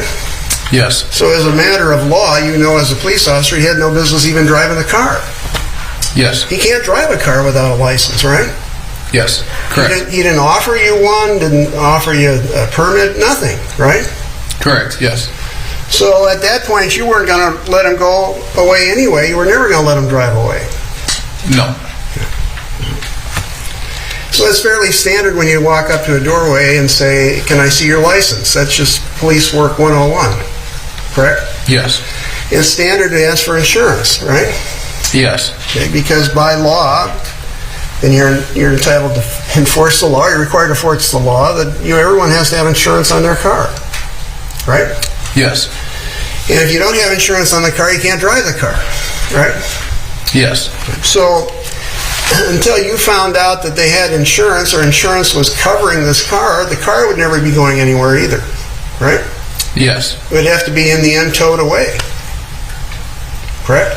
Yes, as long as it's not blocking traffic, yes. And he gave you this insurance card with some guy's name named Pagel on it from 2017, right? Yes. And you weren't very convinced by that, right? Correct, no. In fact, your intuition was that there was no insurance whatsoever. Yes, correct. Okay. Then you had the odor of marijuana. Was it an odor or was it smoke or what was it? It was just the odor of marijuana. I did not see any smoke. And you saw the shake around the car, right? Correct, on the middle console. And it's illegal to have marijuana inside a car, is it not? Yes. And it's illegal to be impaired by marijuana, although you couldn't tell at the time, but that's another infraction that could be in play here, right? Correct. So you had a number of concerns about him, right? Yes. And your intuition that something was amiss was validated almost immediately. Yes. But you were required to do more, and what you're required to do is check for warrants, right? Yes. I mean, this is police work 101 as well, right? Yes. I mean, it's nothing unique to Daunte Wright, what you were doing, right? Yes. So you check the database, and he comes up with a warrant, right? Yes. And it's for a gun. Yes. And that causes your concern to rise, does it not? Yes. Because you know, as you've told us, there are lots of guns in the area, right? Yes. And you know from your experience that it's possible now that he has a gun. Yes. You were thinking that way, weren't you? Yes, I believe, and for my safety, there's a gun in every vehicle that you stop. In fact, you found over your time in Brooklyn Center that a substantial percentage of cars have guns in them. Have you not? Yes. You know, roughly 2 and 5, although that's an estimate, is that right? I'm going to object, Your Honor's lack of foundation. Well, I think he answered the question. The objection is overruled. About 2 and 5? Yes, if you wanted to be proactive, you could probably find 2 and 5 in a shift, yes. So you in thought... Brooklyn Center. I'm sorry, I interrupted you. I'm sorry. So you thought, or you had an intuition based upon your experience growing up in the area, that not only might he have a gun, but it might be on his person, right? Yes. And if it's not on his person, the gun could be in the car, right? Yes. And one of the places that the gun is often placed in a car that you stop is in the console, right? Yeah, sometimes, yes. Or it could be in the left driver's door, for that matter, as well. Yes. It could be accessible to him, right? Yes. So your safety concerns have accelerated here while you sit there, is that right? Yes. Because you know that one of the most dangerous things you do in your work is a traffic stop. Yes. It's unpredictable. Correct. You don't know what the driver's going to do, right? Yes. Then you get the harassment order, right? Does that come up on the same computer page that the bench warrant has? Yes, it does. Okay. And the harassment order indicates that someone has filed a restraining order against him, right? Yes. And it's a female, you know that. Yes. We're not going to mention any names here, but to get a harassment order, you know that they went to court. Whoever got it went to court, convinced the court or a judge to issue it, right? Yes. Okay.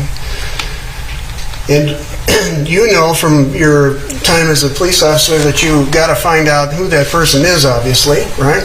Yes. You also know that sometimes the same person in the harassment order reconciles, even though they're not supposed to, and continues to see the person, right? Yes. Now the bench warrant for the gun left you little discretion as to what you should do, right? Yes. You couldn't let him go. No. The court has ordered you to arrest him, right? Correct, yes. Particularly for a gun charge. Yes. Okay.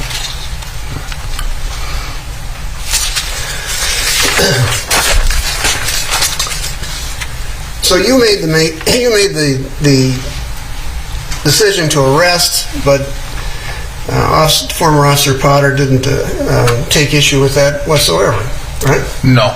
And Sergeant Johnson was there by then, right? Yes. The reason you asked for backup was this intuition that you've told us about, correct? Yes.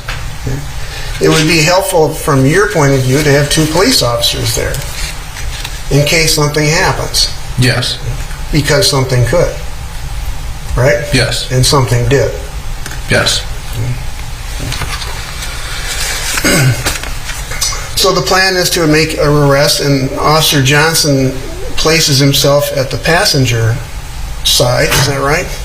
Yes. He's providing what is called in your profession cover, right? Yes. He's called the cover officer. Correct. He's going to take care of the young woman on the passenger side so nothing happens from her end, is that right? Yes. Standard operating procedure. And you're pleased that he's there, right? Yes. And you approach Mr. Wright and tell him to get out of the car, which is standard procedure. Yes. Okay. He resists, or at least stalls a little bit, according to you. Yes. Okay. You've seen a lot of people get out of cars.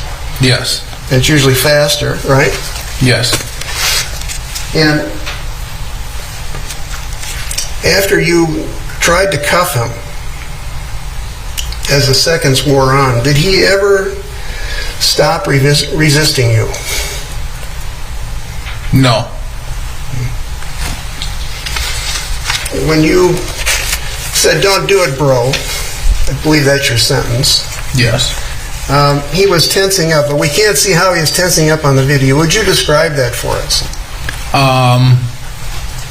Basically, it was right when I placed the handcuff on his left hand. He just attempted to pull away from my grip from his fingers. That's what he did. It was an immediate jerk, and I was able to still hold on. So when he, if I may interrupt you, when he felt the steel Yes. on his skin, he pulled it right away. Yes. He wasn't going to let you do it. I don't know, but he didn't. And when you said, "Don't do it, bro," you were warning him to not only comply, right? Yes. But you're also warning him not to do anything else, right? Yes. And did he follow your advice? No. It appeared from your point of perspective that he knew what you were saying, right? Yes. He could understand you. Objection, Your Honor. Foundation. The objection is overruled. You may answer. He could understand you. Yes.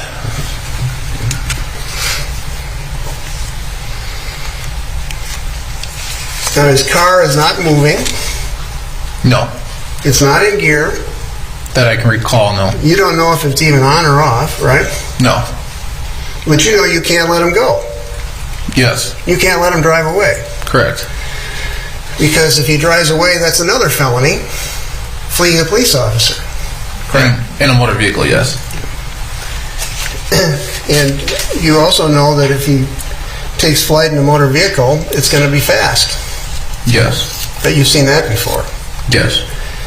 And in your view, the fleeing a police officer in a motor vehicle is a dangerous felony. Yes. It's a felony for fleeing in a motor vehicle. Yes. Involves danger involving a car. Yes. Okay. So at this point, Officer Potter says, "I'll tase you." You remember that, which is another warning to him, isn't that? Is that correct? Yes. It warns him that he should stop, or else he'll be tased, right? Yes. And when she says that, does he stop at all? No. He continues on with his struggle. Yes. He's going to grab the steering wheel. Yes. She says, "I'll tase you a second time." Does he stop? No. And then the final seconds go by. He's still resisting. Yes. You're still partially in the car. Yes. Right? Johnson is in the car, as far as you know. Yes. He's in a vulnerable position if he drives away, right? Yes. You're in a vulnerable position if he drives away. Yes. If he takes off, you could be seriously injured. Yes. Or die. Yes. Johnson could be as well. Yes. Or die. Yes. Officer Potter yells, "Taser, taser, taser." That's easily heard, is that right? Yes. That's consistent with the training you have received for tasers. Yes. Right? It tells everybody what's going to happen, right? Yes. And when she says taser, taser, taser, does he stop? No. He just keeps going. Yes. And then the shot is fired. Yes.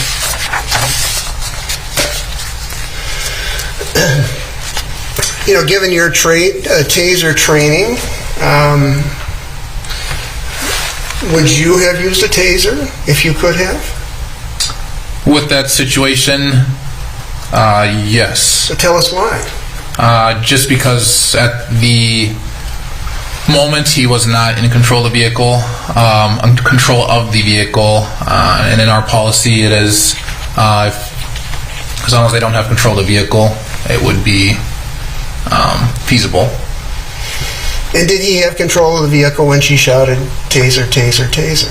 In my opinion, no.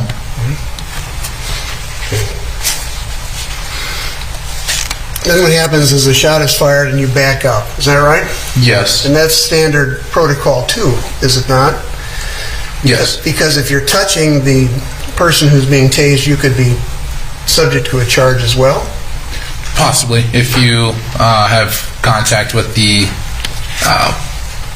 darts and the wires on the taser. Nothing in your training for tasers requires you to step back 7 feet away in this kind of situation, does it? No. Sometimes you have to have control.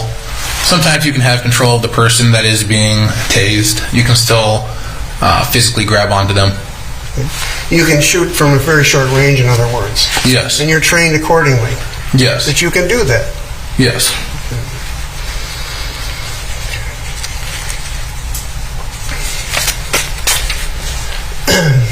So what you were trying to do is stop him. Yes. From fleeing. Yes. And arrest him, right? Yes. Okay. And there was a... and you knew if he drove away, he'd go pretty fast.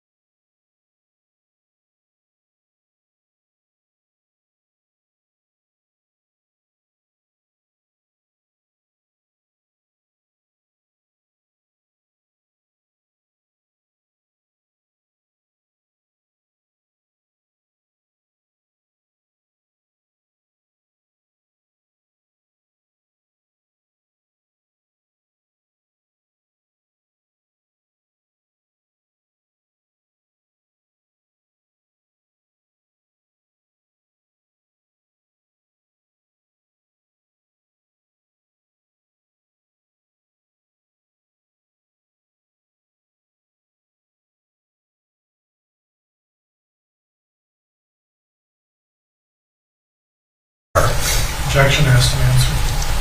I'll let you answer me. No.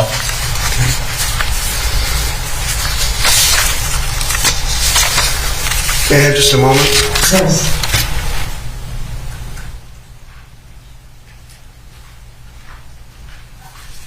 Thanks a lot. Appreciate you answering my questions. Does the state have redirect? Yes, Your Honor.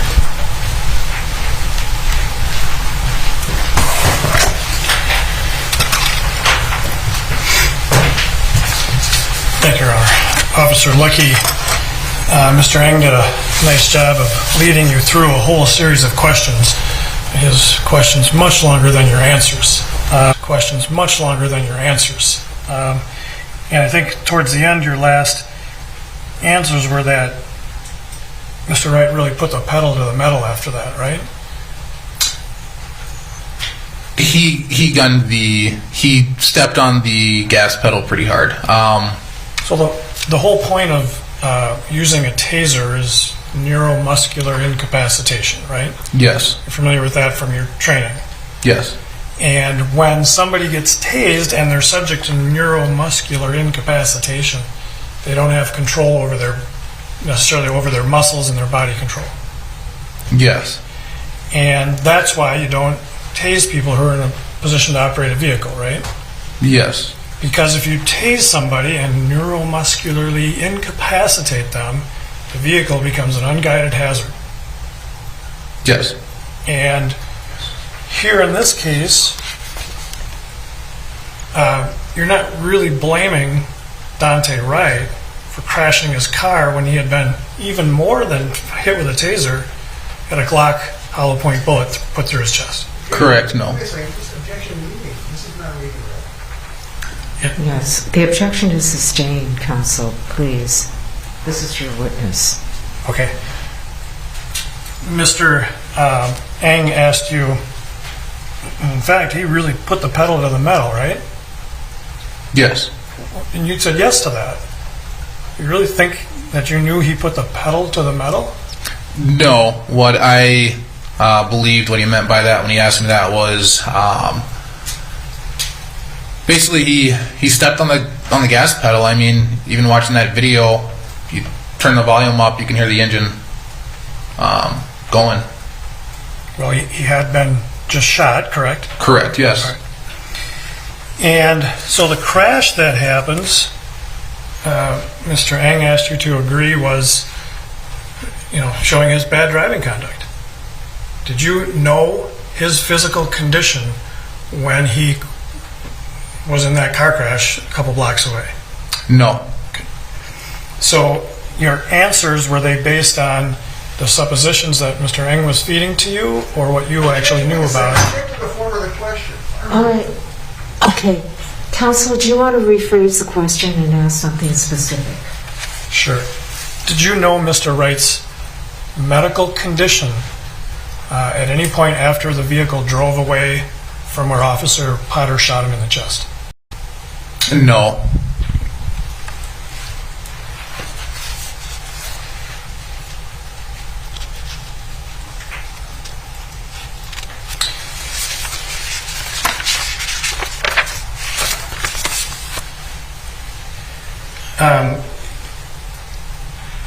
Did you feel like that day when you were acting on a hunch you were doing good police work? Yes. And that was important to your career as a police officer? Yes, that's what I signed up for. Yep. And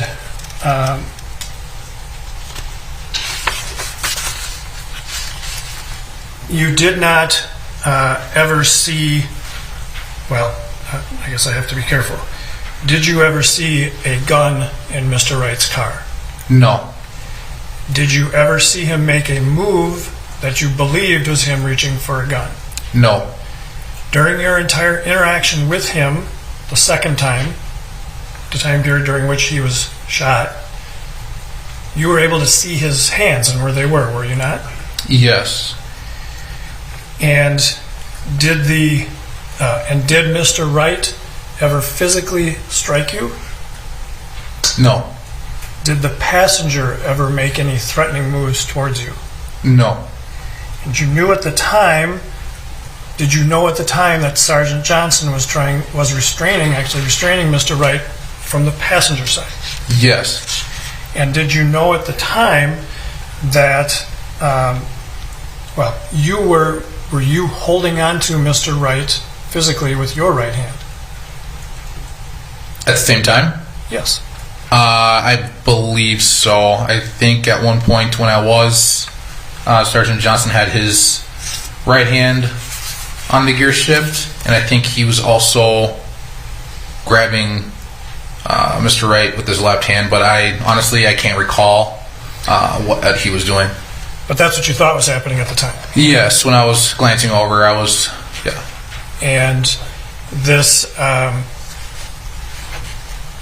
and at this moment, you were making efforts to shut the car off yourself? At one point, yes. Because you thought did you think Mr. Wright was trying to put the car in gear and drive away? Yes. And so the decision you made at that time was to stay hands-on with him and try to stop him from driving the car that way? Yes.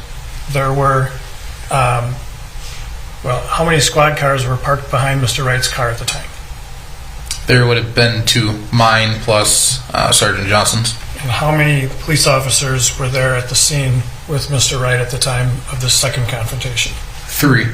And the other 2 officers were both, how many years of experience did each of those officers have, do you think? Objection beyond the scope at this point. The objection is sustained. Okay. So you were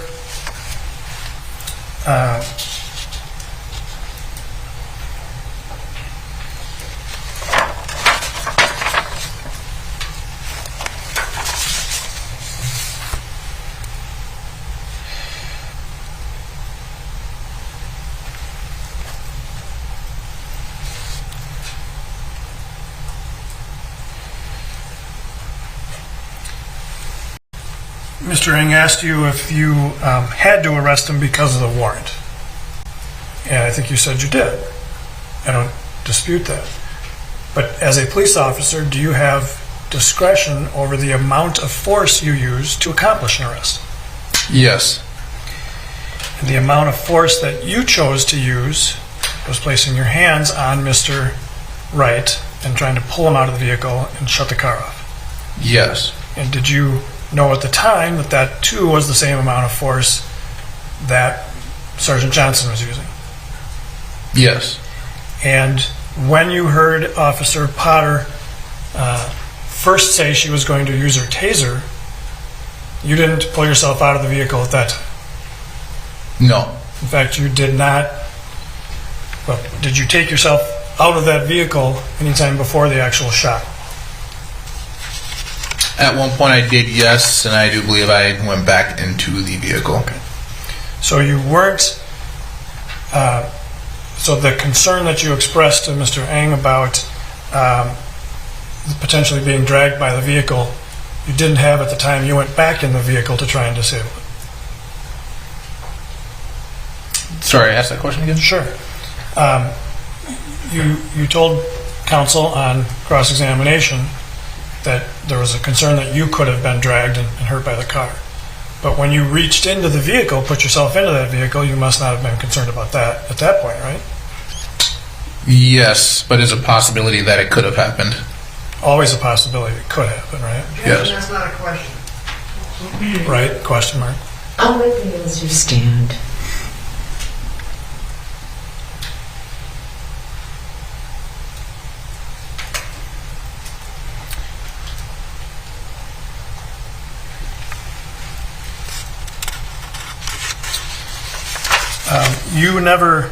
Did you ever see Mr. Wright turn on the ignition to the vehicle? No. Did you ever see him, and through any of your interaction with him, see him turn off the vehicle? No.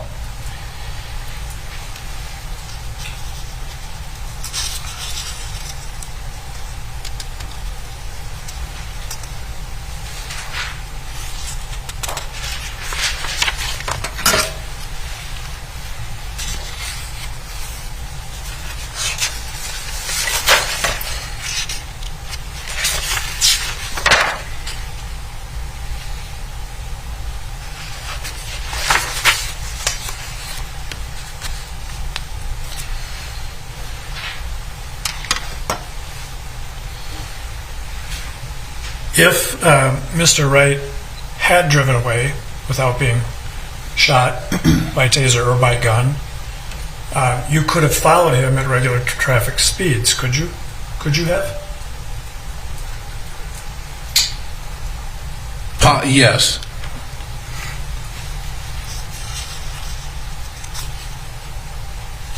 I think you indicated that marijuana is a felony. Isn't actually a small amount of marijuana a petty misdemeanor, right? Right. Like a payable ticket. Right, yes.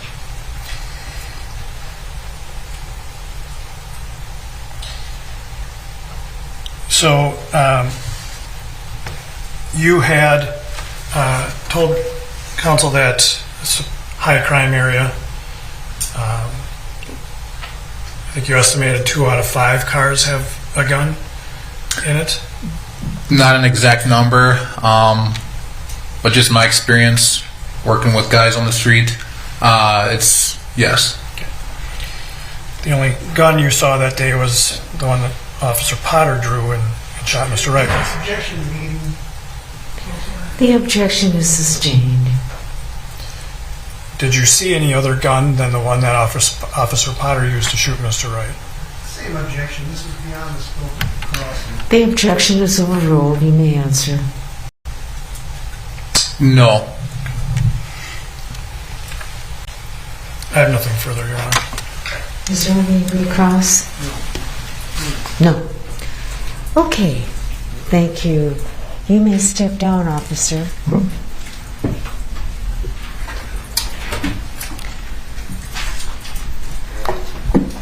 Okay, members of the jury, I'm going to excuse you for the day, and we'll start up this time promptly at 9 o'clock.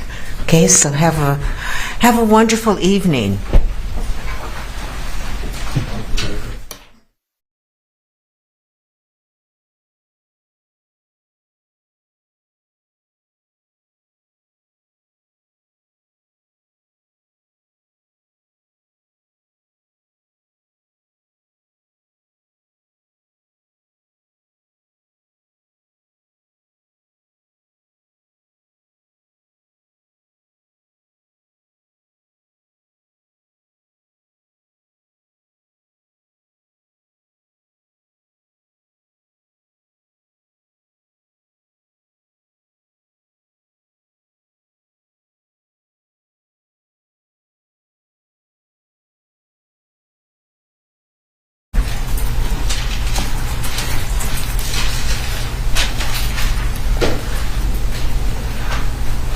Your Honor, could we have a quick sidebar, please? Yes.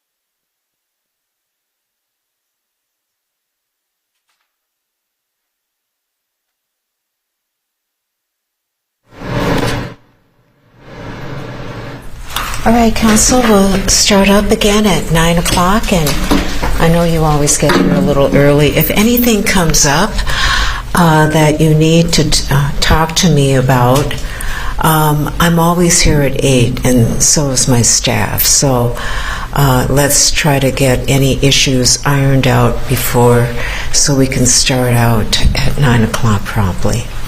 All right. Have a good night, okay? Thanks, Judge.